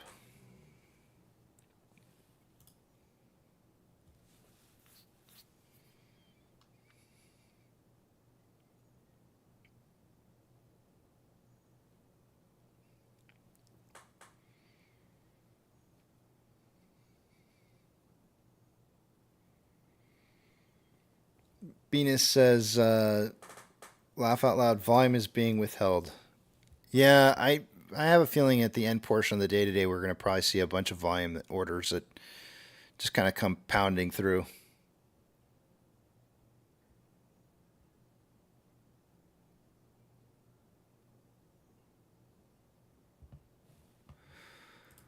All right, guys. Preacher, good morning. I need to head out of here. I need to go help Hunter work on a battery terminal on a vehicle real quick. So. Nice. Yeah. Bonus points. The car that his mom lets him use has amounts of corrosion on the, I think it's the negative terminal. The amounts of corrosion on the negative terminal that I have never seen before. I don't even think there's any metal showing. So I'm going to have to try and figure out like I'm going to get a wire brush and scrape it all off as best as I possibly can because this car is having a hard time starting. So we were finally able. Huh? A can of Coke? Use a can of Coke. Does that work? Hell yeah, it does, man. What, I just rub it on there? I was about to say, don't wire brush it. That's worse. Yeah.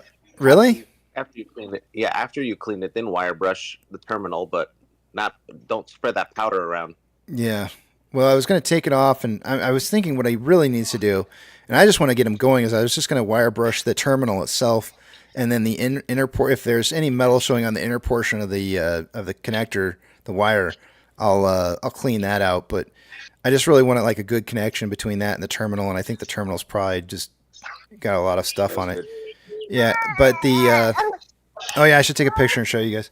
But the real thing I think he needs to do is, because he's talking about getting a whole brand new cable, and I'm like, there's got to be like a solution out there that you can just like, obviously unplug all the battery and then dunk that thing into some kind of solution that would clean that up. If you can check out the car parts shop, or even car parts, sorry for the noise, about the shop with car stuff. There's a small brush that's specially made for the terminals on the battery. It's like 2-in-1. I've got it. I've got that tool. Oh, you've got it. Okay. Yeah, I've got it. That's what I'm going to use on it. But I just I want to get some of the junk off first before I go. Yeah. You're calling me a tool? Well, I don't want to. I don't want a bunch of battery acid powder on my brushes. So. Yeah. And do you have the water hose grease they use for that? But there's a grease that they put on top of the terminals, when you get a new battery and stuff. What is deleted baking soda? I've never heard of that. Deleted? Diluted. I think he meant diluted. Yeah, diluted baking soda. Yeah, to neutralize it. I have that, but I don't know. I guess I could just, I have to get use one of the buckets or something.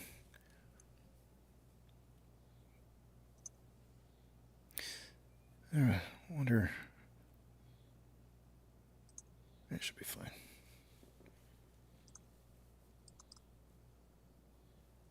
Projo says also the cable could be so bad that it just can't get through. I think it can, because we were trying to jump the car yesterday, and there was so much powder on it. Yeah, we were trying to jump it, and there was so much powder buildup that I couldn't.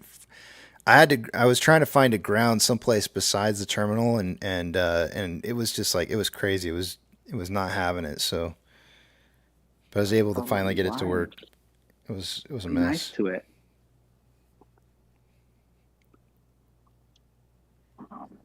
Bunch of gangsters jumping each other.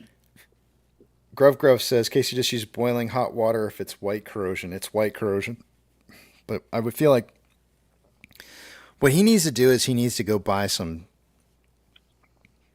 the gel. No brush. The gel, and like after we clean this up, he needs to go buy the gel and put the gel on there. You can just pee on it. That usually fixes everything. He doesn't sound like he's up. Hunter, you up yet? Yeah. All right. Tell me when you're ready. You slept over the house? Yeah, he was here tonight. He was here last night. Oh, cool. Yep. Tell him to pee on it.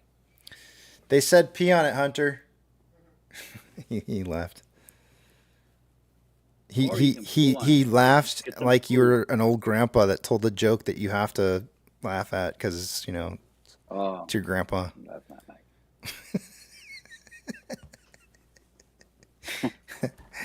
I'm not a grandpa, man. Oh, don't say that now. Knock on wood now, because you're not too far away. Oh man. Well, if we're gonna be holding for another 20 years, might as well call me grandpa now. But damn it, I don't think we'll be holding.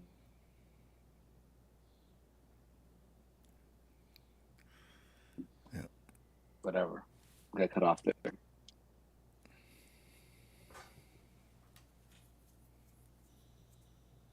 Did you hear me? Yeah, I hear you. Did you hear what I said? I cut off. Got a call from my friend. He calls me when I'm trying to say a joke. Always does that. He calls you as a joke? Okay, so he's trying to call me. Like I'm saying something to you guys, and then it gets cut off because the call comes through. Oh, so he's doing it on purpose to screw you. Yeah, he knows. Oh, he's listening. He's probably listening. Yeah, he's listening. He's the one that he thinks you're Jamaican. I thought it was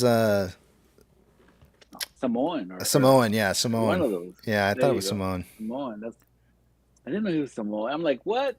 Like, you tripping? Yeah, man, I roll like that. Yeah. Totally Samoan. You know what? 1.41 billion market cap right now. Is that correct? Is that what you're? Yes. Is that what you're seeing on your? Yes.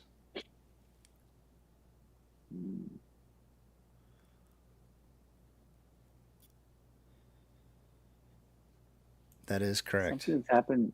Volume is being withheld. Yeah, that's what I think too.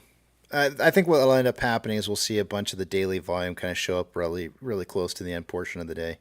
It'll just all pile Yeah, through at once. It's weird because both are trading really close. 100. Somebody's saying use Jimmy Coke. and- I don't have any Coke. We have Dr. Pepper, but I don't have any Coke on hand, I don't think, right now. Yeah. Dr. Pepper works, I think. That'll work too. Dr. Pepper fixes everything. Yeah. Or get some of Bruno's poop and just rub it around.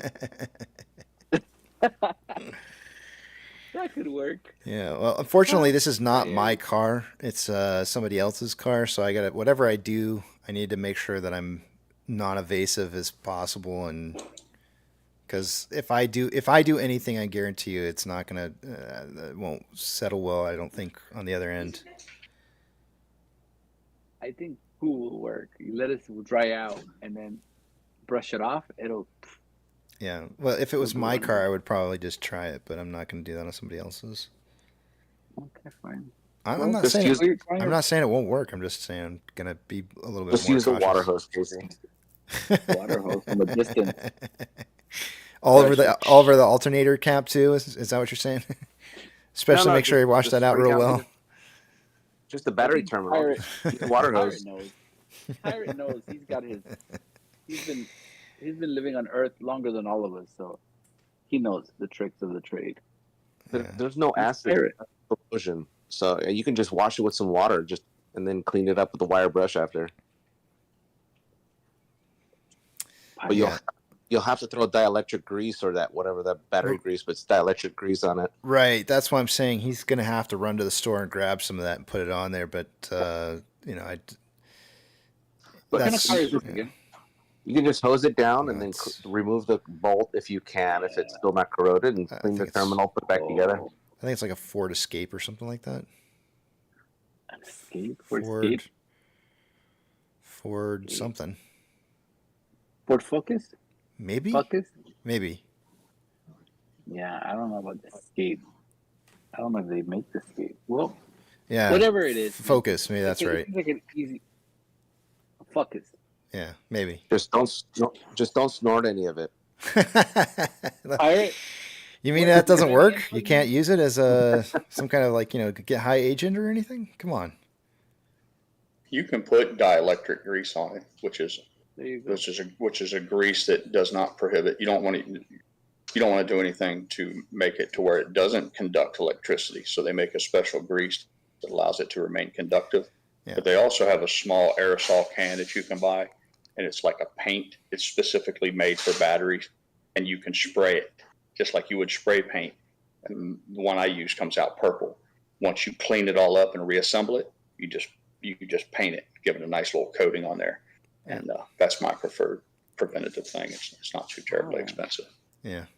But I have used a garden hose before. If you take a wire brush and just lightly flake all that stuff away, so you can just get to your work, and just kind of, you don't want to fling it all over the engine. Right. But I have taken a garden hose and just hosed out my battery box and all that. In the same way that I have pressure washed my entire engine.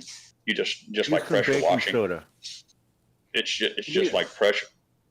It's just like pressure washing. You don't stick the hose down into the your bus bar with all your fuses, or you don't jam it directly into your alternator. And then, of course, you want to make sure everything's nice and dry before you start the vehicle. I'm probably just going to get like a Tupperware, put some use baking soda, neutralize the acid. Really hot water and baking soda. Yeah. And then, that's probably what I'll end up doing. But the reason I'm going to use a little Tupperware thing is because I can just throw it away, number one. And number two, I don't have to like worry about, too much water spillage through the engine or whatever. I just don't want to, I want to be non-evasive as possible because it's not my vehicle. So. Somebody else put some real good advice in there earlier that if that wire is corroded, sometimes that corrosion will creep up inside the wire. Yeah. So you can check and see, and if you have enough slack, if you can sometimes you can cut just 2 or 3 inches off. Not my car, not my problem. Not doing it. Yeah. Well, that's fair enough. Yeah. All right. Yeah, but I'll do the other stuff though. That's the easy way out. Not my car.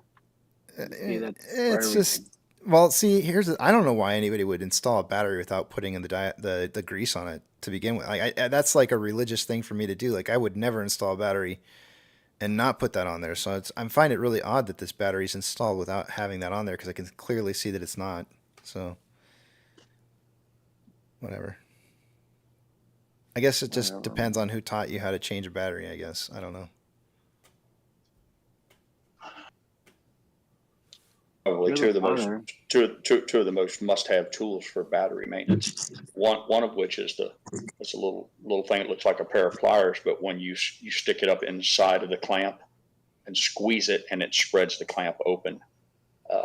That's one of the things that I highly recommend to have, and the other would be what Preacher talked about. Was it looks like a little shot glass, but it has that's what I have. Something it looks like the mouth of the bucket, the dune bucket, and you stick that down over the battery and give it a few twists, and then of course the other end of it you uncap it and then you use that to clean the clamp. But if you have those two tools, you pretty much got everything you need to do for battery maintenance. This is the one I have. It looks just like this right here.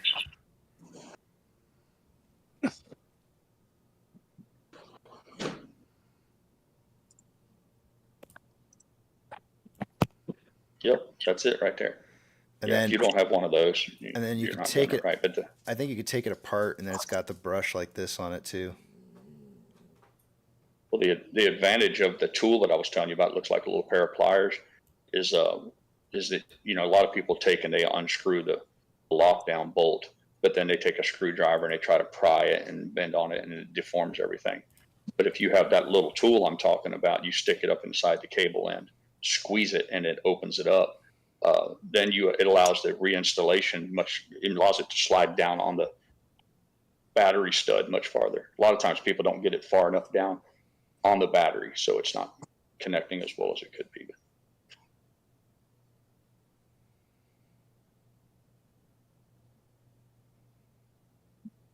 be. Early dune bucket design. Ouch.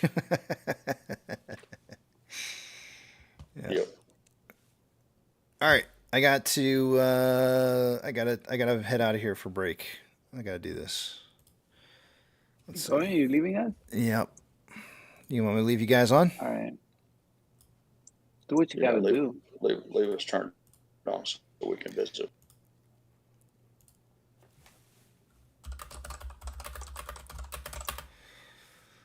We'll be back at. Let's make it 12:15 because I'm leaving a little bit late here. 12:15. Taking a working break? Yeah, kind of. That's what it's gonna be. I'm gonna have to report that to the labor laws. It is what it is. Okay. I'll see you You'll guys. get the fine by 2 weeks. All right, 2 weeks. 2 weeks. See you guys in a bit. Tight. Yeah.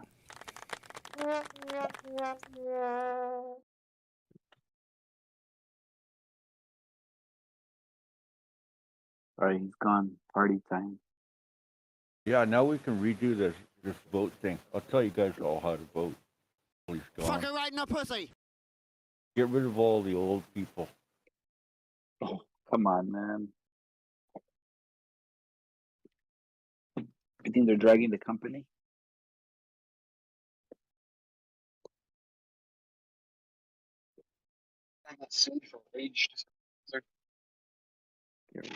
Get rid of all the old people, huh?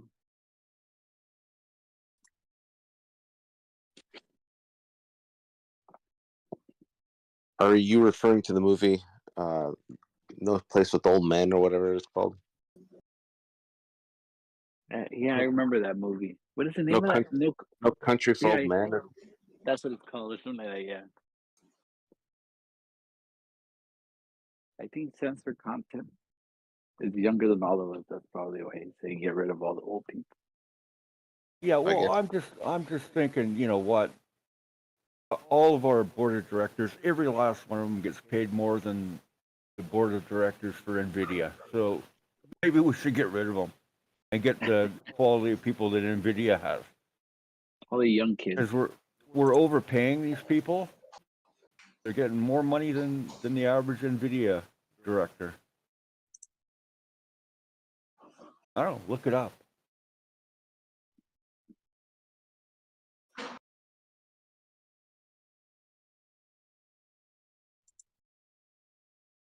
Dollar for dollar. I mean,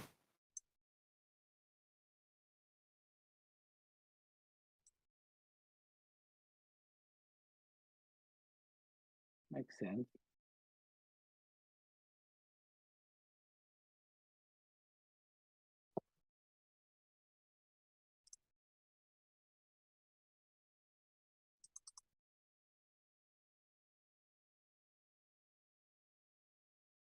I don't know what the AMC guys are all getting paid, but NVIDIA gets paid like $359,000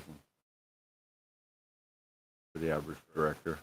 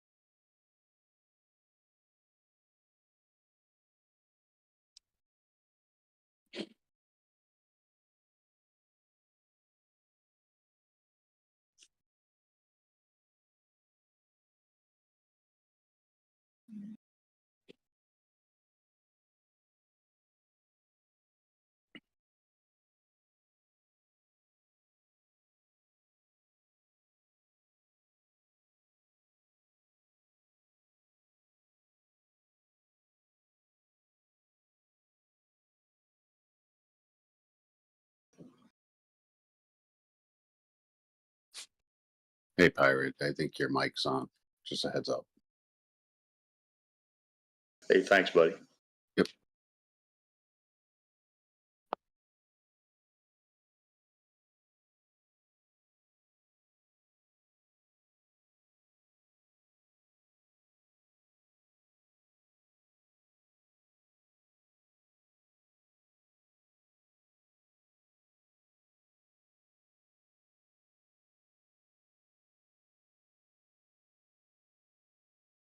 Okay, censored. I want to hear you play some random sound clips. I always that's one of my favorite things that you do on here. Those sound clips put a smile on my face.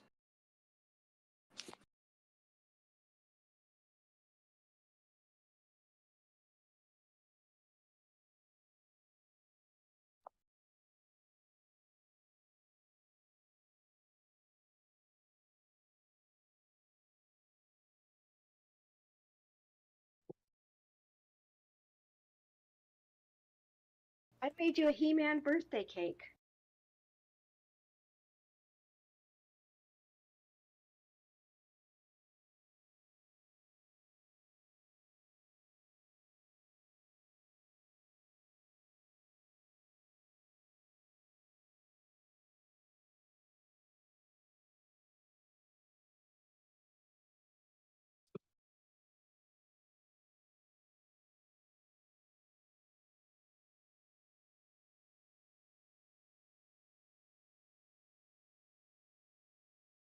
Who made a He-Man birthday cake?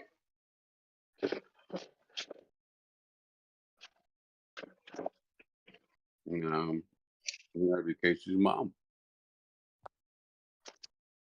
I want to eat a cake, not He-Man.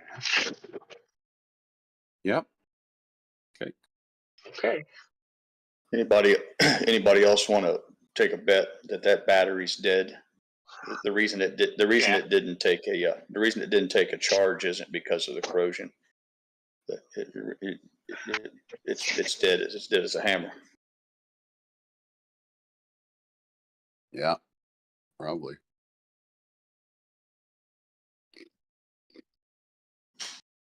You wouldn't know it from some of the things I've said over the years, but I like people. I do. I like people, but I like them in short bursts. I don't like people for extended periods of time. I'm all right with them for a little while, but once you get up past around minute and a half, I got to get the fuck out of there. So true, right?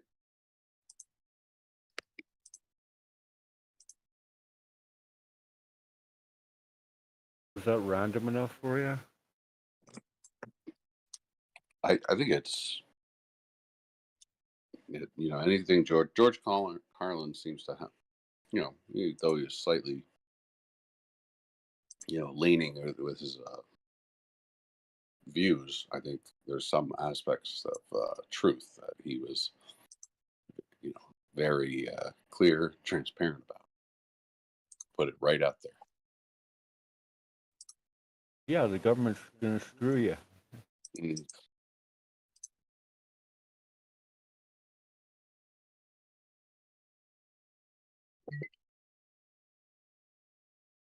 You're gonna like it.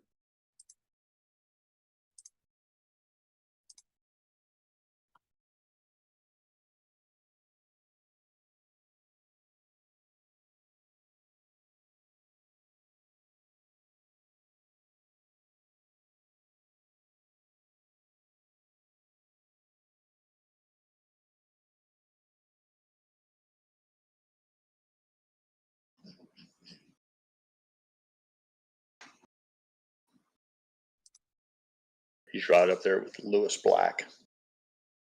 I think a great deal of Lewis Black's comedy is, and it speaks to me.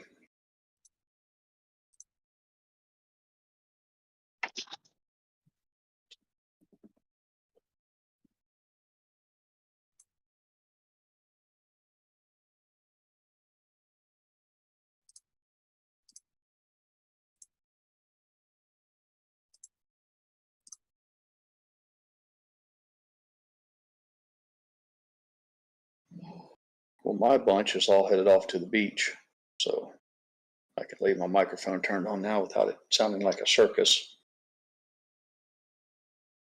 Mm-hmm. Yep. I drove back to Virginia yesterday. Roads are pretty busy.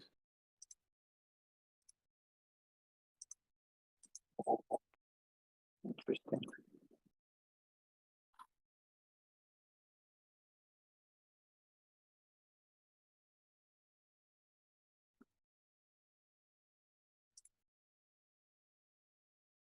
Yeah, I think they're fucked. These guys are fucked.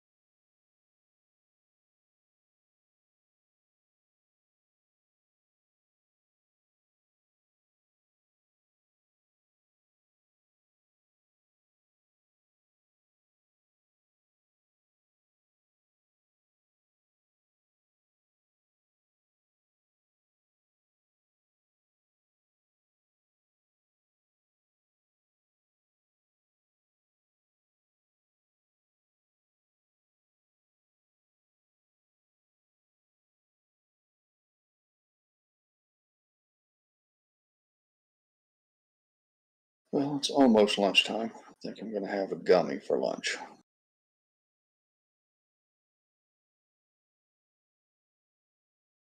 Gummy on an empty stomach. Well, I had a jelly-filled donut for breakfast with my coffee this morning. We were out of pastries, but I eat like, oh, when I'm on the road driving, like the eat a bunch of trash. Yeah, the gloves come off. Put it that way, pretty much. I think you just became my personal hero. That's right.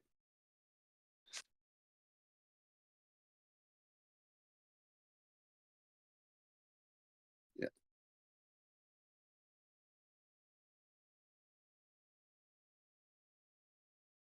It's weird. I'll just share one weird thing that I noticed. For whatever reason, I get my acid reflux. I get acid reflux. I hate it. GERD. It's so much worse when I drive for like 4 hours. Hey, we're live on the air right now. I can't freeze. Hey, we already froze the Berkshire stock this morning. And you can say halt. Halt. Halt. Halt. Halt trading. What is halt? Halt means corruption. It means that these nasty people, through the guise of this term called market making to create liquidity, they have all this not so nice halts that they do. This so unfair. Nice. Yeah.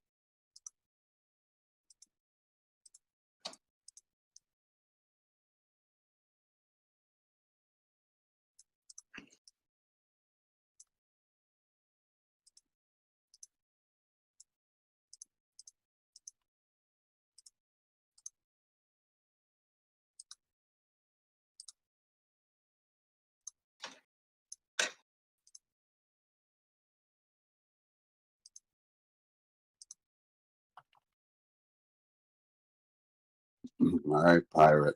Rally us back up to 5. Yeah. And would that I had the power. You can do it. You can buy some shares. Okay. That's That'll true. help us. Let's see. I mean, Real Rugged just sold one share of Berkshire, and look what happened. I know, right? I'm such a market manipulator. You are a manipulator. I don't have an abundance of patience lately as it is, but the amount of people this morning who thought they could buy Berk A for $180 Well, just about set me off. Yeah.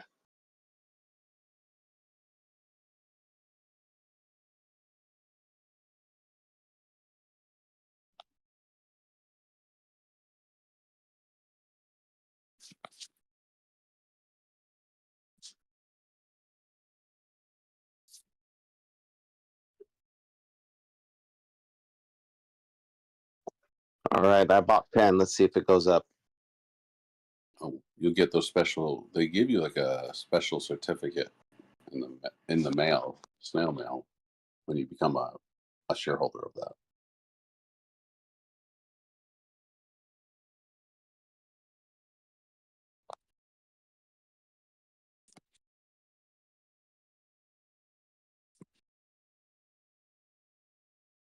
So you're saying I couldn't put a limit order for 185? You could. And get a share? You could. You could try. You can try, but yeah. You think it was a T+1 that did that? No. Something else?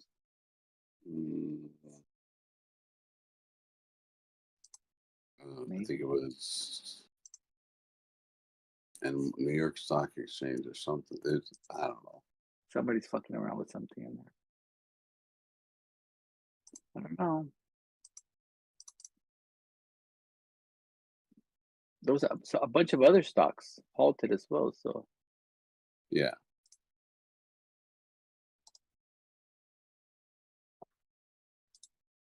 What's that saying? They're fucking around and they're gonna find out, right? Basically, yeah.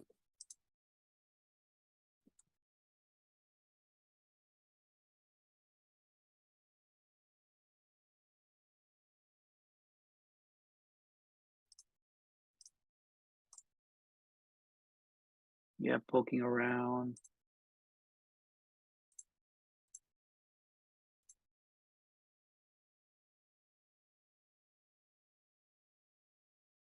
Ooh, I got the turtle head bacon egg.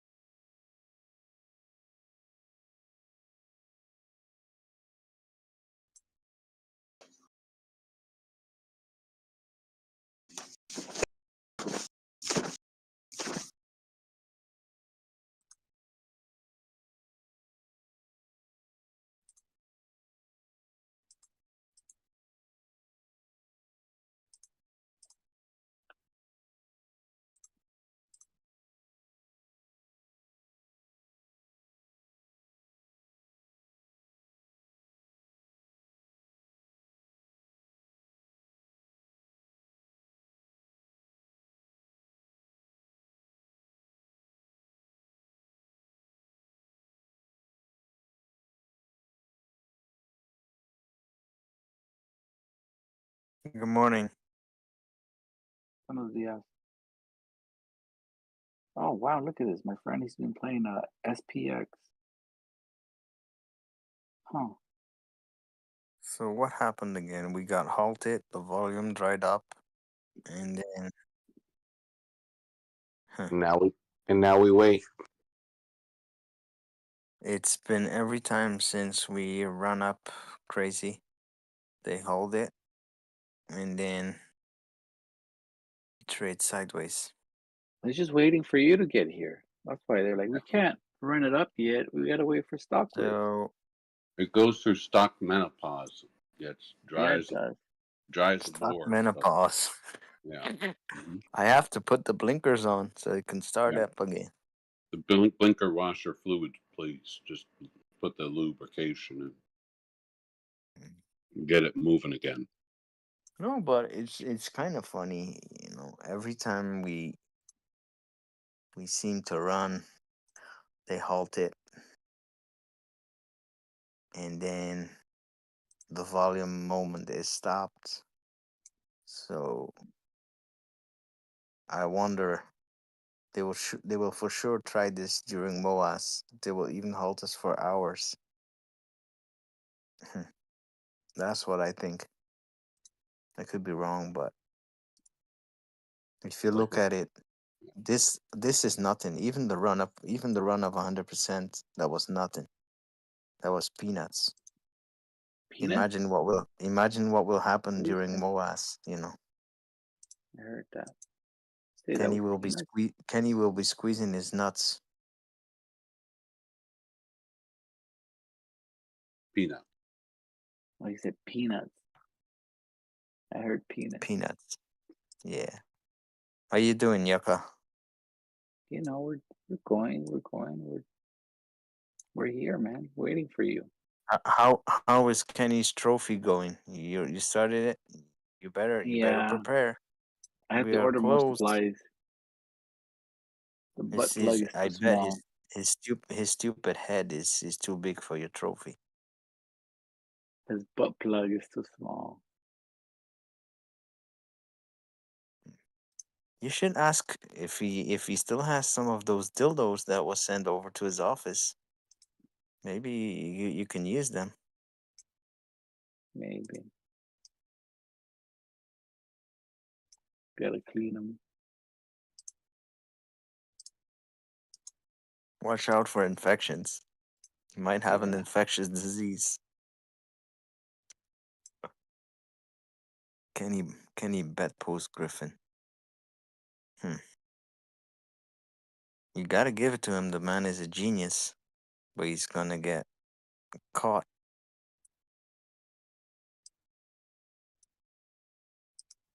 Well, he hires the geniuses that do it all. If he's not careful, he's gonna be giving blowjobs for $5.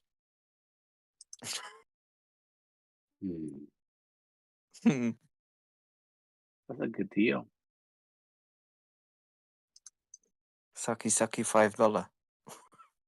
The chances are the odds that he'll ever even be charged with a crime, much less be convicted or do time. Yeah, probably 1,000 to 1. Good morning, pirate. Yeah, it's a disgrace. He'll try to take credit for all this. He says, "If without me, there would be no more ads. If we didn't do all this." So how come you have to explain to me how come Bernie is in prison, and he's not gonna be? His own family turned him in. Maybe retail can turn Kenny in if we have actual proof. Yeah. The SEC investigated Bernie Madoff. If you look into the Bernie Madoff story, there was a guy. He was an accountant, and he took all the paperwork and laid it right in front of the SEC. Showed them exactly how Bernie Madoff. It was mathematically impossible for him to pay the gains, and statistically illogical for them to think that somebody could consistently return the gains that he had, and they ignored that guy. There's all sorts of videos out there about the interactions that Madoff had with the SEC. It wasn't until his own family said we can't do this to other people. Yeah. And if you follow the story, one of his sons committed suicide. I would argue that that was the price that Bernie Madoff paid. Not going to jail, not losing money, but he brought so much shame on his own family that his own son killed himself. But there's a lot of well, that's all I'm going to say on it. Mm-hmm. So we need to find evidence for Kenny to be convicted, No, he's too but we will powerful. never find he's too Nothing's gonna powerful. happen to him. Well, there's some big differences between the way Bernie Madoff built his Ponzi scheme and what some of us think that Ken Griffin is involved in here. One of the biggest differences was that Bernie Madoff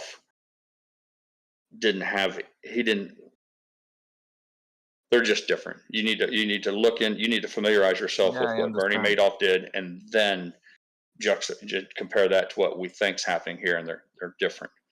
I'm not here taking up for Kenny Griffin or anything like that. I'm just. Also, he's not. We remember, right? He's also not alone in this. There are multiple. Big money is allowing exactly. Big money is like they know everybody's involved. The BlackRock guy is as guilty as Kenny or as Virtue Financial or any other player. If you want to play it fair, all of them, the big hedge funds, should be locked up, but it will never happen. Yep.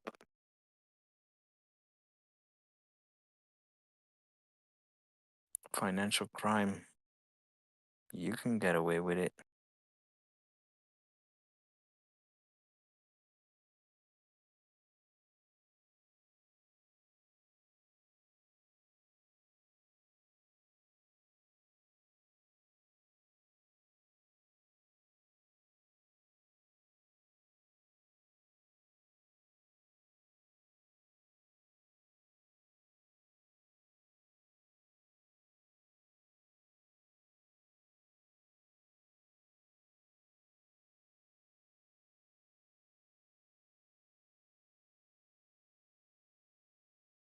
Bernie Madoff was cooking the books.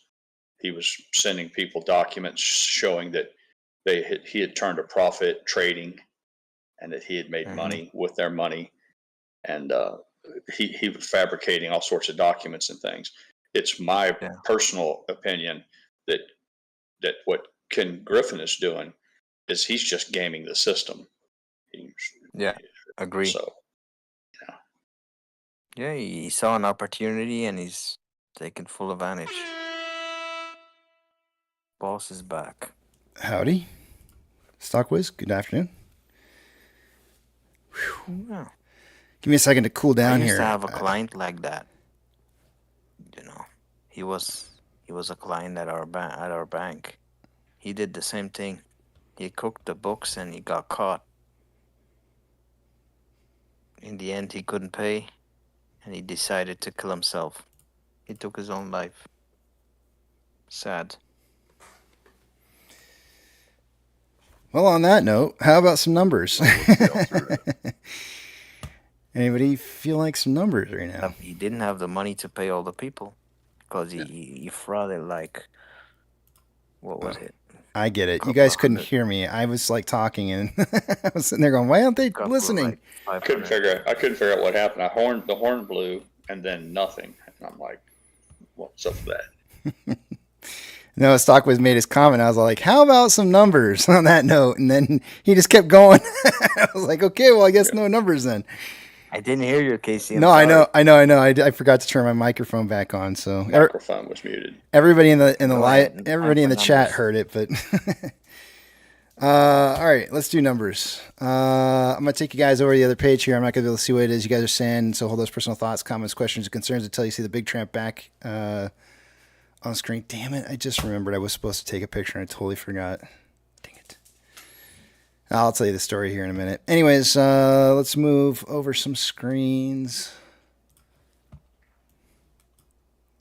still trying to cool down. It is hot outside. Oof. Yes, you have to play that song, Casey. It's gotten hot outside. It's getting hot up in here. Hot in here. Yeah, hot in here. That's it. Yes. All right, let's do this.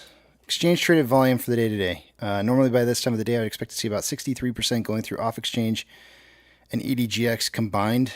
As it stands right now, we have approximately 41.07% going through off exchange. EDGX is at 15.79%. The combined total is 56.86%, or about 6.14% more volume going through those exchanges than normal. CHX, or less than normal, sorry. CHX volume for the day today is 58,799 shares. Nothing unusual with, or that is definitely over the 30,000 that I think is a big number.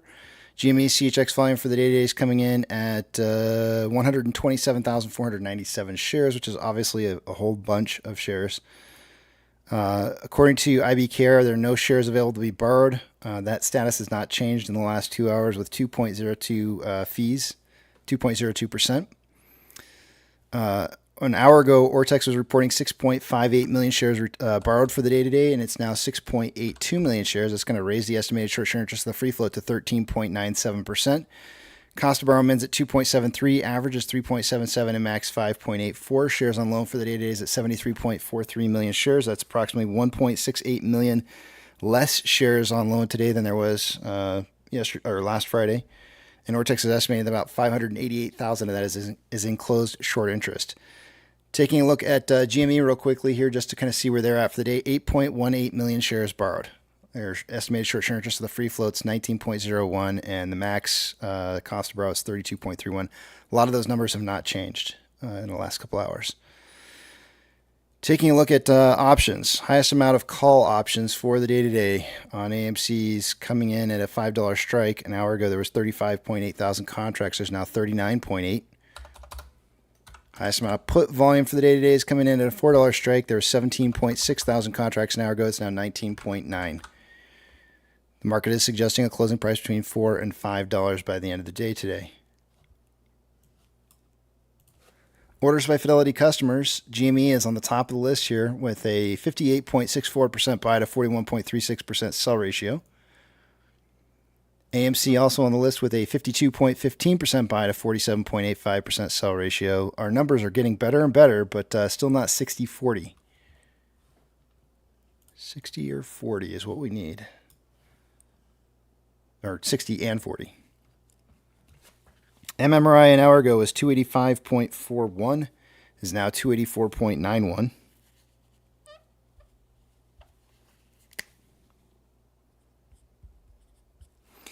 The spread between the 2-year and 10-year bond rates an hour ago was 0.413. It is now currently at 0.421.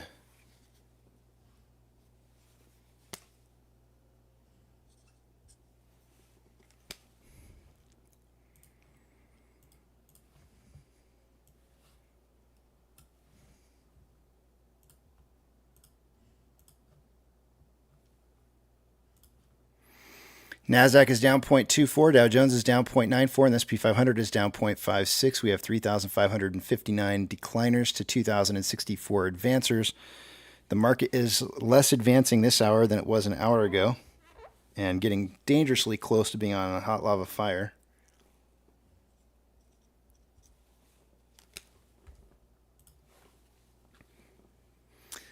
The only sector that's up for the day today is healthcare, up 0.34%. The worst performing sector for the day today is energy, down 3.04%, followed by industrials at 1.87%. Of the Mag 7, 4 are in the green. Financial institutions that have changed more than 2.5% from Friday's closing price will get a shout out. FRC is down 23.95. Stank of California is down 2.71. Zion Stank is down 3.17. U.S. Stank Core is down 2.64. Western Alliance down 3.16.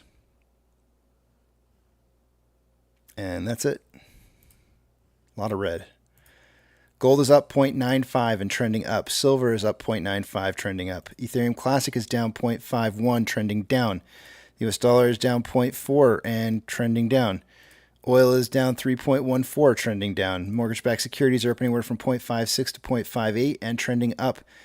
SPY is down 0.63. It looks like it's trying to make a reversal trend here. It's not quite there yet, but it's heading that direction, or at least trying to. On what kind of volume are we on today on the SPY now? Let's see.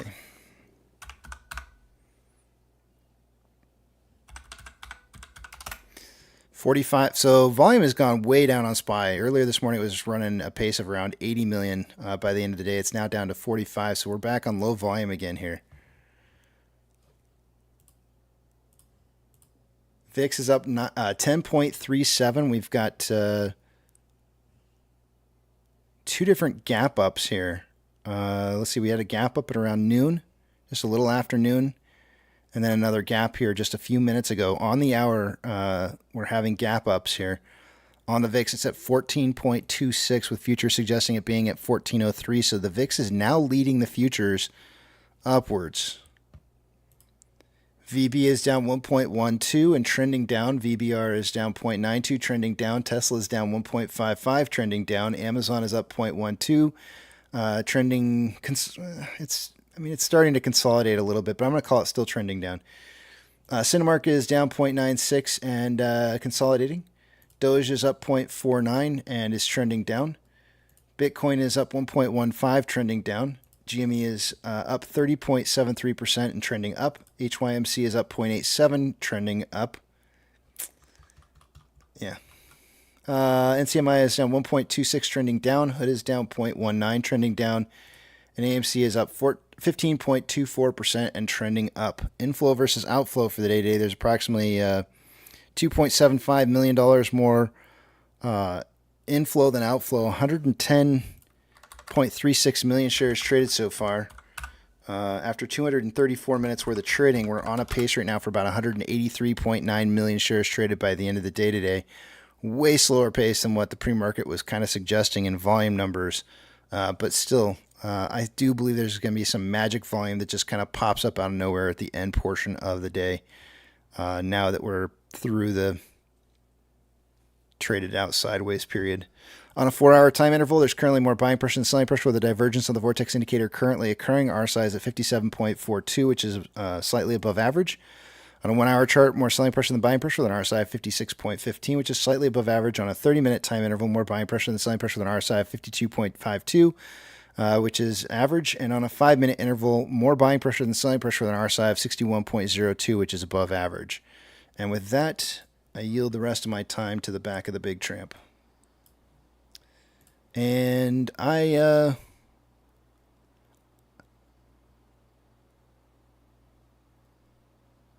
on a second here.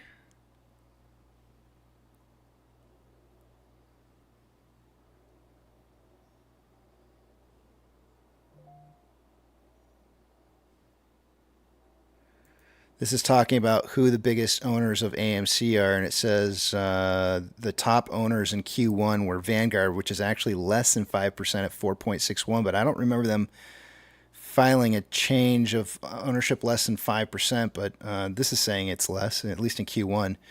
Maybe it was Q2 that we got the filing that said that they had over 5% ownership, but Vanguard has the most, followed by Renaissance Technologies, Morgan Stanley, State Street, I can't even pronounce this. Balenciaga Asset Manager.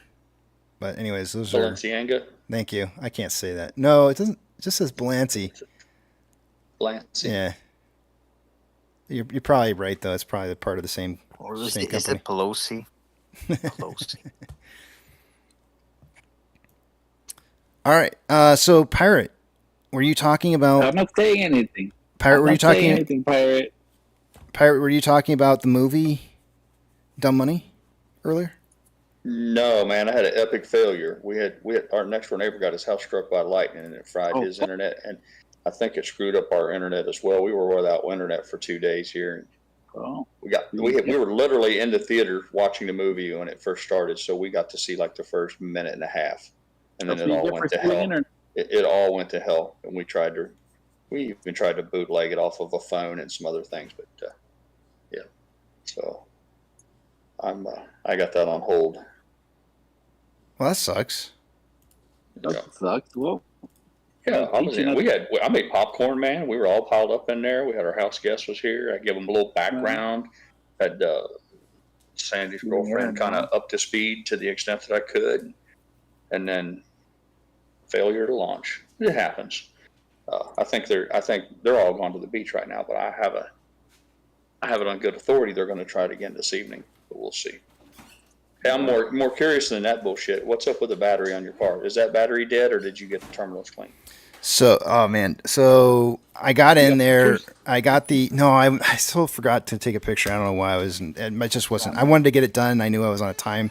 I literally made it back like just after I got done cleaning everything and putting everything away. So I barely made it back in time. But, so it's so corroded. Well, first off, I took off the negative terminal and then I should have taken the positive off. No, I'm sorry. I took the positive terminal off first, or cable. Then I took off the negative terminal. But it was funny because I was fishing around for my 9mm socket and I could not find it for the life of me, and it was just pissing me off because I couldn't find it anywhere. And so I ended up. Hunter was like, "I think it's already loose, Dad. You should check it." And then I sure enough, I pulled on it a little bit and it just popped right off. But it's so corroded that any kind of like manipulation of the tightening bracket that's on the cable is probably going to disintegrate it into nothingness. So I'm like, he's got to get home, right? So I'm like, okay, well, here's what we're going to do. So he at first he was like, Dad, I don't even want you to do anything because if I can't get out of here, I'm screwed because I can't make it to work. And I'm like, don't worry, I got you. So I had the baking soda and hot water, and I took it out in a bucket, and I decided to use paper towels to kind of like clean off stuff. So instead of pouring anything on it or anything like that, I just wanted to kind of just wipe it down. Oh my gosh, the reaction from the baking soda and the battery acid was just like, I was not prepared for that. I didn't expect that to be what it was, but that was wild, huh? Yeah, it was pretty crazy. But I'm glad it was that I had chosen to do that way, because if I had poured it, and if I wish I had a picture to show you guys, but if I'd had a picture, it was everywhere. If I'd have poured that, it would have been a disaster. So I'm so glad that I decided to kind of take like a gentle approach to cleaning. And Perjuler says, what kind? It was a plastic bucket, and it's in the trash now. I'm not, don't worry. It was just one of those like food containers from like a restaurant. But he's gonna come to your house and trash pick. That's where he wants to know what kind of bucket it is. So I cleaned it all up. I got the terminal, or not the terminal. The terminal was completely cleaned. I was fine. Everything looks good with that. I think it's okay. I don't think there's anything wrong with the battery, and it doesn't. Nothing's bulging or doing anything weird there. So I tried to be as careful as I could to clean the inner portion of the connector to the terminal, so that it would just be, because I didn't want to manipulate it too much because I was afraid it was just going to dissolve in my hands. And so I got that cleaned out as best as I possibly could. And then I took the terminal cleaner, cleaned the terminal with the wire brush, and then brushed the inside with just one pass through on the inside of that thing, because I just did not want to touch it really. And then put it on there, and I told him, like, you need to get to, and he's like, we're changing out the part, Dad, don't worry. We're just going to change it out entirely. And I was like, okay, because you need to get some terminal grease on there, because it's not going to work. So we got it back on there. And by the way, I can't, there's no way I could tighten the nut on it. The nut is so like trash from battery acid. It's just not, there's just no way it's getting tightened or anything. So it didn't even matter that I didn't have the proper socket wrench for it. But I put it back on the terminal loose, put the positive back on, and then he tried to start, and it didn't work at first. It did give enough juice to be able to unlock his doors with a remote. So then I kind of turned it a little bit, kind of repositioned it so it had just a little bit more tension on it, and he started up no problem right off the bat. So he's driving home on his way now, so no big deal. But yeah, that's the thing's, it's toast. Yeah, that's an easy, cheap fix, though. Yeah. No big deal. Yep. But I did what I could do. And hopefully nobody's going to get pissed at me from the other end, if you understand what I mean by that. No, I don't see why anybody would. You help him get home. That saves a $300 tow wrecker. So that's the alternative. Is, hey, the car won't start, send a tow truck. Okay. You know, Does the it's when you're in a hold a charge? when you're in blended families. I get it, man. I grew up in one. You never. One I understand. It doesn't matter if you do the right thing or not. It's still the wrong thing. So you know, Let it's me just. know. Why I'm didn't a you do? hitman Why didn't you do on, this? You know, I can already feel it coming, but whatever. You can hire me, Casey. I'm a hitman. I don't. What? Please, no. Don't talk like that. That's no. No, I would not wish harm upon their mother in any kind of way.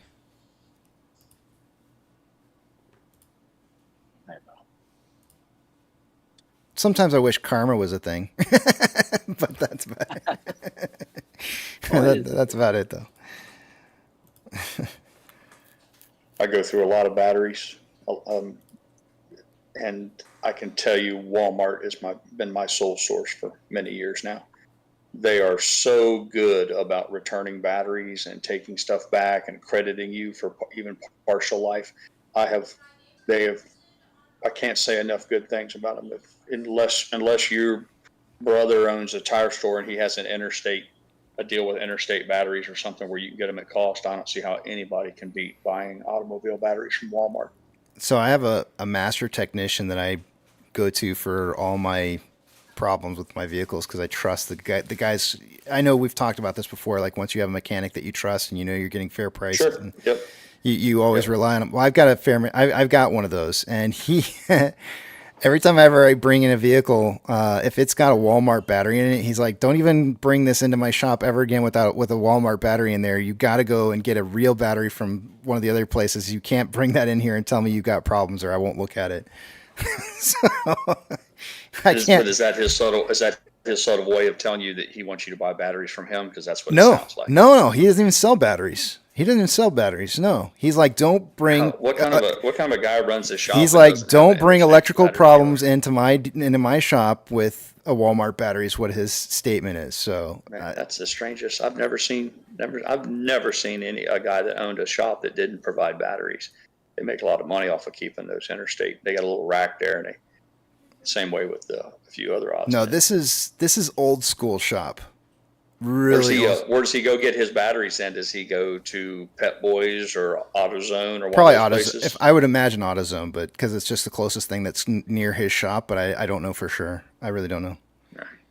Yeah, they'll have 3 or 4 different brands there to choose from. Yeah, I'm just telling you what he says, and so like every time I have a problem, I know better than to walk in there with a Walmart battery. So otherwise, he'll be like, just take it somewhere else. I don't even want to see your vehicle. Just take it somewhere else.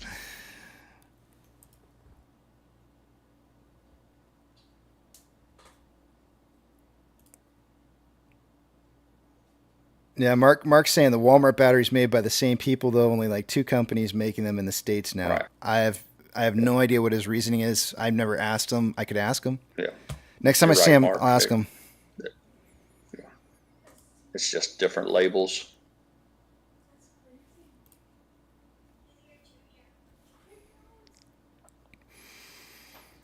AMC started getting our little push up here.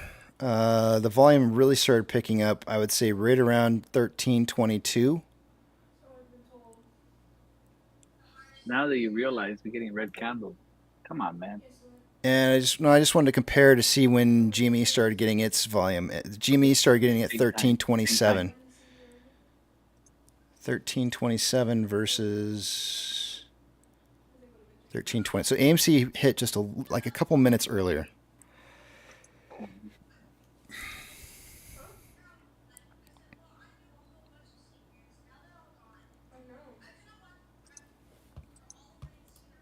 Why is Brian saying you got no feelings, Yucca? I don't know. Napa Gold. Because he wants you to go to Napa Gold. One time or another, I bought just about all of them between business and personal use, and they're all pretty good. Napa has a good battery. Interstate is good. Most of your brands that you're more familiar with, they're all very reliable batteries. I used to how to much you pay for them, and then what kind of a return policy they have after that. You know how you can like buy different levels of return policies on some of them, and some have like really good, like, you know, extended warranty or something? yeah, they have like that really good, like 3 years. Anything goes wrong, if it's Yeah. not accurate, or, you know, if it's not within a certain percentage, you can just trade it in. Right. I never used to buy those when I lived up in Oregon, and because it was a waste. I never went through a battery in 3 years. It's a sucker's bet. But no, hold on a second here. Hold on. When you go to Phoenix, Arizona, and you live in Phoenix, Arizona, because it's so dry there, batteries, if you don't buy one of those batteries, you're making a massive mistake, because those batteries are guaranteed to not last longer than 2 years. Promise. Hands down, I promise you, your battery will not be working after 2 years. Doesn't matter who you buy it from or how great that battery is, it's going to be dead. So when I lived in Arizona, I started buying those plans because Even like new glass matte batteries and all that, or are you just talking about the old acid-filled battery? Old acid-filled batteries, probably. Yeah. But it's, you know, they're pretty. That heat down there is so hard on the batteries. Yeah, I used to love the commercials where they showed the cars all covered with snow and ice, and they're doing a battery commercial. I used to laugh because I was thinking, I thought to myself, people are so gullible, they're naive. It's not the cold, it's the mega heat. But, commercials sell batteries. They show a bunch of ice and snow and make people think that that's the threat. Yeah, I saved a lot of money on batteries buying those extended warranties. I feel like there might have been two different times where I didn't even have to pay. Like I bought one battery and then had to replace it like over a 6-year period of time, like twice, and never had to pay again for it. So it was just one single and like I saved so much money on that. I saved a lot of money. Yeah, we've got the real big ones in our heavy equipment, like the excavator, the Traco. It's got I think they're called 8Ds. They're huge. It takes almost two guys to pick those up, and then your big boats, they have the same size batteries, but they have like 6 of them. It's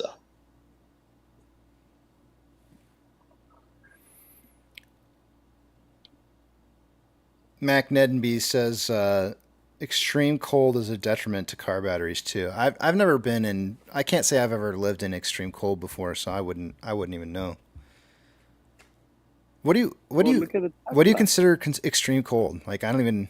I feel like anything less than 0 is extreme cold Fahrenheit. But I've never lived in that before, so I wouldn't know. Cold-hearted.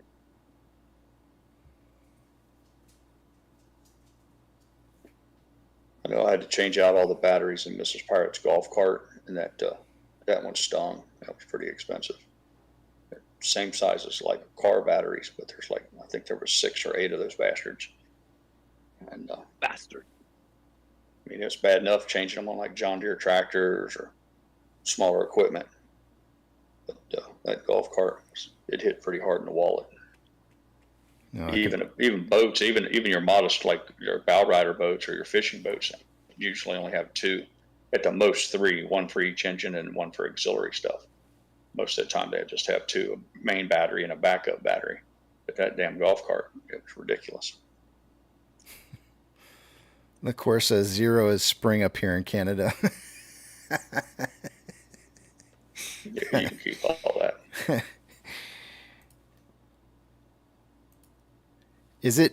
It's so funny. My when I came inside, I wore gloves because I knew the battery acid was going to be a good thing to be working with. So I wore some gloves when I was out there working on it. And it's funny because when I came inside, I decided I should wash my arms just a little bit higher than, where the glove met. And so I washed that, but I didn't go maybe like halfway up my arm. And I'm starting to feel little tiny tinglings where I think I might have started sweating a little bit on my arms. My feet, I wore flip-flops outside and my feet are starting to tingle a little bit too. I think I might need to go wash them off here in my next break. Probably got a little battery acid dust on my skin and sweat probably activated it.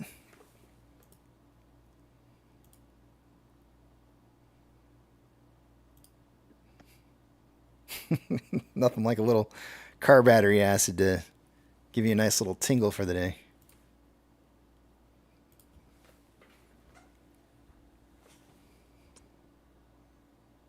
Holy crap. Papa Max says his 6-seater golf cart uses lithium batteries 3,500 to replace. That's rough. Yep. That's what I'm talking about.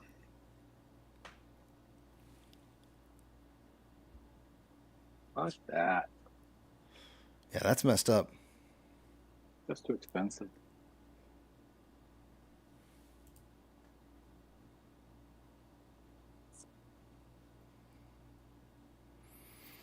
Then if you get into some of those, I think they're called AGM, all glass matte batteries, more with modern technology. They're even batteries. They pay a bigger premium on those.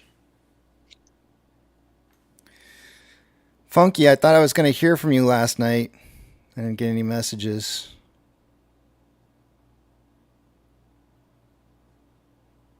I don't know if he's here or not. He's got his microphone off.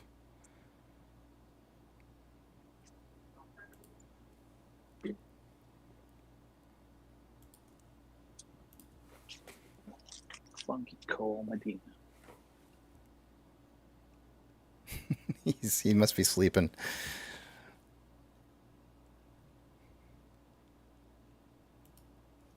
Yucca, did your friend call you again? What happened? You just left and then came right back.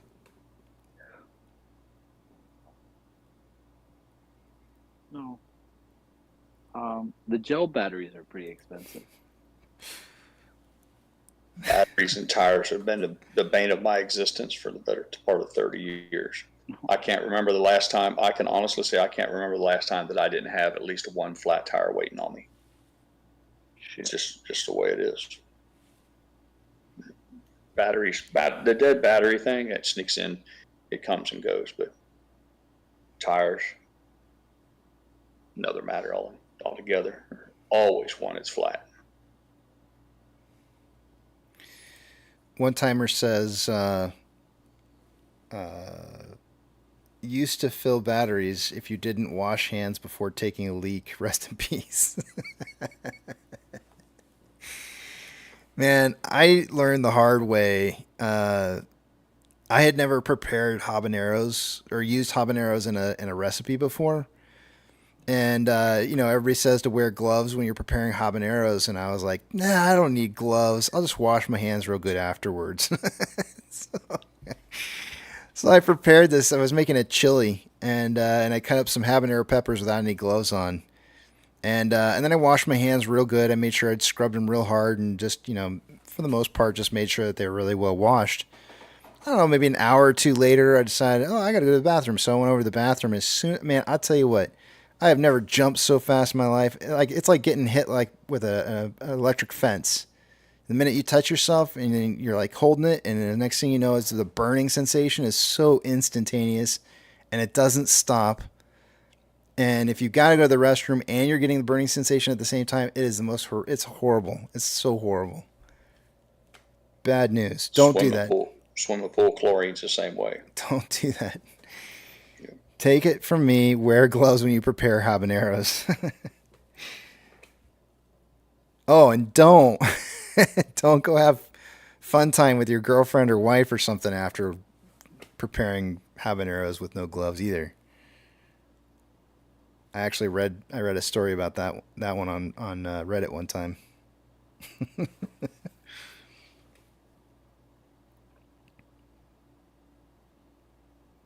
Brian says rub butter on it. Okay, I'll try that.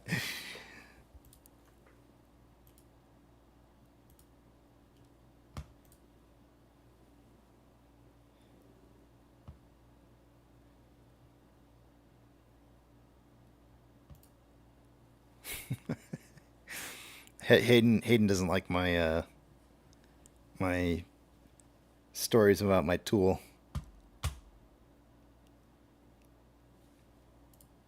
It's all right, Hayden. You can come over. Too many Scoville units on the unit. Yeah, you can come on over here and tell us your worst pecker story. Come on over. Come on down. You're the price is right. How did you fry your pecker? Yeah, Hayden. I don't know if you can access Discord General or not, but the family went to the Pensacola Naval Museum and they're giving away a Navy colored Blue Angel commemorated painted brand new Corvette. And I don't know how much you have to donate. I posted it in Discord. I think there's some sort of a UPC symbol you can click on, but it also gives a website. But that's, like I said, I'm not real fond of those Navy colors, but I wouldn't turn my nose up to that car if it was free.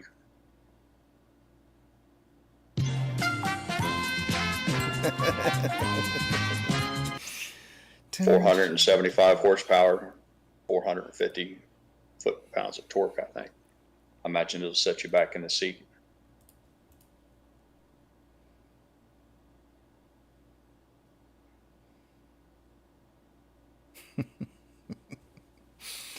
I just want to know, Brian, like, you gotta, like, I mean, other than you just, like, trying to tool people, like, what the hell? Like, why would you even say rub butter on it like you got experience? What's going on? What's the deal, Brian? I don't know that butter would particularly take the burn out of anything. I don't. Heard that if you drink milk, I heard that milk will pull the capsaicin. They say the same thing if somebody sprays you with pepper spray in your face. I think if you can wash your eyes out with milk, that's as close as they have to an antidote. But don't drink it. I would imagine the butter oils like want to bond with whatever oils maybe there are 10 from times other as things. bad. Yeah. No. It spread. Yeah. Well, no. It would be more of a. Well, actually, yeah, that would actually help it to spread. I think now that you mention it, I don't know. Huh, weird. You thought maybe it would bond to it and act as some sort of like kind kitty litter where it would suck it off of your skin or something. Yeah. Or you also, what version of the Vet? I don't know, man. I got the little flyer they brought home. All right, brand new. What, 2024? Yeah, 2024. The Discord says for official rules. Visit Naval Aviation Foundation, all one word, .org/sweepstakes. Say again, last transmission. The website is navalaviationfoundation.org/sweepstakes. And what is this? This is a giveaway for what? What is this? Brand new Corvette, KC. I know you hate Corvettes, but you could trade. They'd probably trade you even up for one of those Dodge Monsters that you like. The family went down to see the Blue Angels Museum, and while they were there was a car sitting there, and they know I'm a Corvette nut. They walked over and looked at it, and it had flyers on it. And I guess it's so they did a Blue Angels commemorative colors. It's the navy blue with the yellow stripes, and the family said they couldn't get close enough to see what the interior looked like. I wanted to know what the interior colors were, but I don't know. I don't know if you can donate $1 if you're in the lottery or not. I haven't taken the time to go to the website, but that's something I plan to do in the next day or so.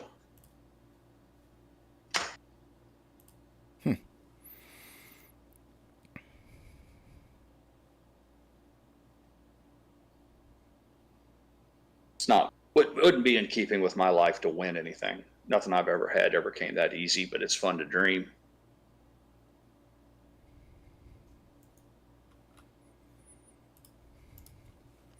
So, I know what I wanted to share with you before I forget. Okay. I know you know how much we love music trivia and the songs and all that. Mrs. Pirate found in her search for activities to take her little best friend on to do. She found a thing. They're having musical bingo. So there's a place here in town that had a bar that went out of business, a restaurant. And I guess it's just a bar now. But one of the things they're doing to attract people is, I guess it's like a trivia thing where they play a little bit of the song, and then if the song is on your bingo card, then you get, instead of numbers on a bingo card. I didn't get all the details from them. And I'm excited to. I'll be excited to give you a debrief on it. But it's some sort of trivia bingo, but it's done with music and hit songs. So as I learn more, I'll share more. Interesting. Somebody was just talking about reverse repo, and I thought I'd just pull it up on the page here real fast. Don't forget, usually, this is kind of weird. This is very, very strange.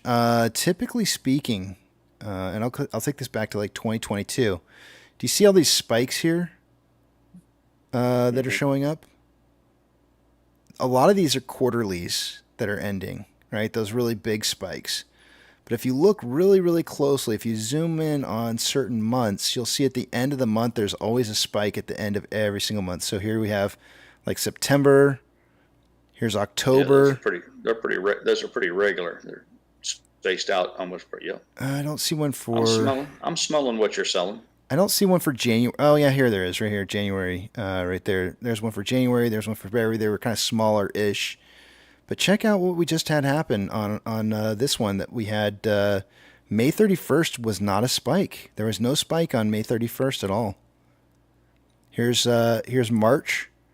Here's December. January's is where's January at here? Right here. There's the spike right there on January 31st.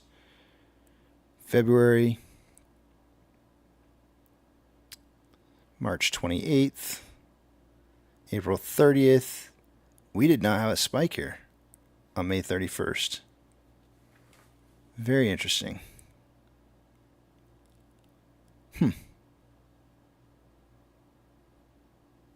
Still trending down.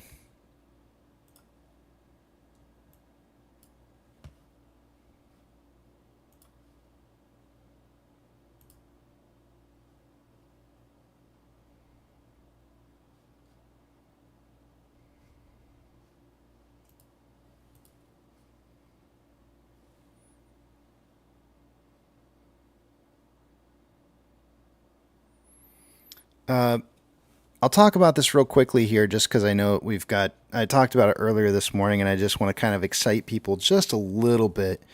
I talked to him and Pirate knows. I've actually told 2 people. Only 2 people know, so those 2 people know who they are. I'm throwing Pirate under the bus on one of them here. Pirate's one of them. It's Who like else? I gave. Who else knows? I'm not saying. Okay, am I throwing you under the bus too? Okay, so okay. No, Something. don't say anything. No, I ain't saying shit. No. It's not. I'm kidding. I'm teasing you. I'm teasing you right now. All right, so don't. I'm totally teasing with you, Rex. I'm gonna spoil it. No. You're not gonna spoil it. You're not gonna. You don't know who it is. So. Al from Boston. It's not. Yeah, that's it.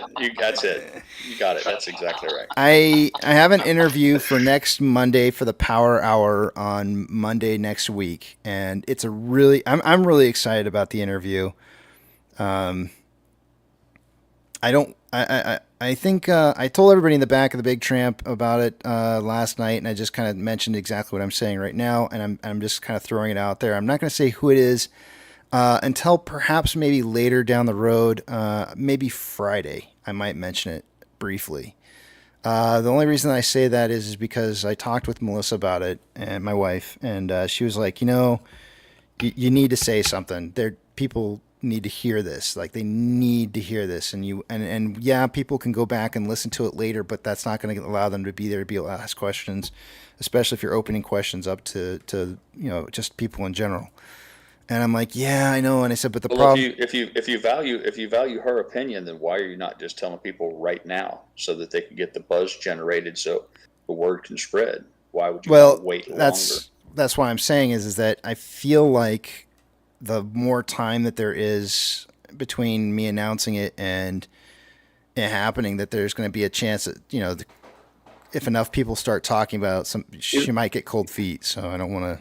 You don't have letting that paranoia sneak in. Yeah. She? Well, I'm trying to be. She? Yeah, I did say Girl? she. Yes, I did say she. Oh, it's. I know who it is. You have no idea who it is. You're not going to be on yet. There. No, it will not be. Striker. There will not be a voice. It'll just be me and her talking, but you guys can chat in the chat. So yeah. So you're not gonna do what you did last time, man? No, I'm not going to. She was fine with it. No, I know. I'm just gonna talk and then have her answer. I'm just going on record here that I'm with Melissa and you're wrong on this. But Melissa was saying wait till Friday. That's what she said. Oh, okay. Well, Yeah, then I that's stand alone. Yeah, you stand alone. Then I'm- I was not going to stand say alone. That's fine. anything. I was not going to say anything at all. And then Melissa was like, "You need to say something," and then just announce it like briefly on Friday and just let it float. I can understand your concerns, but I just don't think there's that kind of a threat. I think that might be a little tinfoil. I'm ultra protective of the people that I interview because they are going out on the. I know you guys probably don't feel this, right? You probably don't feel like you're going out on a limb to speak here, but I do feel that every single one of you guys, you hang yourself out there for a whole world to see when you come and you do this. And I don't want anybody that I interview to feel like there's like some kind of pressure or that there's some kind of like anything negative at all. And actually, what I'm going to have to do is I'm going to have to meet with all the moderators too of the channel. We're going to be ultra protective in the chat of her on Monday. Like I don't want anybody coming in and saying like any shills that come in, gone. I don't care. Like if they're going to come in and say anything negative whatsoever, I want them gone. I don't want to hear it. Well, that's easy. Yeah. Because I know she's gonna be the type of person, in my opinion, she's gonna be the type of person that would draw perhaps maybe some people that would come in and try and disrupt, and I don't want that. So sure, no, safety's off. Pretty much. Pretty much. Oh yeah. Okay. Yeah, I'm clear, boss. Yeah, you're cleared. I want to extend as much protection as possible through. Well, even if someone is inadvertently sent, blocked, or banned, it won't preclude them from hearing the interview because it's all recorded. Right. Worst case scenario, Right. if they get caught up in friendly fire, they can go back the next day and watch the video and enjoy everything that this person has to say. Yep. So there's but we'd much rather have that than have someone make them feel uncomfortable to where they might end the interview quicker than they normally would. So yeah, I got this. Just say no more. I got that. I'm sure everybody else does, but yeah, there won't be a lot of warning shots. Let's put it that way.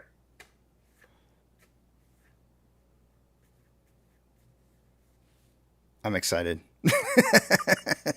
Well, you got to be careful too. You get it all overhyped. Everybody thinks that you're going to get. I'm hyped. I'm hyped about it. Nobody else has to be, but the Virgin Mary herself coming in, and that's not going to happen. So. Yeah, well, it's not, and it's not Taylor Swift either or anything like that. But I think this is a big deal. For me, it's a big deal, and it doesn't have to be for anybody else, but for me, it is. I think it's pretty cool. Who is it? Do we know this person? You've seen her in a movie. Oh, nice! I know who that is. Pamela Anderson.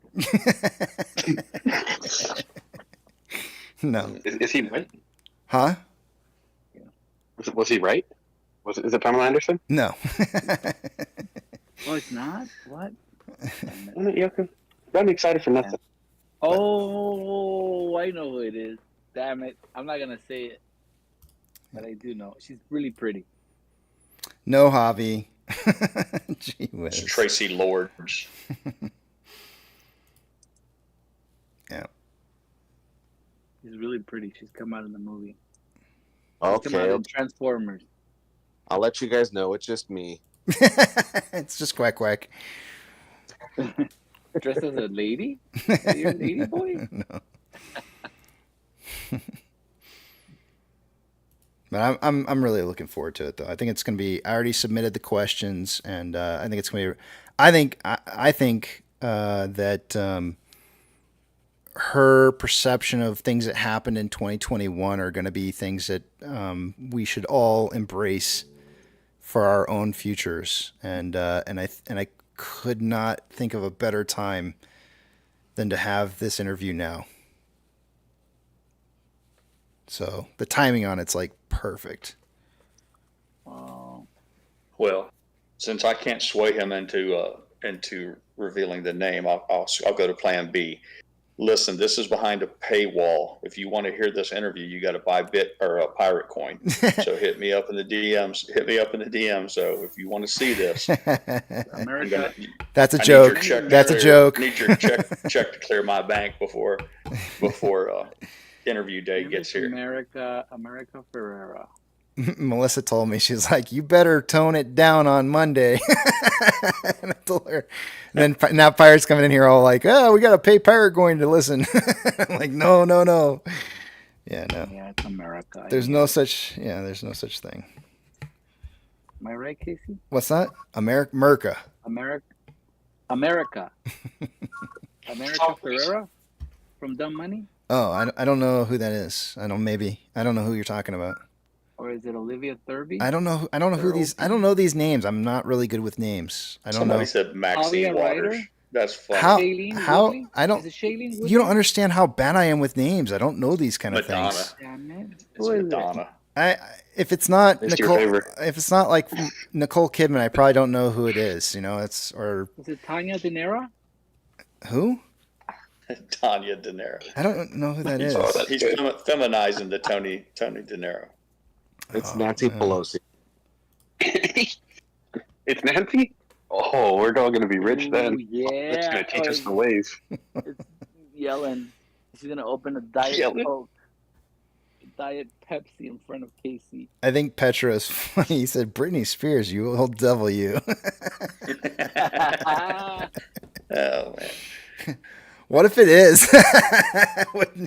They've been cooking her pretty hard, man. Some of those memes are pretty funny. The one that says, "This is the America I grew up in," and it showed Britney Spears when she was in her prime. And the other was like, "This is the America we're in today," and it shows her doing all that batshit crazy with the swords. And I feel so bad. I feel so bad for her. It tickles me to no end, man. Yeah, I don't, man. She sold her sexuality. She was, she used every inch. Yeah, I know.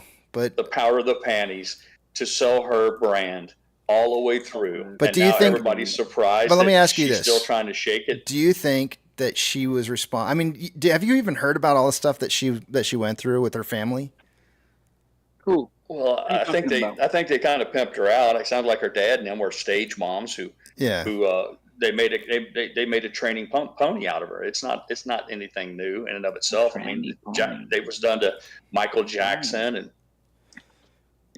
So I mean, I don't know if I fully feel like it was her responsibility. I mean, she didn't really have a say in it. She was just doing what she was told. Is it Brianna Carpenter? I don't know. I think it looks. I think it's. What? I think it's pretty sad when you see how addicted they have become. They have become with the whole attention. It's the saddest thing. It must be stronger than heroin or any of the other, addictive substances, because it's obvious that that's what it's all driven for, and it's just terribly sad. Is it worse than money?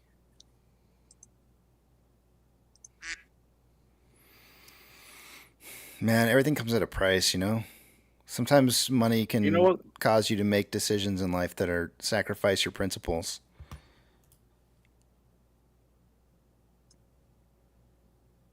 You gotta spank the monkey. What does that have? You don't even know funny.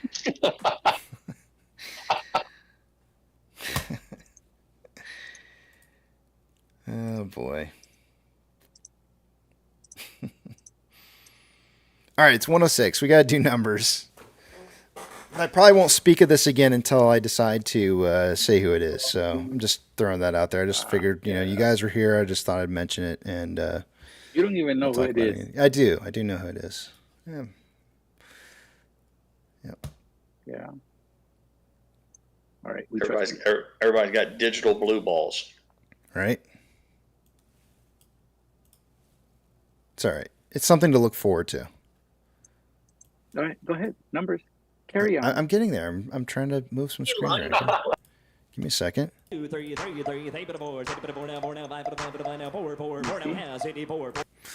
let's take a look at these numbers, see what we got going on for the day here.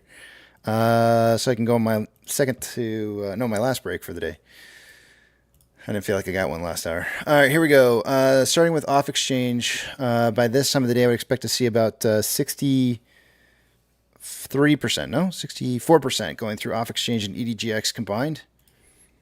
Currently, we have 41.83% going through off-exchange EDGX at 15.66. The combined total is 57.49%, or about 6.51% less volume going through those exchanges than normal. Hence the reason why we're probably seeing price improvement for the day today. CHX volume is 59,619 shares. Yeah, and I threw an and in there. Dang it, my math teacher would have hated that.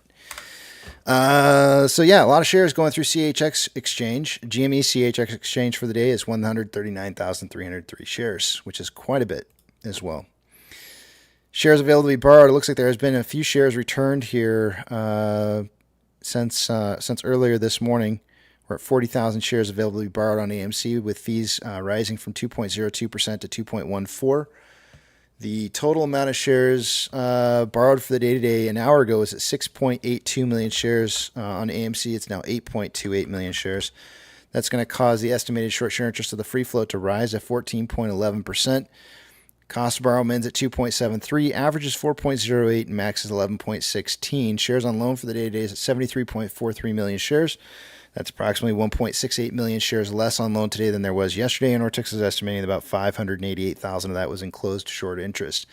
GME was showing, actually I don't remember how many shares they were showing borrowed on Ortex, but it's at 8.19 now. I don't think that's changed. Let me refresh this real quick here. Yeah, that has not changed in several hours. Very interesting. These numbers have not changed since earlier this morning, and normally there's reported numbers on this throughout the day. I don't know if you guys are noticing this or not, but that's been frozen for like, I don't know, since 10 o'clock this morning.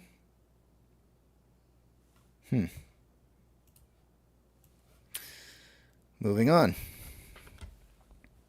Oh, I'm not done with options. Highest amount of call volume so far for the day today is coming in at a strike price of $5 for AMC. With 39.8 thousand contracts an hour ago, it's now 45,000 contracts. Highest amount of put volume coming in at a $4 strike. There was 19.9 thousand contracts an hour ago. It's now 22.3. Market still suggesting a closing price somewhere between $4 and $5 by the end of the day, with max paying at $4. Taking a look at orders by Fidelity customers, GME is on the top of the list here with a 58.54% buy to 41.46% sell ratio. Scrolling down my list, AMC is on here with a 51.93% buy to 48.07% sell ratio. So neither AMC or GME have great buy-sell ratios, but we're still up on the list and higher than 50-50, so that's good. Got to get up to 60-40. MMRI an hour ago was at 284.91, is now 284.79, so it's dropped a little bit further.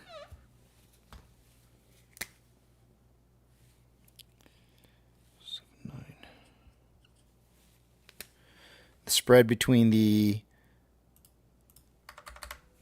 2-year and 10-year bond rates an hour ago was at 0.421. It's still at 0.421, so no change.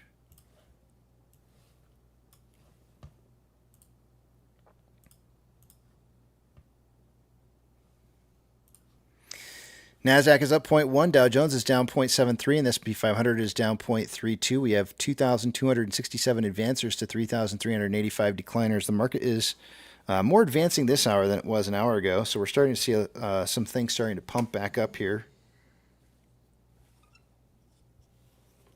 in the last portion of the day today. Two sectors are green for the day-to-day, healthcare and communications. The worst performing sectors are energy, down 3.12%, followed by industrials, down 1.77%. Of the Mag 7, 4 out of the 7 are in the green. Financial institutions that have changed more than 2.5% since Friday's closing price will get a shout out. FRC is down 23.95%.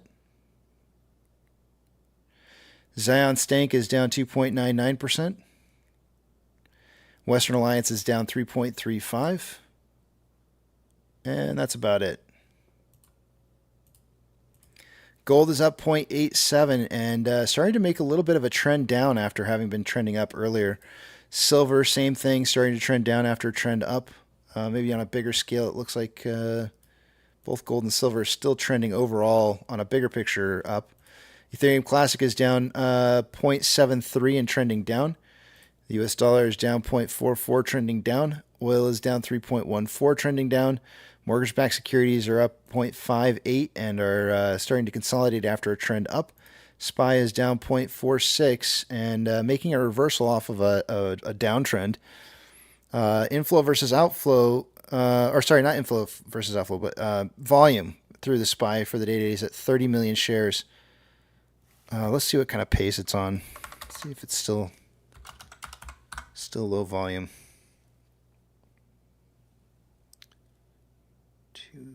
290, 283. We're on, I guess SPY is on a pace for about 41.39 million shares by the end of the day today. That's actually still pretty low volume.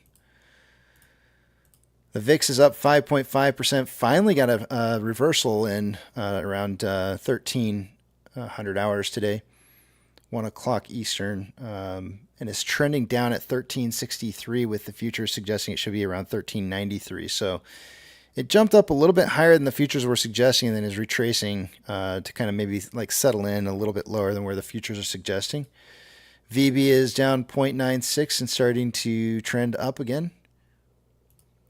VBR is down 0.75, starting to trend up. Tesla is down 1.13, starting to trend up. Amazon is up 0.34, consolidating after a trend up. Cinemark is down 1.01 and consolidating. Doge is up 0.26 and consolidating. Bitcoin is up 1.2 and slightly trending upwards. GME is up 33.5%, trending up. HYMC is up 3.38, trending up. NCMI is down 0.45 and consolidating after a trend down. Hood is up 0.43 and starting to make a reversal off of a downtrend, I think. Let me just check something real quick here.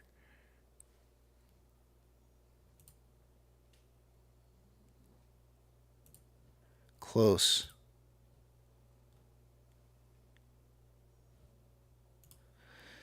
And AMC is up 13.62% and consolidating after, actually trending down after a trend up.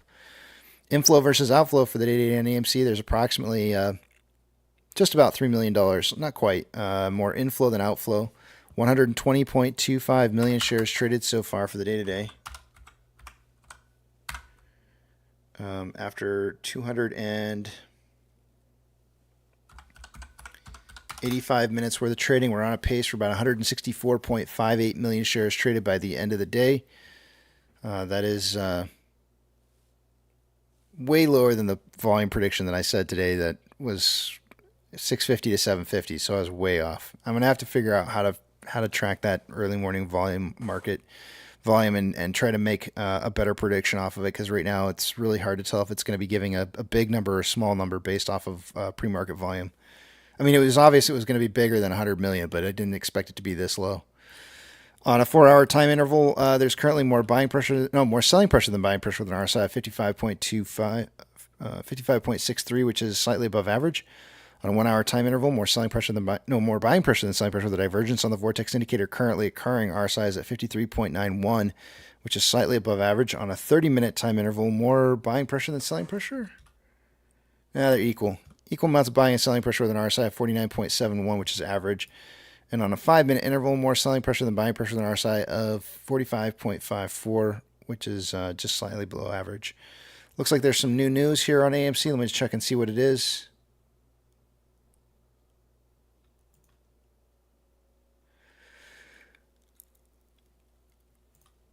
I think it's just a list of a bunch of different stocks that are doing well for the day-to-day. And we made that list. With that, I yield the rest of my time to the back of the Big Tramp.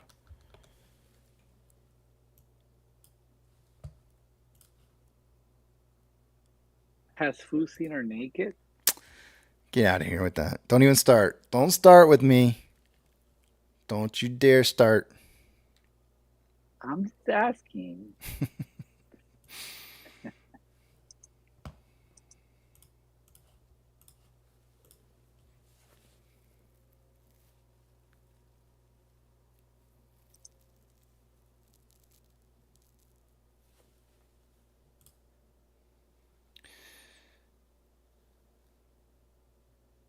Let's see here. Tendy says you really didn't mention anything for. What is he talking about? What are you talking about, Tendies?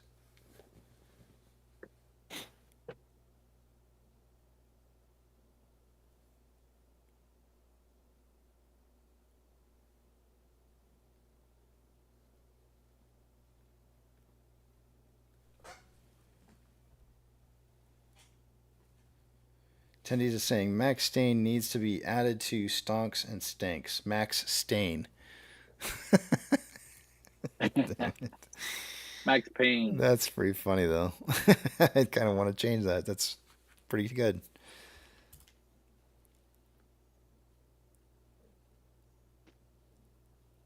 Hey Casey, I wasn't able to be a part of your. Gotta re. I wasn't so wasn't allowed to be a part of the Planet of the Apes discussion, you know.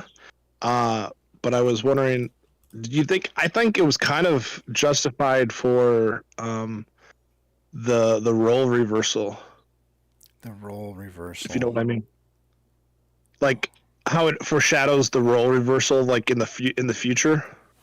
Wait. What are we talking about? Oh, we're talking about Planet of the Apes. The Kingdom of the Planet of the Apes is what you're talking about. You got it. All right. So we're going to preface this with a spoiler alert.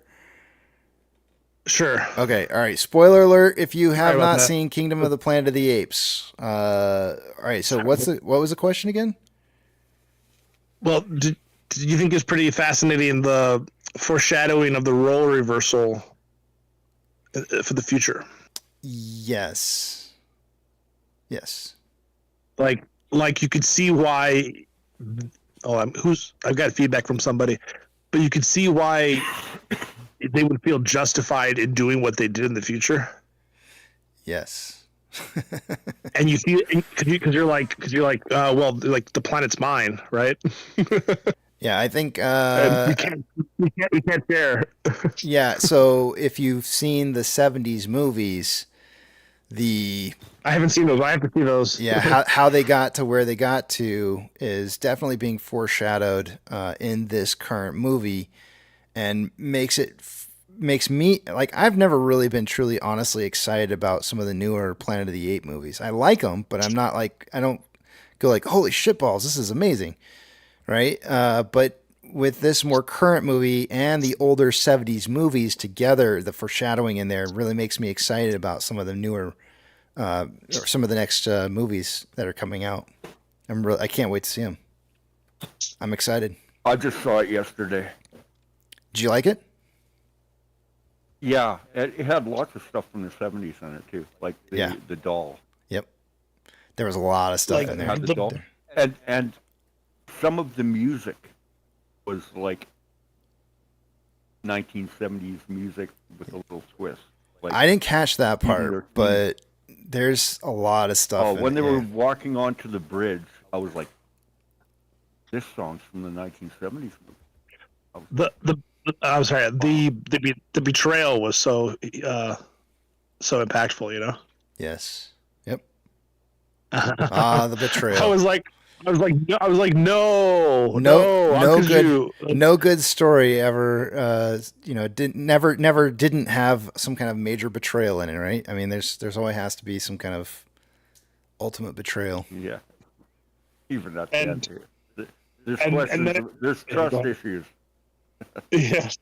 Oh, and then it goes into what you said about when they left the compound. There was a one-way mission. Yeah, that was my big takeaway on that whole thing. It was she and gave I totally up. Missed that. Yeah. I think we may have managed to avoid any kind of spoilers. Too bad.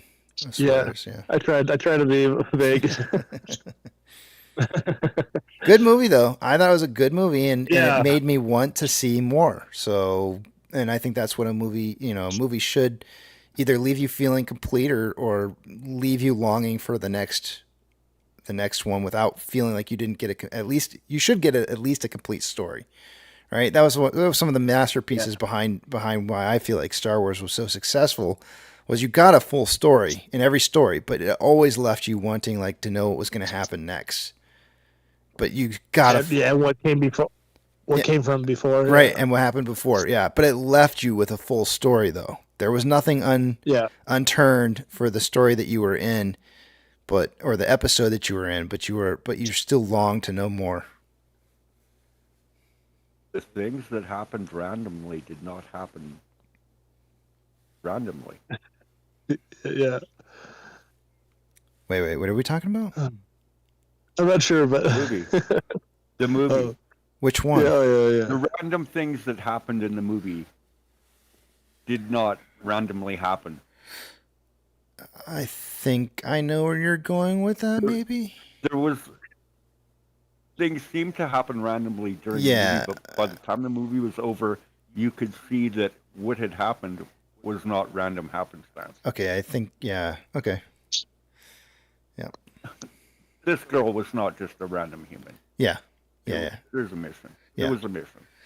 Yeah, and I actually, I think Melissa probably hates me for this. Whenever we go to movies, I'll always lean over to her at some like crucial point in a movie where like it's probably not really a good appropriate time to be saying it, and I'll go like, I'm trying to think of a movie that I did this on recently that I completely called it in the very beginning. I'll like lean over and just say like, he's not really dead, and then she'll be like. And then next thing you know, like 20, 30, 40 minutes later down in the movie, like the big reveal is he's not really dead the whole time he was alive. And it's just like, I do that to her all the time in the movies. And it's like, I'm probably like the worst major spoiler alert kind of person that figures it out before it happens. And I did that to her in Kingdom of the Planet of the Apes. I leaned over to her and I said something else. I said something about the girl. I said, she's not really dumb. I think that's what I said. I was like, she can really talk. It was before we even knew she could talk. I was like, she's really normal. I said something like that to her. Hey, was that one other character? Was he part of a previous mission that failed? Maybe, because there were others, right? We know there was others. Because she was like the only last one of hers. Right. We know that there were others, but I don't know for sure if he was. And I totally didn't even connect that. Yeah. Until and he's like, yeah, it's like the blue pill and the red pill. Yeah. He took the blue pill and she took the red pill. Yep. Yepers. It's break time, guys. Hate to break it to you. All right. I hate to break it to you that it's break time. Let me put up the message on the screen. She's gonna blow. And I will be back at 2:10.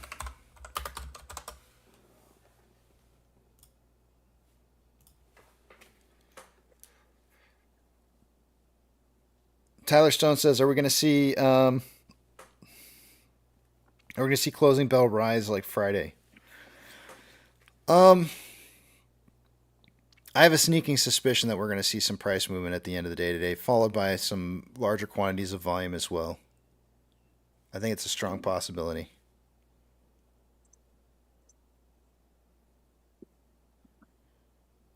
You know what, though? Melissa gets me back. I'm just going to throw this out there. I may ruin the movies for her, but she's always trying to talk to me right in the middle of like a really crucial talky part in a movie.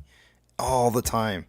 As annoying as I am for like ruining the movies, she does the same thing back to me. Like there'll be like the most pivotal thing a character could be saying in an entire movie that tells you like the whole plot basis for that one character, and she'll lean over right when they're getting ready to say it, and she'll be like, what do you think's going to happen with like some character? Who gives a shit about?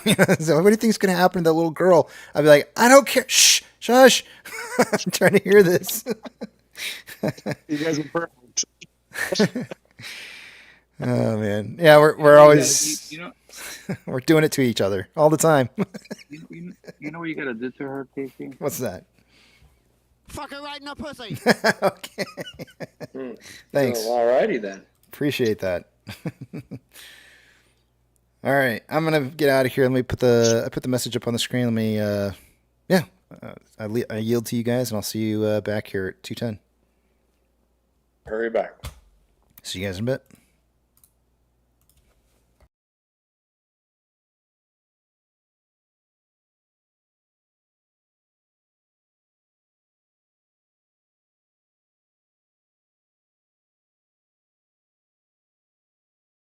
Scared off.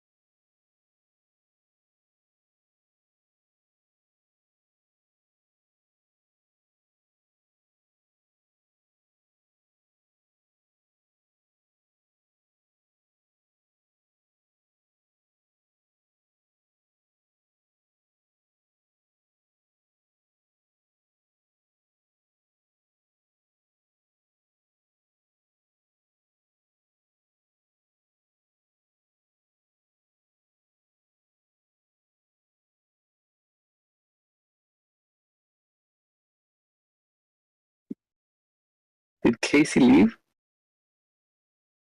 You want to take yourself a little break? All right, because I left as soon as I hit the sample of that. What you know, and then customer came in. I didn't even hear his reaction or anything. He started laughing. Yeah, I love that kid.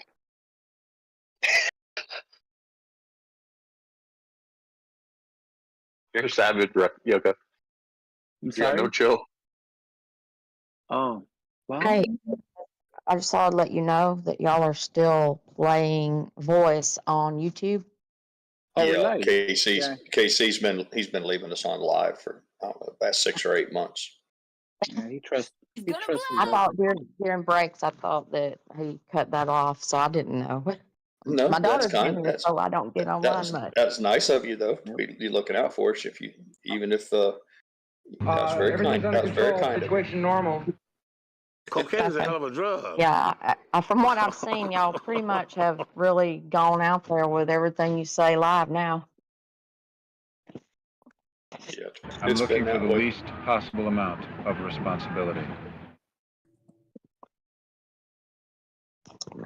Yeah, we have no filter here. Nope. You know, I mean, like Fuck her right in the pussy. like stuff like that. Damn, Yucca. Tell her about your tunnel, Yucca. I mean,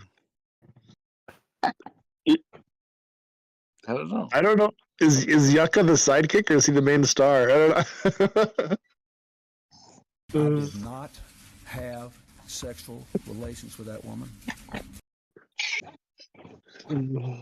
Pretty sure Yuka's the one that's going to drive our daddy KC to drinking. I'm trying to find a picture that I'm going to post in the Discord. I'm sure some of you'll get.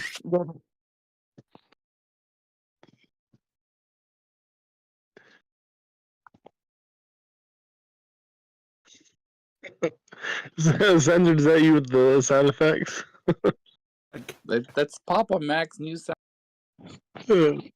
That's his new sound effect, Papa Max. You gonna post a picture? I Where? found it and I posted it in the Discord chat, so some of you will understand that picture. The boba. Yeah. Yeah.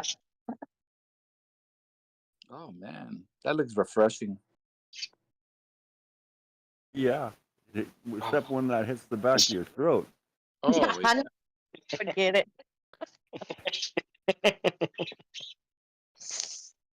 Why? I don't get it. What is this though? Is it a vegetable mix? Oh, green apple. Green apple is good.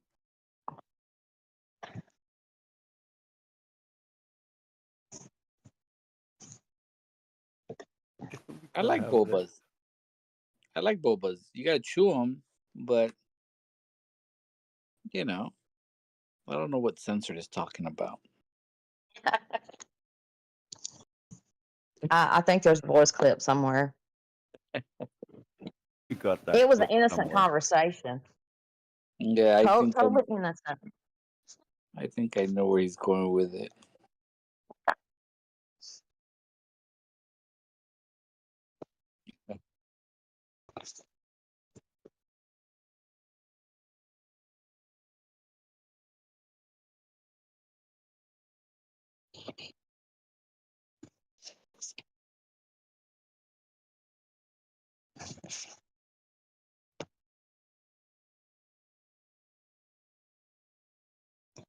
Oh, Pirate, are you there?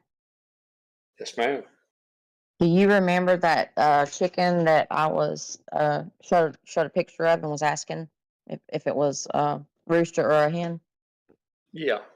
No, you said it was hen. Well, she started crowing. Yeah, I don't remember. Well, Usually yeah. you can tell if their crown gets a little bit taller if they're a rooster, and when they're really little, if their tail feathers will be just a little bit longer. So Yeah. I don't remember identifying it as a hen, but if you say I did, I guess. That's one thing that I was trying to pay attention to, and well, its tail feathers just kept getting longer. And then about 3 weeks ago, we woke up to the nice crowing sound. Actually, it was like a teenager going through puberty at first. Yeah, I would hatch. I could hatch 30 eggs at a time in an incubator. I would set the timing up. It takes, I think, 22 days to hatch them, and I would do it so that they would. It's called peeping, and I would set it up so they would all peep on the day that we had our Memorial Day cookouts for the family, so that all the little kids could watch them come out of the shells and all that. But oh, that's yeah, pretty cool. at one point in time, I probably had 60 hens, and we had a big hen house. But that was a long time ago. We had You get 50-50 shot. If you have 30 eggs, you can have half of them be roosters. You know. Yep. Call them I think we started out with 9. I think we're supposed to be hens. One got sick not long after we got it and didn't make it, and then one was another rooster, so it didn't make it. It made it to our cooking pan, and now one of the other ones, which my daughter's totally in love with this rooster because he's beautiful. He's really bright red and orange looking, so he's pretty. There's a French recipe called coq au vin that's specifically made for using roosters because the meat's a little bit tougher than a hen. I think it has some wine in it, things like that. But yep, if once you identify the roosters, we kept one for the flock. We had a flock rooster, but we didn't keep all the rest of them. Yeah, he kind of he's their protector.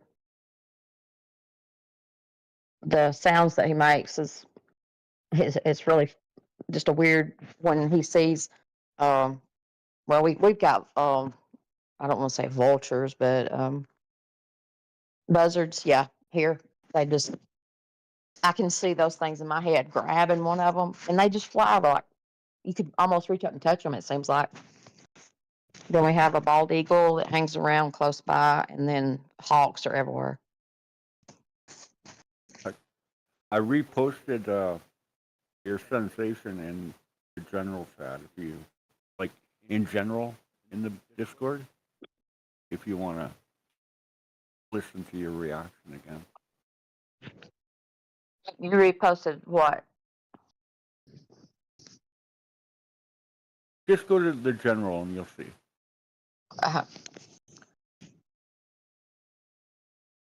Oh, was that the Boba Tea comment? Yeah.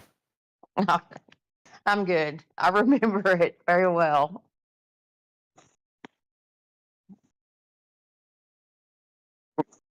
What you say can and will be used against you someday.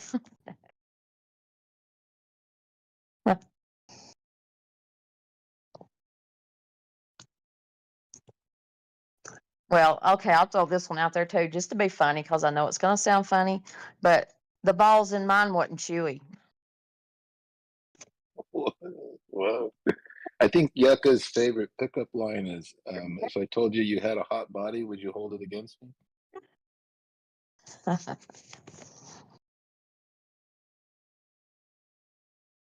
So they just kind of exploded when you bit down on them. So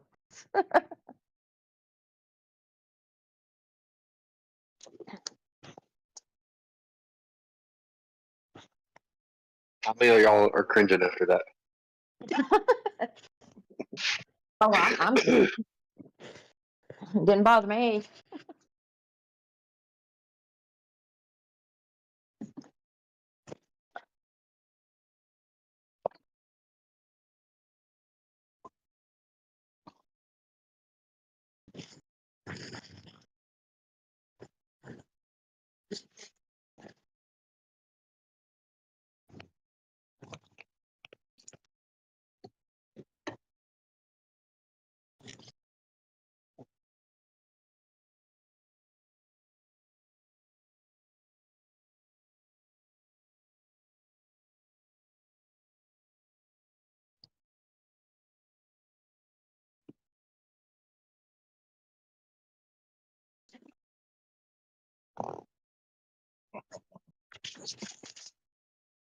Em, did you just get that joke, or was it a delay? Or holy crap! Who? Oh, M in the chat. Oh, laughing at my stupid pickup line.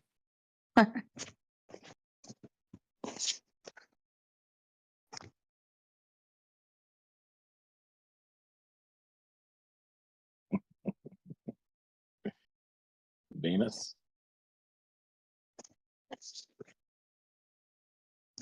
I like the stank.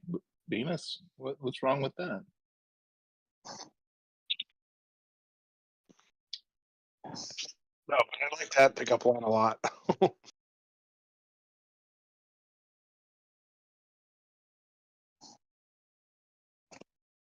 Usually those gummies don't particularly give me a huge appetite. This time, man, woo! I just crushed some cookies. I think I ate half the bag. Half the bag? Those are rookie numbers, bro. Yeah.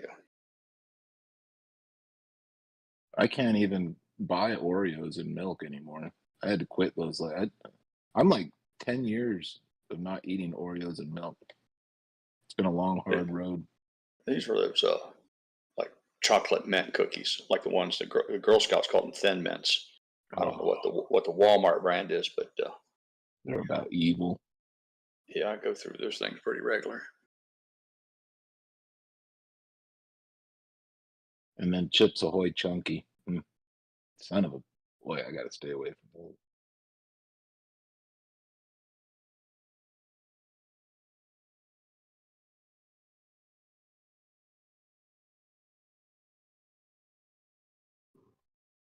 Yeah, since we're talking about food, I shift from the day shift to the night shift, so all my focus now is trying to reduce my sodium and eat healthy as possible to be healthy at night. God, night shift. I did that for like 8 weeks one time. Yeah, Oh my gosh. pretty brutal. Yeah. Not sure how long but yeah. I just feel like I would get into trouble more when I work night shift. I don't know. Probably I got in the same amount of trouble, but it just felt like it was worse kind of trouble.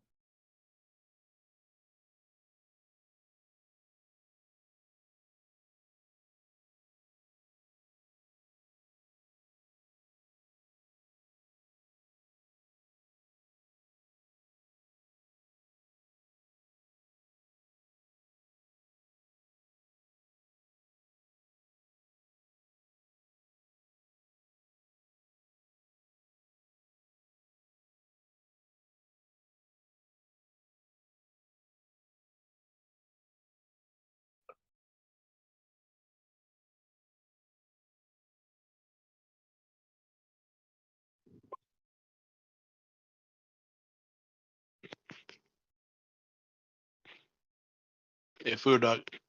Hey, what's up? I've gotten to the point where like the inflammation is a lot, you know. I'm not sure, like I have like a 10 p.m. to 8 a.m. shift. So are you taking penicillin or? I've been taking a little bit of stuff, yeah. But does it burn when you pee or what? No. But what I'm saying is I've been trying to like eat as healthy as possible. And it's funny. I've gotten to the point where I never would have in the past, but now I'm okay with just eating a burger without a bun and without ketchup. Yeah.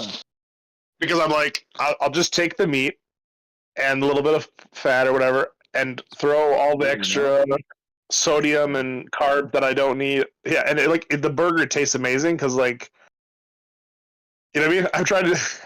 Oh yeah. It's survival mode.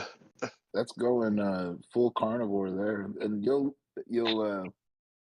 It's kind of hard at first, but I did full carnivore for like 3 months, and I just feel so much better.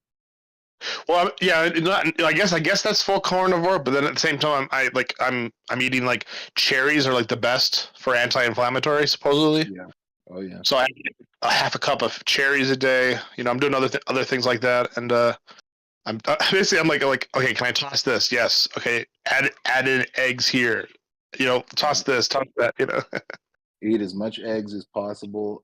Have you ever heard of tart cherry? Oh yeah. I never even heard of it because we always had sweet cherries from this tree in our backyard, and that thing would put out just like 5 bushels every summer, every summer, and we'd have to be out there picking them before the birds would get them. And they were just these huge sweet cherries, and they were so good we just eat them off the tree all the time. And then someone told me about tart cherry, and I didn't even know what it was, but you can get just pills, and I have pills of it, and they're like aspirin. They reduce the inflammation so much that you don't feel any aches and pains and stuff like that. I always take it before I go golfing. After I come home, I usually take one in the morning every day. It's just amazing. Yeah, I'll have to look into that because at the moment I thought I was doing tart cherries, but I guess I'm just doing sweet cherries that are in the grocery, you know? Yeah. So I either need to get tart cherries, like you said, or get supplement. But yeah, that's me being nerdy. I'm like, I never would have thought I would be okay with a burger without any condiments. Right. Now I'm more keto now. I do add other stuff into my diet like rice, but for me it's I'm trying to shed extra pounds and also deal with the inflammation. So it's like double. I use a phone app called MyNet Diary. Okay. It's amazing. I use the free version. It's awesome. Yeah, it's something that you can track. When I play golf, I track my score, and it makes me better. So, and tracking is like journaling. The more you track what you're doing, the better you're going to get at doing it, because you have a natural tendency to try to get better at everything that you do. Yep. Yep. So it's like, I didn't have enough protein. I got to have that protein to heal from the night. Right, and you have to have fat too. People Yep. try to cut out the good fat in their life, and they don't realize that all your hormones are fats. Yep. Like everything that ends in ol, like cholesterol, or there's a bunch of other ones. All those are made of fat, and all your skin cells, the cell wall is too. They call it a lipid wall, a fat wall, because it keeps out water until the cell wants water. And so you have to have a certain amount of fat in your diet to stay healthy and keep your skin looking. Your skin needs fat for sure. Yeah.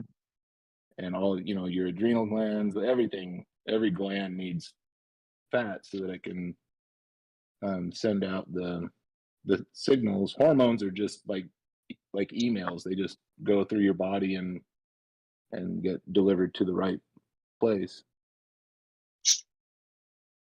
Yeah.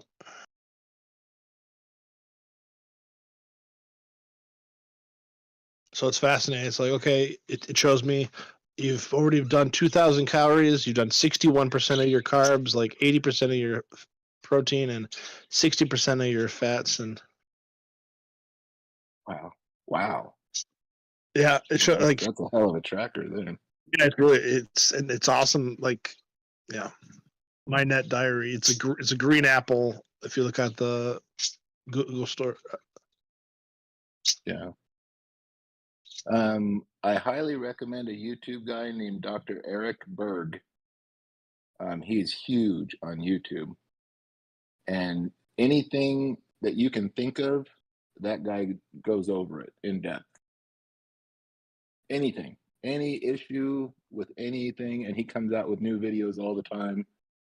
And if you have a skin rash or something like that, talks all about them, talks about what you can do about them and the foods to eat to combat them.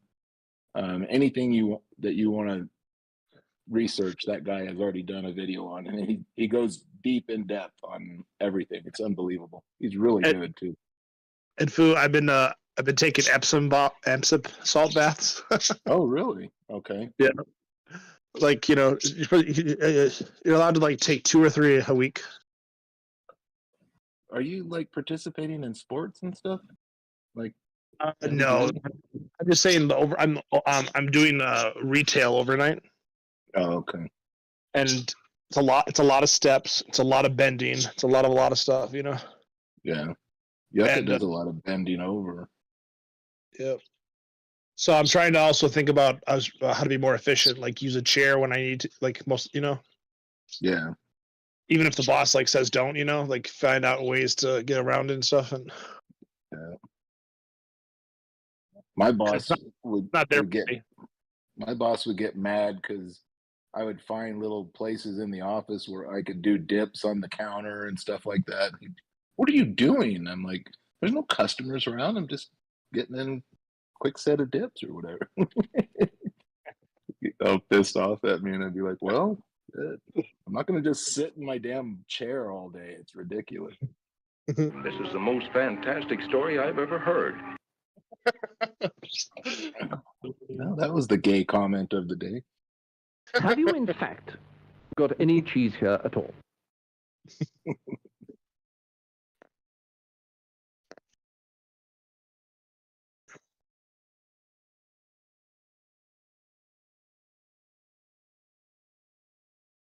Yeah, I find that if I put on like 10 pounds, my knees start hurting.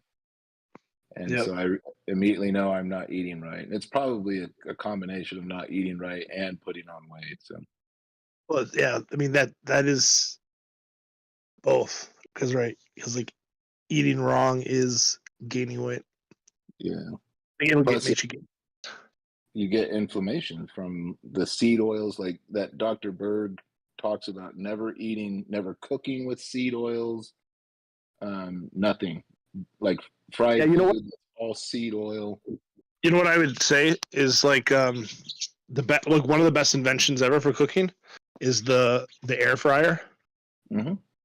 I've been using that for my beef, my chicken, like everything. It cooks it perfectly, and and then I use a what's it called, a steamer for my eggs, hard boiled eggs. Oh, okay. Yeah, just whatever is more efficient. It gets it done. It gets it done, and it tastes the best. And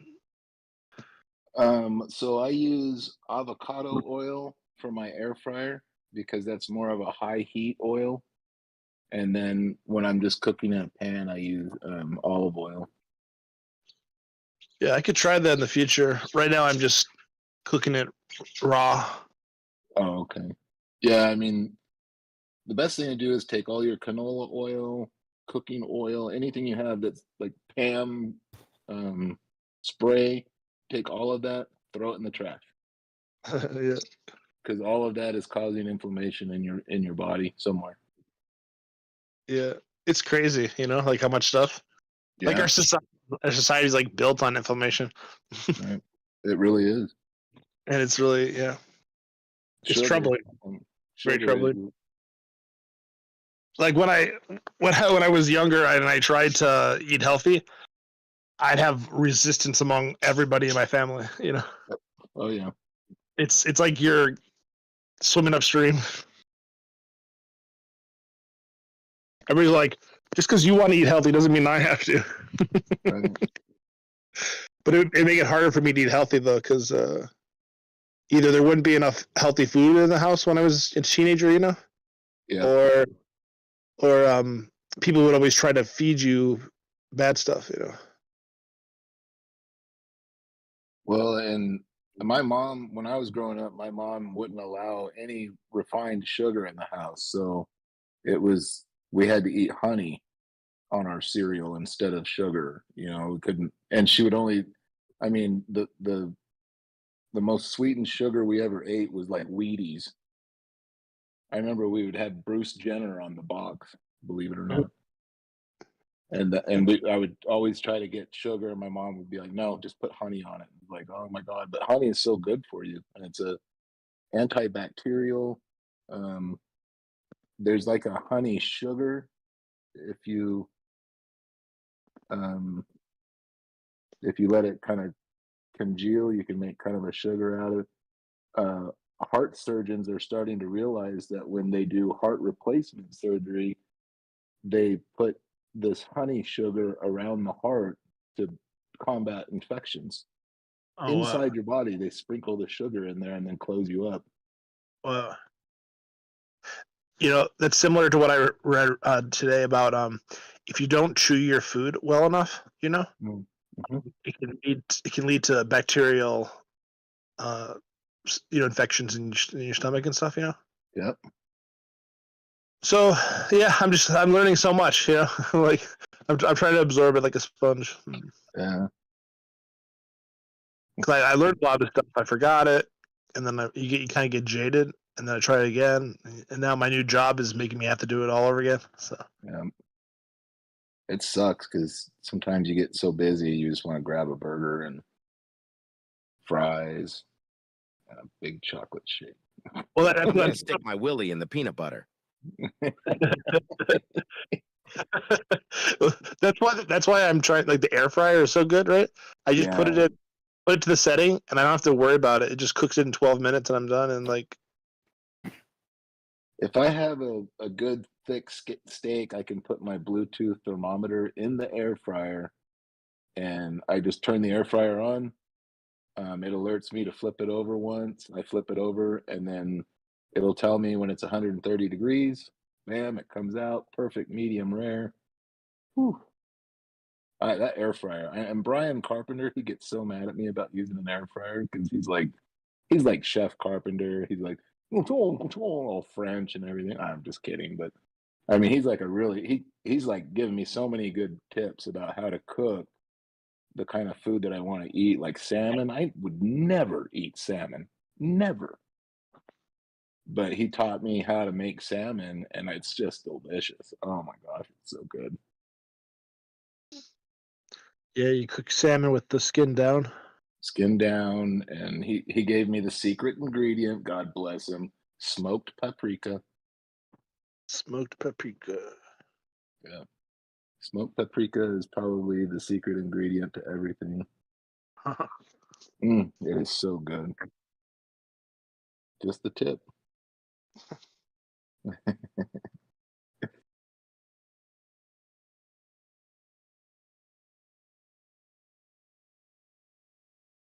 Yeah, Cassius, I never ate salmon. I've never been a fish person. I fish all the time. I studied fish, but no.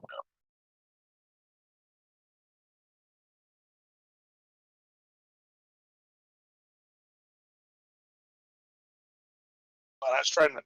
The troubling thing is when you try to educate people, you're like, "Hey, don't put chicken in the freezer. Chicken does not go in the freezer." Oh, I know. I got I think I have 2 bags of it in my freezer. I eat a lot of chicken. It just tastes horrible to me. It gets freezer burn the easiest out of all meat. I only put beef in the freezer. Beef and like and wait, beef and breaded stuff.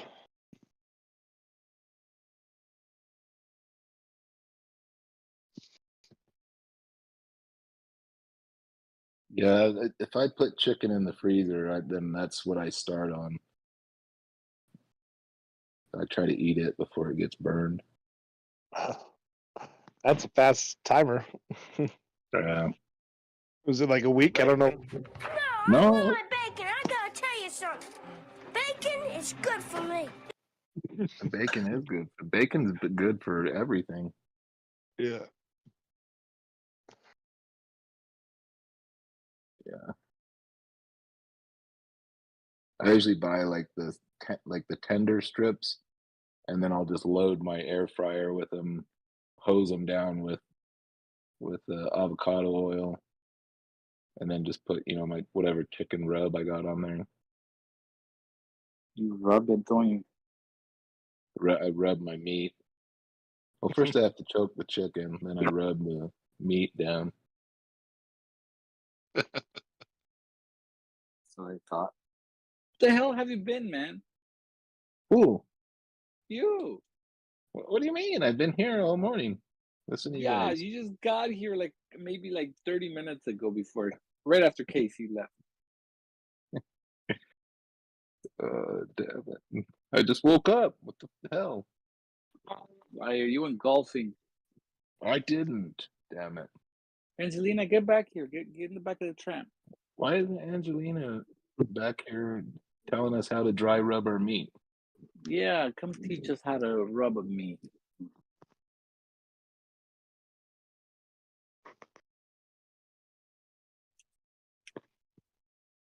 She likes mahi Dry mahi. rub. Is that like a word for I don't know what that is. Here we go. Yeah. They call it dolphin fish. Why? Because I don't know. That's the name of it. It's the name of it. The big bull dolphins. They look like a rainbow when you catch them. Yeah, Joe super Pound pretty. knows about that. Joe Pounce is the expert on rainbows. Dolphin. I love mahi mahi, but I would take sea bass over mahi mahi anytime.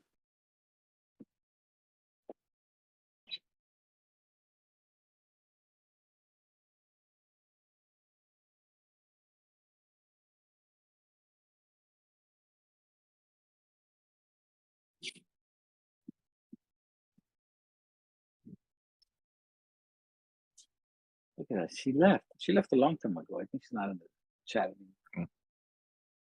Ariel says, funny how eggs used to be the devil. I like what you did there. But now the best food ever. Yeah. Everyone's saying eat as many eggs as you can during the day. That Dr. Eric Berg says that he eats 4 eggs a day. He eats 4 huevos. That's because it's all synthetic eggs. Synthetic egg? Yeah, the real eggs don't look like that. Real eggs are different colors, like orange. They're orange, yeah. Oh, Pro Jeweler says hogfish. I guess apparently hogfish, probably one of the ugliest fish on the planet. But yeah, it's delicious.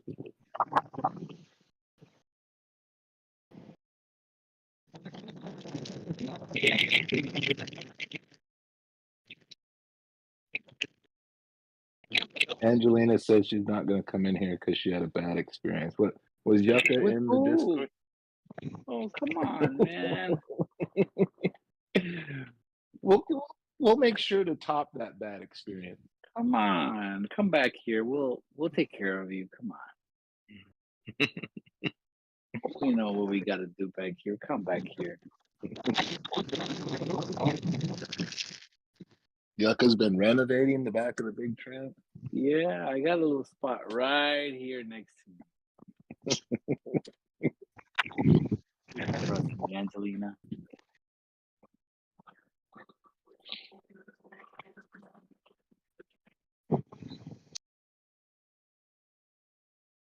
Well, shoot. Probably no. He's a creep. Oh no, creepy. Damn it. What is today? Tuesday? Today is the word of the Monday, Monday. June 3rd. I love it when I don't know the day. You got the Mexican word of the day for you? Yeah, I was waiting for KC to come back. When he comes back, all right. I did my research. Fill prep, like he says.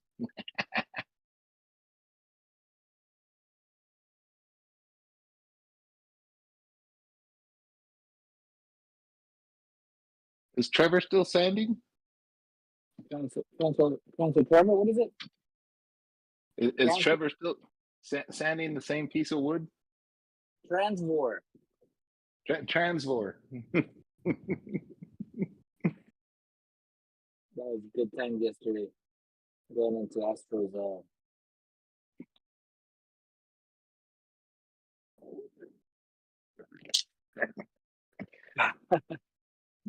Damn it.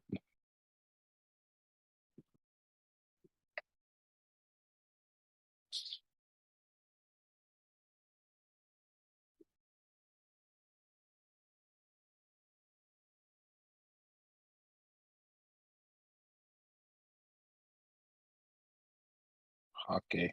Is it Ariel? Is it hockey fish or is it hake?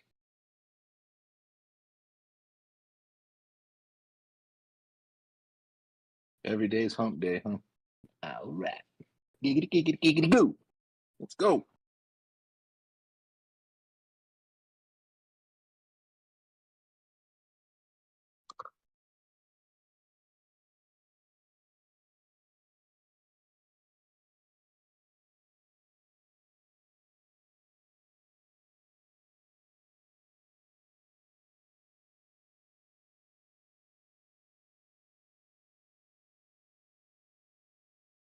Well, Jeweler, don't encourage her not to come in here.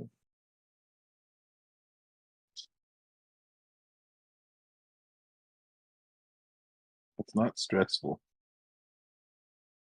It's stretchful, but not stressful.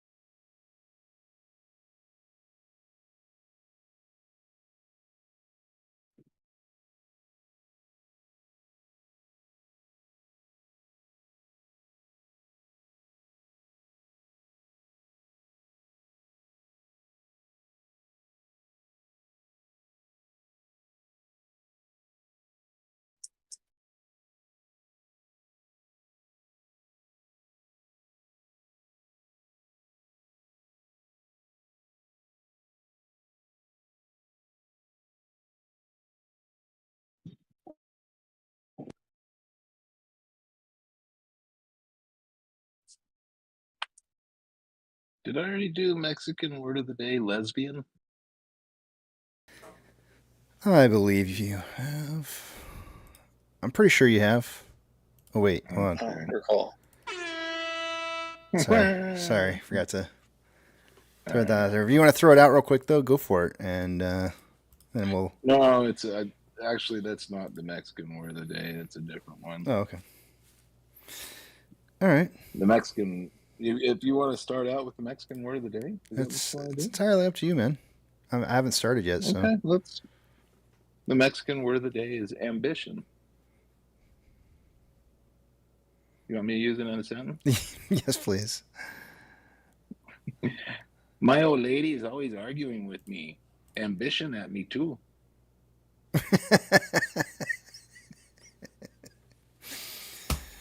Not my old lady. My old lady doesn't do that. No, mine. All right, let's do these numbers. I'm gonna take you over to let's do it. yeah. I'm gonna take you over to the other page here. I'm not gonna be able to see what it is you guys are writing, so hold those personal thoughts, comments, questions, or concerns until you see the big tramp back up on the screen again. Let's see what we got going on.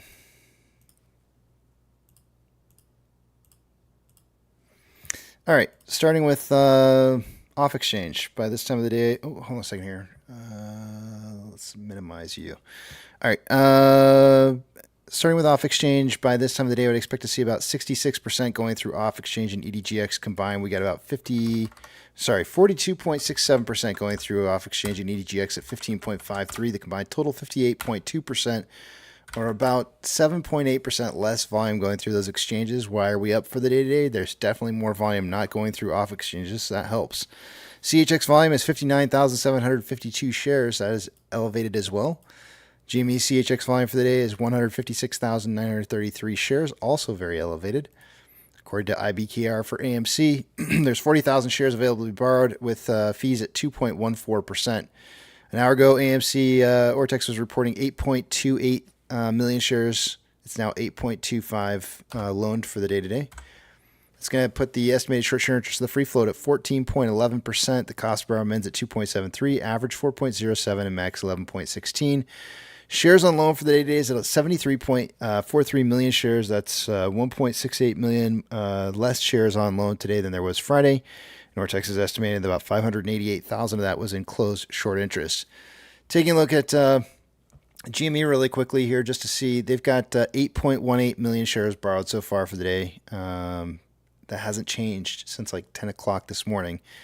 In case you weren't here for it, 10 o'clock this morning was about the time when Berkshire Hathaway, it was actually 9:50:38 seconds when that went down. And so kind of interesting that we have not seen anything happen as far as borrowing goes on GME any longer since then. Options. Highest amount of call volume so far for the day today.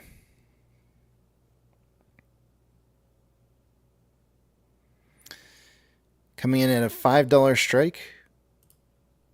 There was 45,000 contracts earlier. It's now 48.7.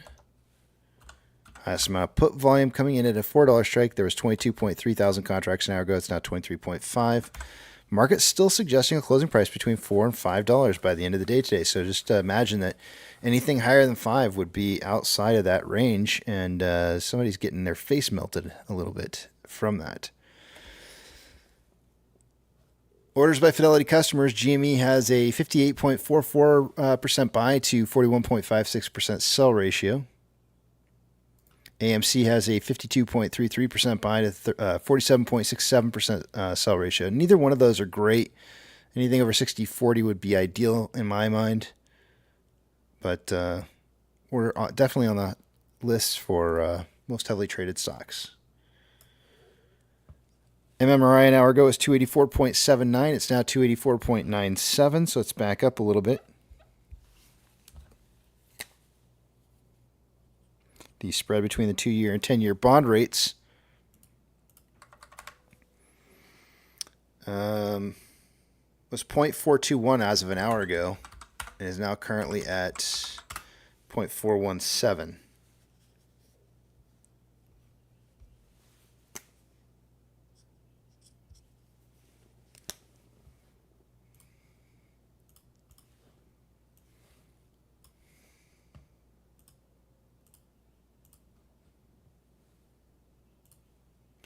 Nasdaq is up 0.16. Dow Jones is up down 0.53 rather. S&P 500 is down 0.18. We have 3,341 decliners to 2,364 advancers. The market is more advancing this hour than it was an hour ago.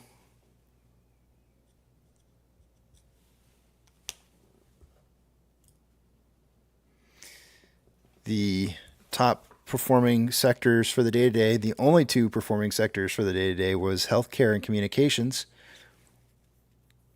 Worst performing sector was energy, followed by industrials. Of the Mag 7, 5 out of the 7 are in the green.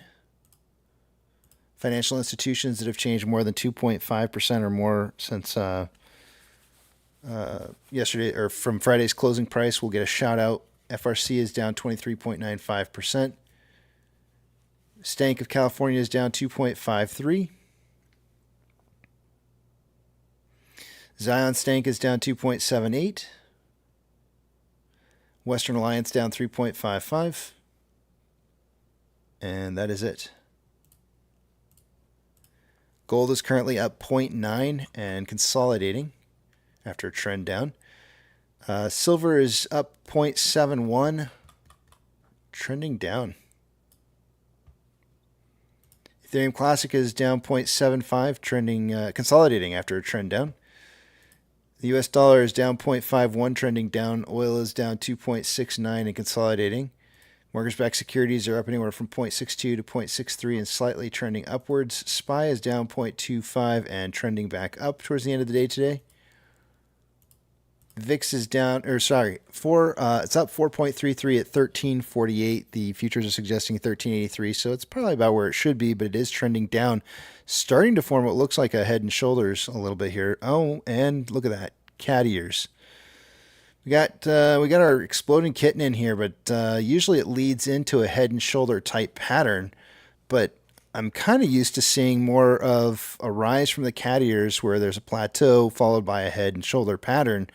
So this is playing out quicker than I'm used to seeing, but typically means this is going to get it crushed back down to at least the levels where the cat ears had started, if not lower. So we'd be looking at like a 1334 maybe VIX by the end of the day, perhaps. VB is down 0.74 and starting to trend back up. VBR is down 0.58, trending back up. Tesla is down 0.99, consolidating. Amazon is up 0.51 and consolidating. Cinemark is down 0.81 and consolidating. Doge is up 0.38, consolidating. Bitcoin is up 1.09, consolidating. GME is up 28.26%, and I'm going to go with consolidating. HYMC is up 2.95%, trending up. NCMI is down 0.27 and starting to trend up.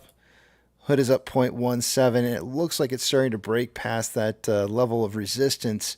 Kind of trading through it sideways right now. It's through with some consolidation. And AMC is up 12.7%, currently trending down. Inflow versus outflow for the day-to-day, approximately $2.7 million more inflow than outflow. 125.29 million shares traded so far. Oops. 348 minutes worth of trading. We're on a pace right now for about 140.44 million shares traded by the end of the day today. In pre-market this morning, I suggested a much, much bigger number than that, and it was in the more of a range of like 650 to 750. So we're seeing a lot less volume than the pre-market was suggesting, and part of the reason why I suggested a price movement similar to what we had seen a couple weeks back in May when we had a big price run with volume increasing. If we have a continuation of volume increasing tomorrow through today, I would expect to see maybe some of that volume and price movement heading into tomorrow instead of today. So, because we're certainly not getting the volume and price that I would have anticipated.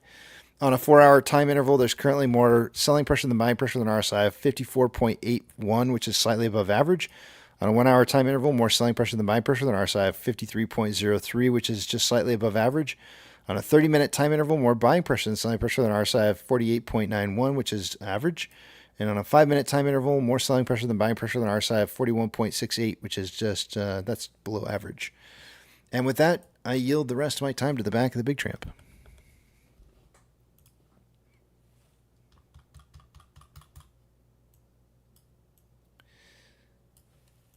Let's see what everybody's saying back here. Well, KC, I feel like I kind of let you down on the Mexican word of the day. Oh, why? I don't know. You just seemed like you didn't like it. Can I redeem myself? Sure, Can we of course. try again? Yeah, sure. All right. This is the real Mexican word of the day. Okay, the real one. It's the real one. Wait. Hold on a second. Let me make you feel a little bit better here. Let me go. Hold on a second. Okay. All right, I'm ready to go. Okay, go ahead. Okay. The Mexican word of the day is Nissan. You know, like the car. Mm-hmm. My girlfriend doesn't like to have sex on the floor because she burns her niece on the carpet.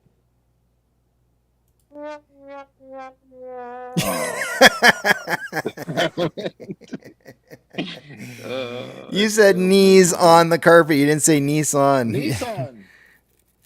Yeah, Nissan the carpet. Yeah, it was kind of a weird one. Yeah, well, nice job doing what they. I mean, it'd have been perfect if we were doing Chinese word of the day. I was just gonna, say, where's Danny? Oh man. Oh my gosh. Angelina, good afternoon. Good to see you. I see. You guys want to cut the bit from the whole act. No, not at all. Not at all. Captain Awesome says, your joke is bad and you should feel bad. Damn it. It's like Paul McCartney said, they can't all be Hey Jude. Right? Oh, dang. That's a mess. That's messed up.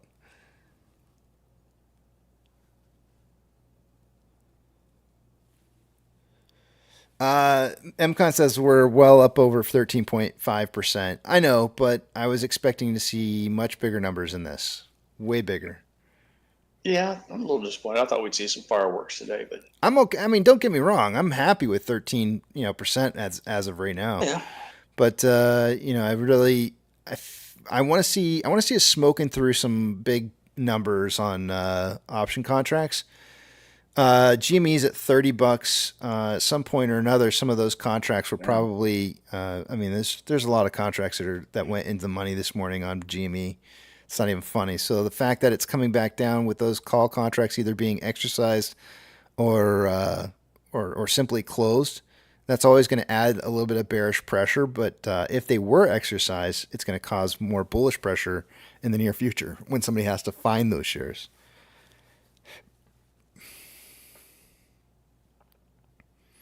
Going Viral says we'll get another 30% tomorrow. I'm kind of thinking there's going to be some more tomorrow. I think there'll be a continuation of this tomorrow for sure.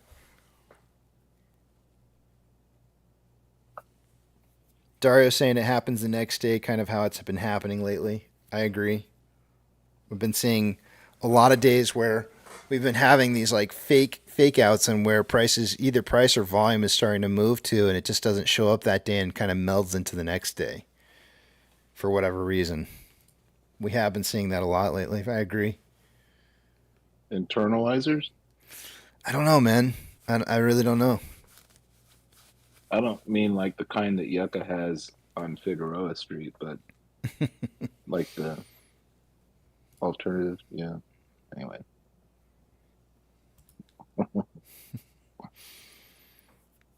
Poor Danny. He's still got. I can't believe he's still doing school. Like how many?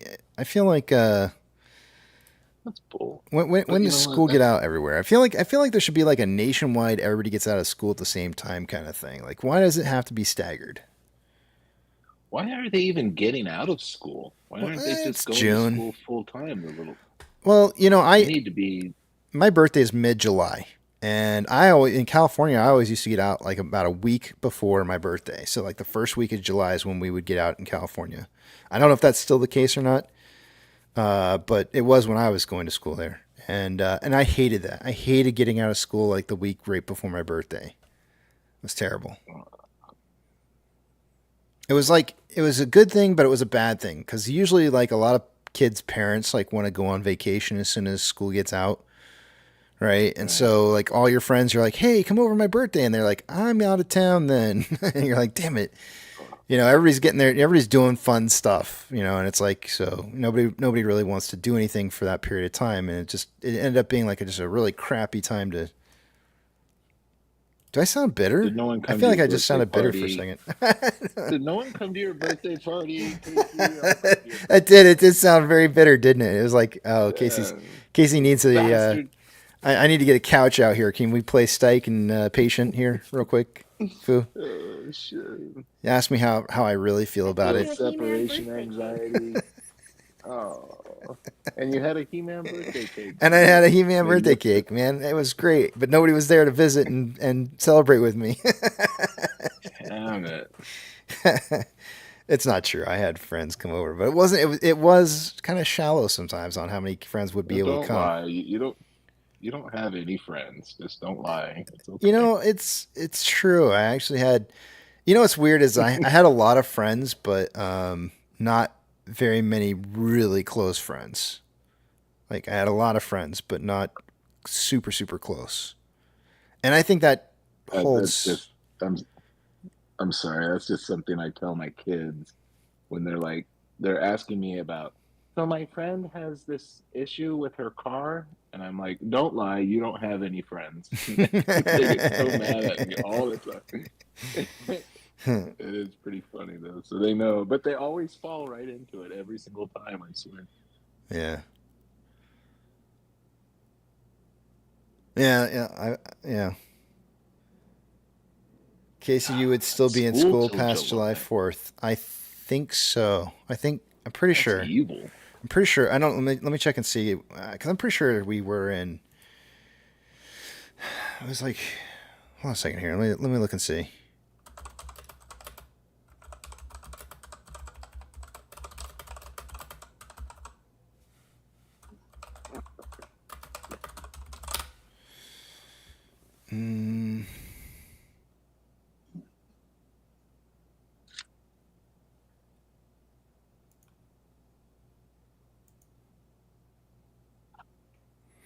This is saying last day of school is 6/6, but I always felt like it was like the first week of July.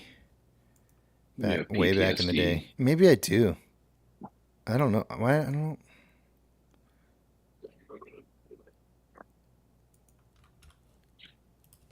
Let me see.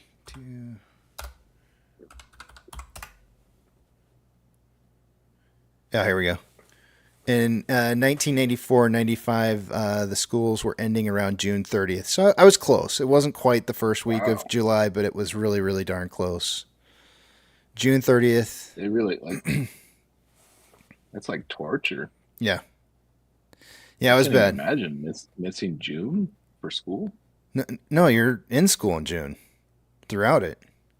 That's what I'm saying. You're missing all of June for school. Yeah. Oh, yeah. Crap. Yep. But you started later. Oh. Sounds like it's changed though. Nowadays, sounds like they're getting out around the 6th of June, which is a lot earlier than it used to be. Oh, I get it, because the weather's probably better. Maybe. And so you can stay to when you went back in what, September or something, or late September? Yeah, man. Maybe. Yeah, I think that sounds about right, actually. Yeah. Yeah, that kind of makes sense for the region. And well, maybe, hold on a second here. No, it was because we'd get out like late May, because June was always awesome, and then July sucked. September. It had to be that. Yeah, it had to be. That sounds about right. Yeah. Dario says you were in school in 1945. No, 1994. I wasn't even born yet in 45. Come on now. Going Viral says, I don't have friends. I have family. I can't do a Vin Diesel voice. I don't have friends. Let me try. I don't have friends. I think you have to hold your nose. I don't have friends. I have family. Does that work? No, you sound too intelligent. Oh, too intelligent. Sorry. Dumb it down. No friends, only family. Maybe get one of those thin red hot dogs and kind of put it towards the back of your throat, and then be like, "All right." Well, Did you see? there you Did you see the most current Fast and the Furious movie?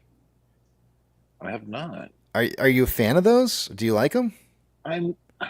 It's hard because I know what happens when cars do certain things, and then they drive off like at 150 miles an hour, and I'm like, that car wouldn't make it another 100 yards. Right. They'll jump like 18 cars, land, and then drive off at 150 miles an hour, and I'm like, it kind of bugged me. The Dukes of Hazzard kind of ruined me for that, because I'd like, that car's totaled, and people would be like, what? That's the Duke's car. That's the General White now. Like it was superhuman.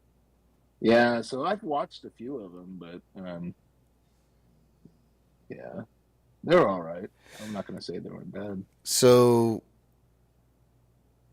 what in the last movie, I don't know if I've actually don't watch any of them. The only one I've seen is the most current one that happened, because Seth, I don't know what it even was called, to be honest, but why are we even talking about it? because I saw it, Fast. and when we went and saw it, his mother was in the movie, not his real mom, but his mom was in. Mom. Yeah, whatever she is, I don't know what she is. His mom? And it was really weird because they had this like awkward moment where they were in the beginning of the movie where they were supposed to like hug, and I have never seen two people hug in a movie so awkwardly before in my life. It was so painfully awkward. And he was like, just family, and then he was like hugging her, and I'm like, that's not how you hug your mom. What did she do to you when you were a kid? Abused. I was like, she must have beat the crap out of him. He didn't want to touch her. Yeah. That was funny. Well, I mean, so Foo, we're going to tell Casey about the guest that he's having over next. You've seen her naked. Stop. Just stop right now. Don't even start. I was listening to all this, Casey, and I took umbrage to the fact that we can't be in there talking.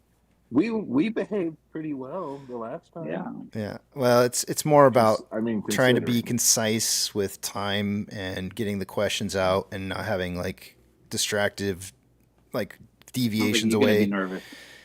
I'll definitely be nervous for sure. I mean, I feel like I'm nervous in pretty much every interview I've ever done so far. So that's just that's just me. Right now? I am. Yeah, I'm nervous.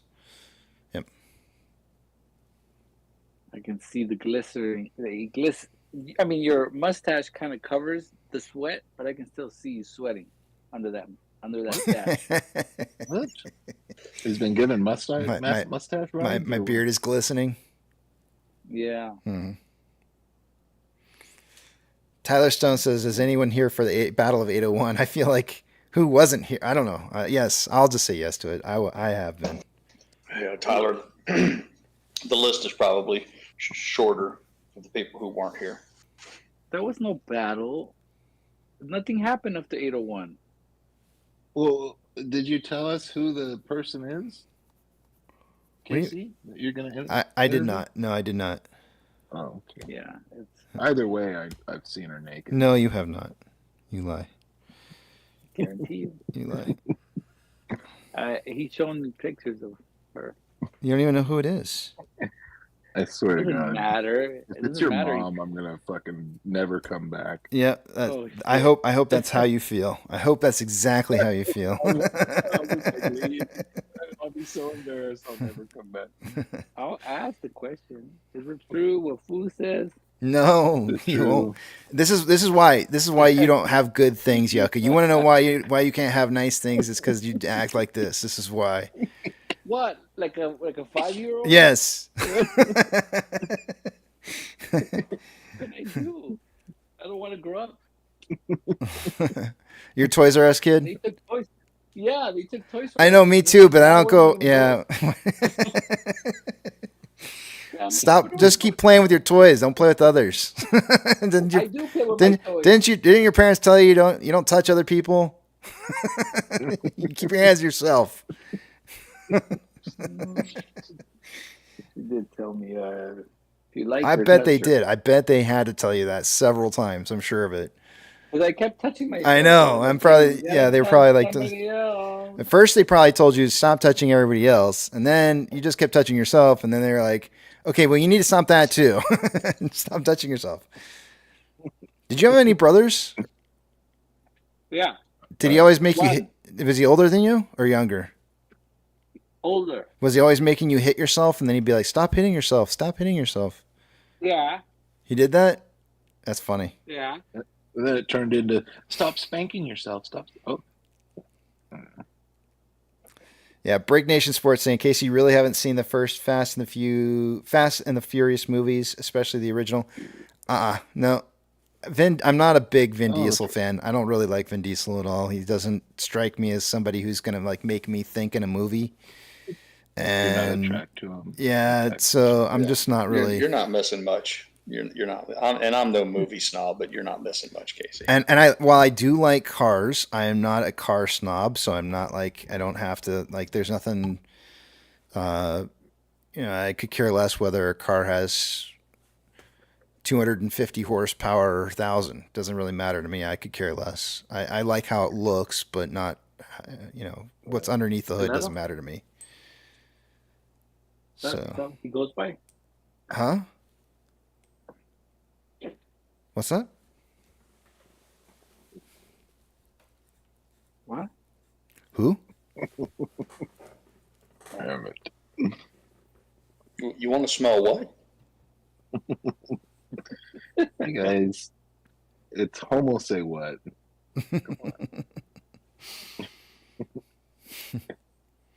Yucca? Finish brushing my teeth.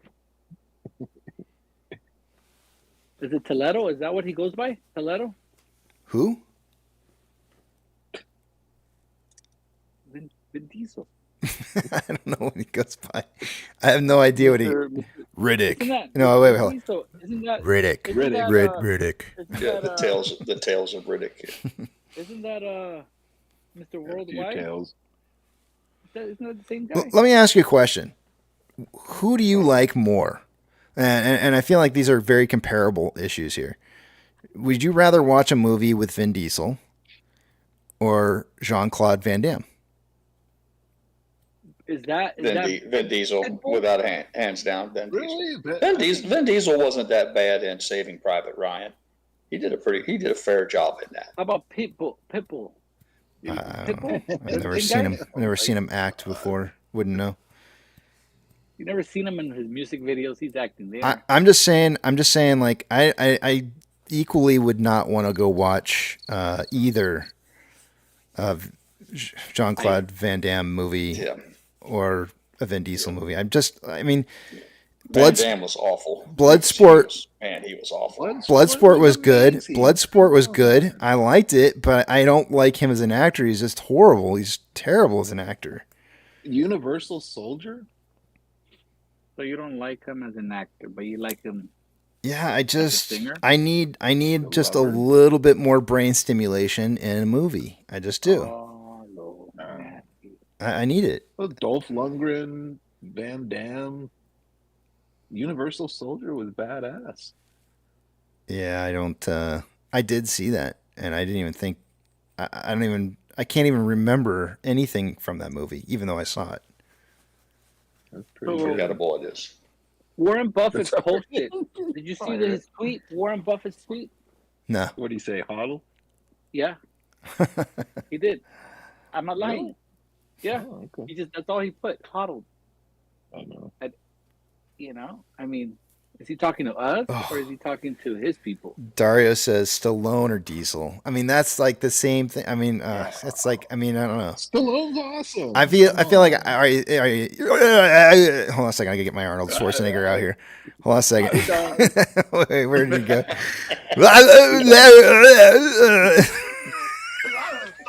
What about?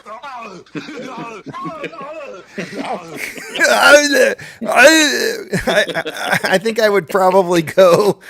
I think I would lean towards because at least there's some kind of at least there's some kind of At least there's some kind of plot in Stallone's movies, but I go Stallone. I go Stallone hands down over Vin Diesel or Jean-Claude. Dang. Yeah, I'm going Stallone. Now Arnold on the other hand, I go hands down Arnold's the man. You can't I don't know why he's the dude is like intelligent, believe it or not. I know it's hard to believe, but the dude is intelligent, and for some reason it shines through in his acting. Even though all he can say is "get to the chopper," it's still like I love it. I don't know why. It's so much better. Was amazing. Yeah, I'll argue with anyone about Terminator. The first two were. I'll be Bach. I don't know what it is. Not Mozart. Yeah. Not Chopin. No. He'll be Bach. I'll be Bach. Because you can't. He got it. The guy with the music major gets it. Yeah, there's. It was so bad. The one-liners are amazing. I got one for you, fool. Vin Diesel or Donahue? Oh yeah. It's not a tumor.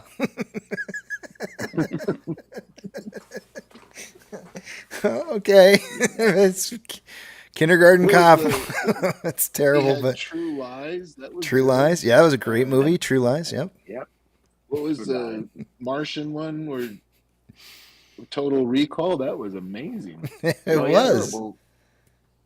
Fuck you, or screw you, Benny. There was so much plot, and I mean, at the end of the movie, you're going like, "What is real? What's not real? I don't get it." And you're like left thinking like, "I don't know what just happened here." I'm so confused, but I loved it. It was great. I mean, 3 boobs on a woman. Who wouldn't dig a movie like that? Sharon Stone. That was amazing. The whole movie was it was epic. It was great. It was awesome, and it's like I just don't feel that way about any of those other actors we were talking about.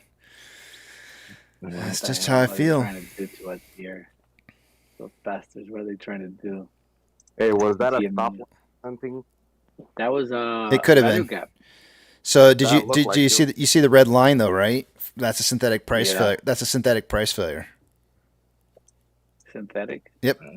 That was they touched exactly on a synthetic price failure. And they say there is no synthetics, huh? Look at that. Look at that big lipstick. You like it? Yeah, there's gonna be fireworks after hours. It's usually 15 minutes after. Like we got a couple of minutes, and then, bam! They can't halt anything. They can't do anything. Let me just make sure that I've got my numbers set up right, but I'm pretty sure that's a synthetic price failure. 580. Looks like it. 587 was the top. What dog? You got the word of the day? Mexican word of the day? 587. We already did it. It was Nissan. Oh fuck! I missed it. 472. 472.5 would have been the synthetic price failure. Yep, they triggered it. They triggered it. We're right on. Yeah. We're right on.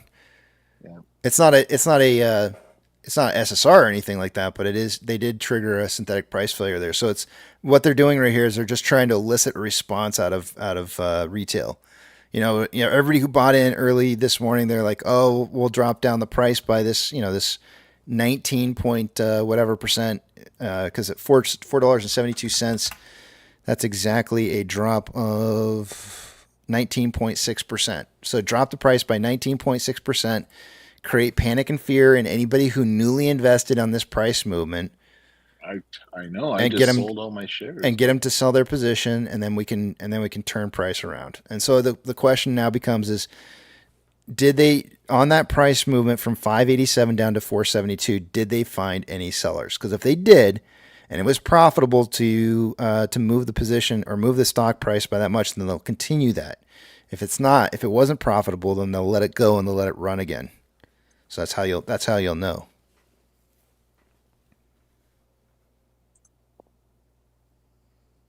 I mean, in that fraction of a second, I logged in, sold all my shares, and then Steven Seagal is so bad too.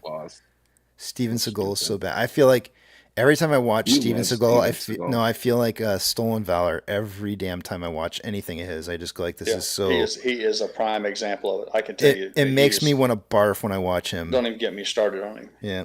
Be nice. It just makes me want to like puke because I just don't.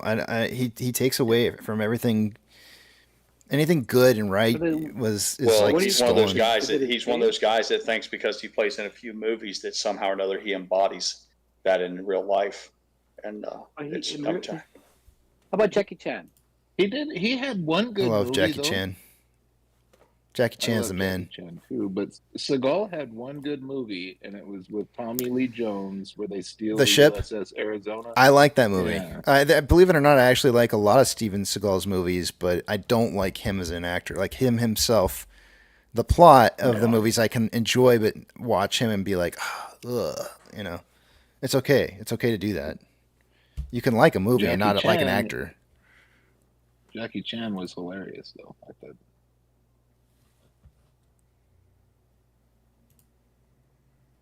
Yep. Same thing with GME, I'm pretty sure. If I had to guess, I'm sure they've done a synthetic price failure as well. They're running it down.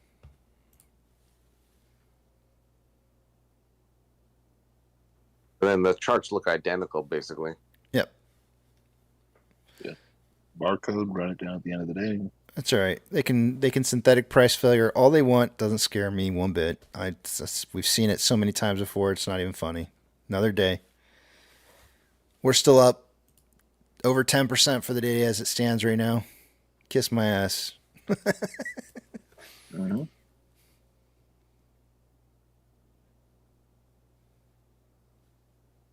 Bruce Lee snapped Jackie Chan's neck and entered the dragon. Yeah, most people don't know Jackie was in that movie. Yeah, I know. He was one of his training partners, wasn't he, or something like that? Something like, I don't remember exactly what it was. One of his stuntmen or something. I forget what it was exactly, but yeah, probably a stuntman. He was awesome.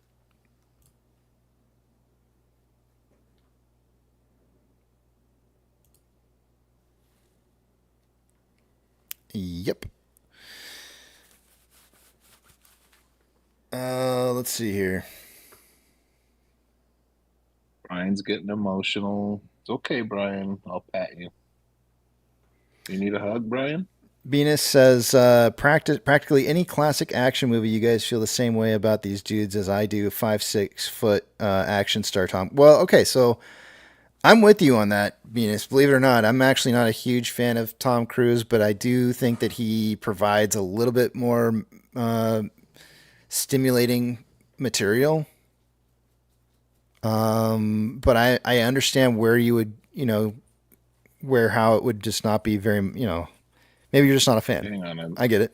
Let me take I'm writing down some notes. Case D is stimulated by Tom Cruise. I never said that. I didn't say it. Well, maybe I did say that. That's not what I meant. You know what I meant. Don't Danny me. His that one with he keeps going back in time. I can't remember what it's called. Oh, the Minority Report. Such a great movie. Day after tomorrow. Day After Tomorrow. Oh, okay. I was thinking Minority That Report. was an outstanding movie. I love that. Yeah. Yeah, that was pretty good.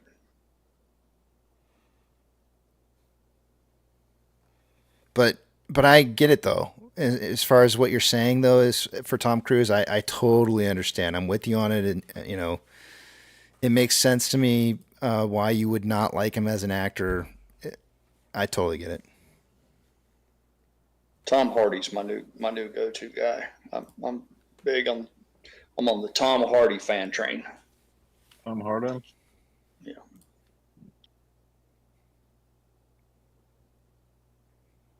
Okay, now they're hitting that line you drew with lipstick, Casey. Mm-hmm. Yeah, so at 470, so the three turning points at the 4 or 20% levels are 472, 469, and 460. And what those represent is a 19.5% drop in price, a 20% drop in price, and a 21.5% drop in price. Usually price will turn around sometimes, not always, it's just kind of a hit or miss, but usually that 21.5% point is that stopping point. If it goes too much further beyond like 25%, then it's usually you'll be looking at that next rung of somewhere between 35 and 40. So it just depends on whether or not they were profitable on moving the price down and finding people who are willing to sell their shares. So if they're getting like a lot of stop loss orders that are like piling up here and hitting as they're dropping the price, and they're going to keep on pushing it, right? Because they're going to look for testing of limits of anybody who might have been in short term.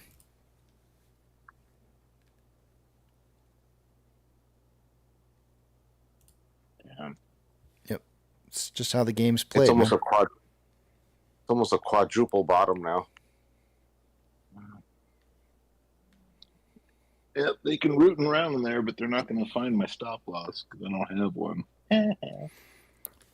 But think about how this volatility is locking out options trading, right? Anybody who's trying to pick up some kind of options contract, this kind of volatility is going to price you out.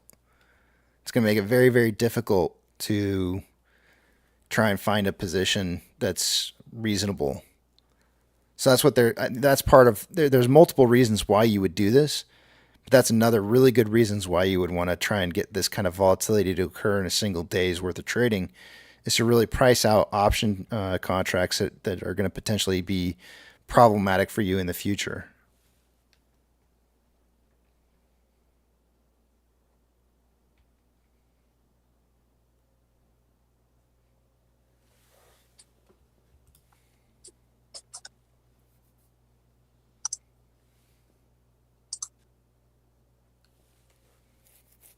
$470 seems to be a magic number here. Okay, so now they're going for it a little bit more.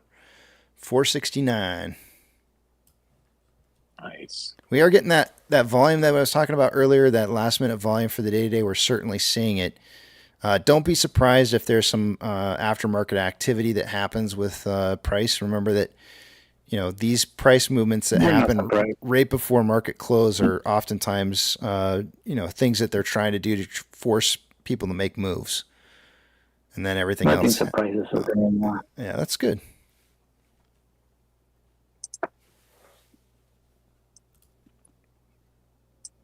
Not even fool.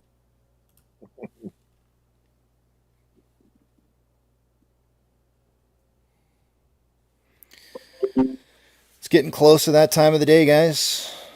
Oh, there you go. Any last thoughts from anybody?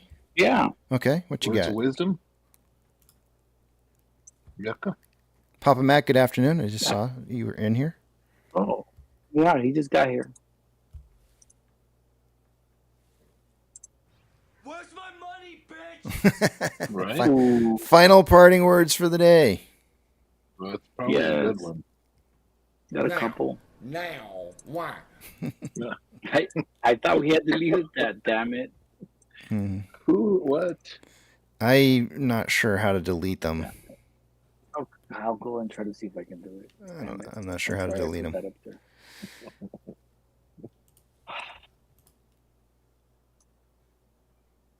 Yeah, well, if you're on you, my final words of wisdom: if you're on YouTube, please don't take your shirt off and make a video. I found number 2 now. Somebody else took their shirt off. It's not the one that you're thinking of. Now, why would you do that? I just don't know. That's freaky. Unusual Whales is reporting that E-Trade is considering kicking DFV off their platform. Oh, wow. That's probably because they can't afford his positions. The plot thickens. Yeah, no kidding. Wow, that's discrimination. I wonder who he would switch over to. I have a feeling who is going to try to advertise. Come to our platform. I was going to say something, but I'm not going to say it. Say it. Robin Hood? Thanks for coming into it. No. Is that what you're going to say? No. There's going to be another one that's upcoming. Oh, is there a new one? Yeah. Oh, okay. Up? You can say the name. I don't care. Go ahead and say it. No, it was Lit Exchange. Oh, okay. Oh. Gotcha. Have you heard of the saying, Casey? Vertical masturbation. Never. What? What? You got to show us now. And with that, I hate to break it to you, but it is time to end the day. So I will see you guys later in the back of the Big Tramp. Unfortunately, it is that time of the day and time for me to go. And look at that. I didn't even put the message away earlier. Hold on a second here. Let's get rid of that real quick. Well, as usual, all good things must eventually come to an end. Eat, sleep, drink, get plenty of rest. Tomorrow's another trading day. Spend time with your family, spend time with your friends. Take your pets for a walk because they like getting outdoors too. And for crying out loud, go see a movie because after all, that's what we're here to do, is support AMC. But above all else, don't forget to vote. Don't have a great day. Have an amazing day.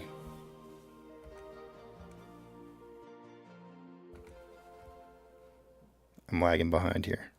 Beep, beep.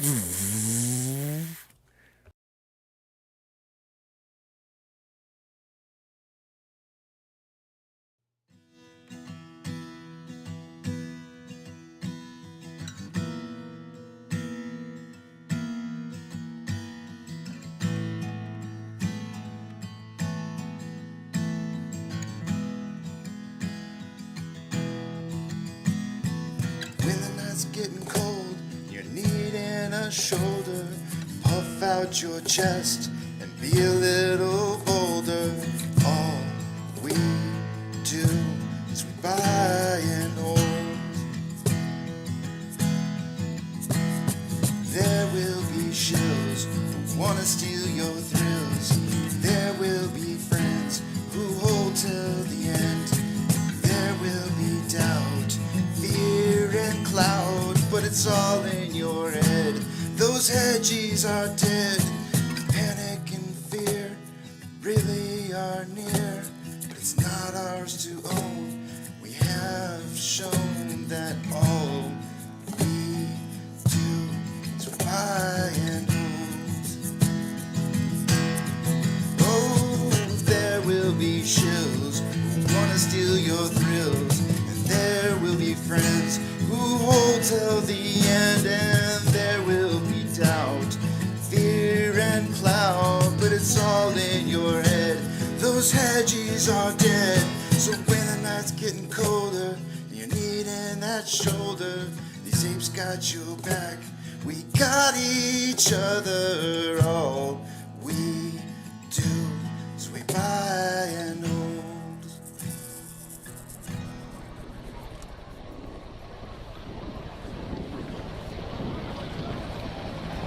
T-minus 90 seconds and counting. All systems are go. We're about 90 seconds from the launch of Space Shuttle Discovery.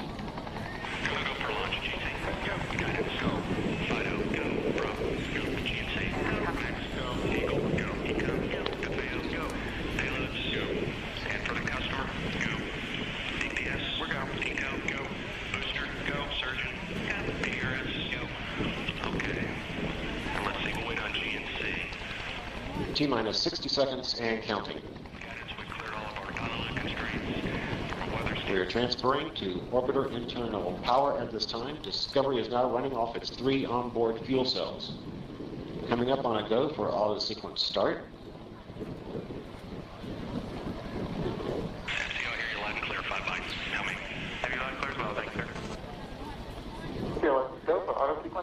And we have a go for auto sequence start.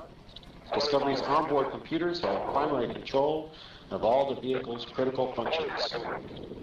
T-minus 17 seconds and counting. 15, 12, 11, 10, 9, 8, 7, 6, start, 2, 1, booster ignition, and liftoff of the Space Shuttle Discovery, returning to the space station, paving the way for future missions beyond.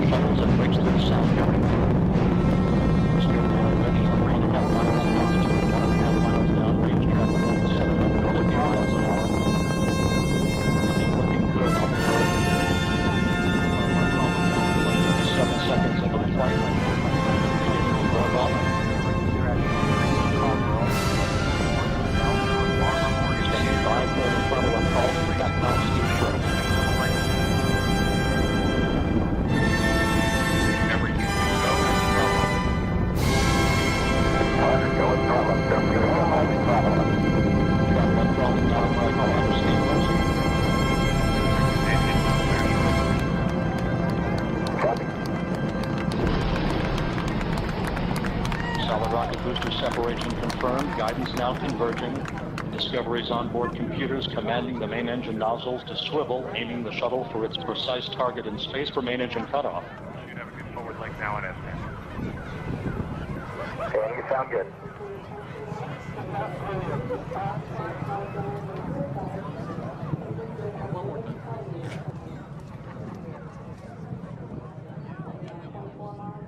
Discovery Houston, negative return. Copy, a negative return. Dance.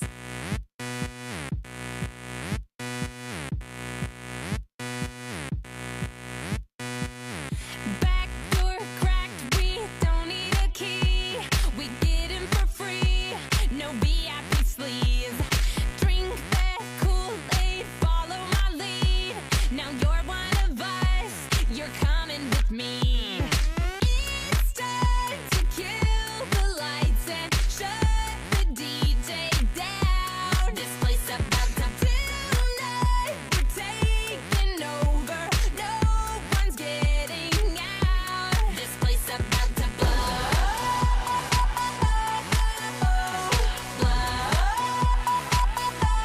This place about to blow.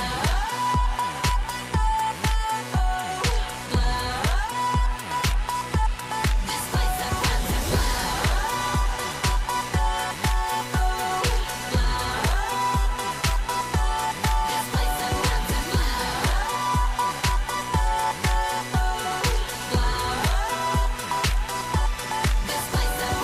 Now what?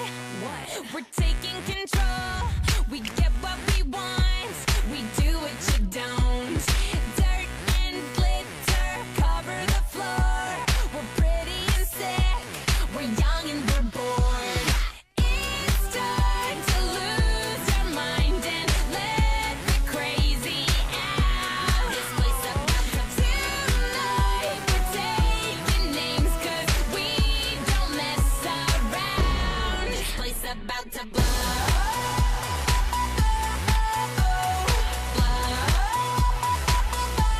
This place about to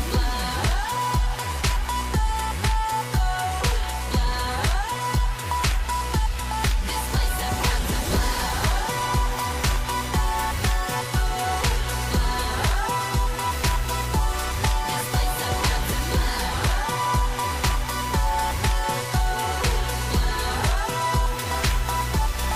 place about to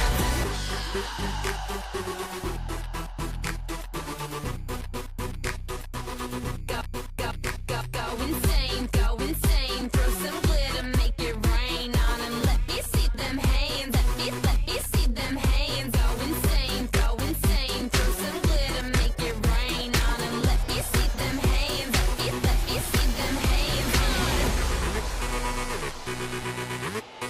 We are taking over. Get used to it. Okay. This place